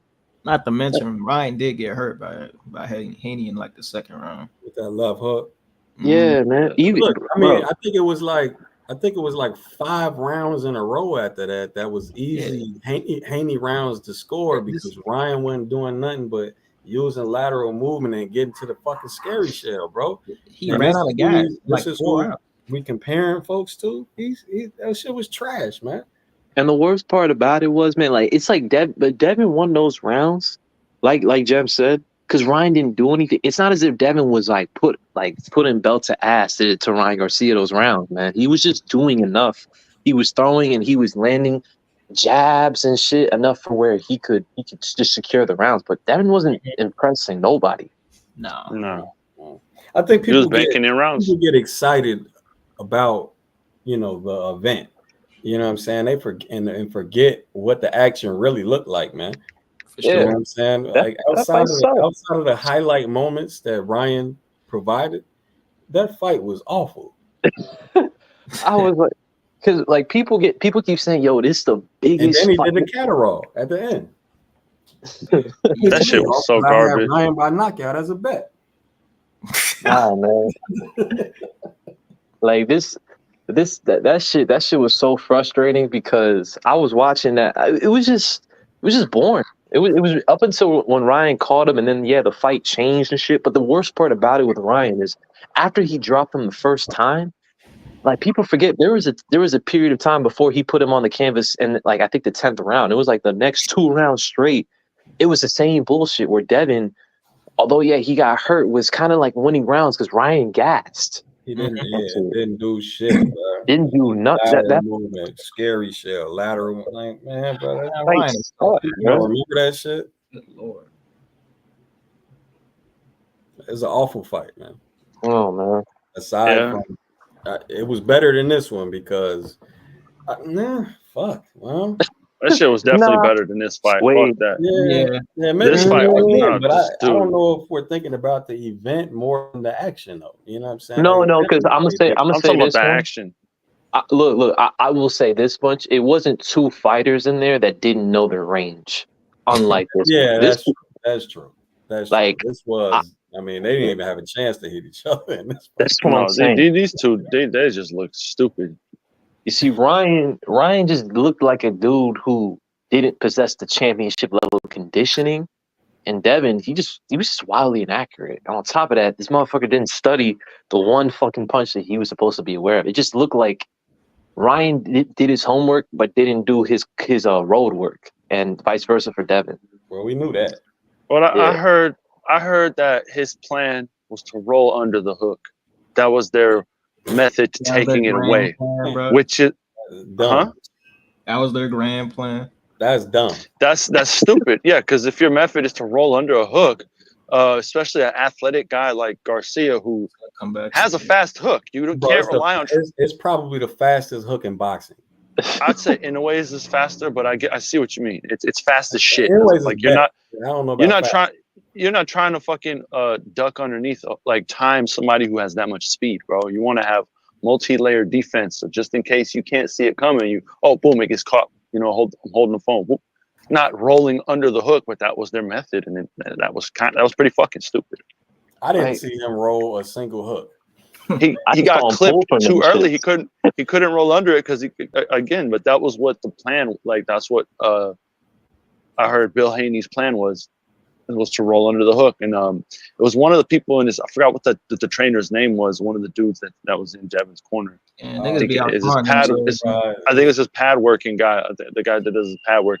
He was talking about that. And it was like, I don't know why they learned from it. But you mean Ben Davison and Lee Wiley? No, not them. No, it had to be them. They make the game plans, bro. Oh no, I'm not talking about. I'm trying to hide that shit. I'm talking about the guy that said what the interview that I saw. I'm talking about the interview that the guy talking about it in the interview, not that. But yeah, they probably came up with that plan, which is pretty fucking stupid.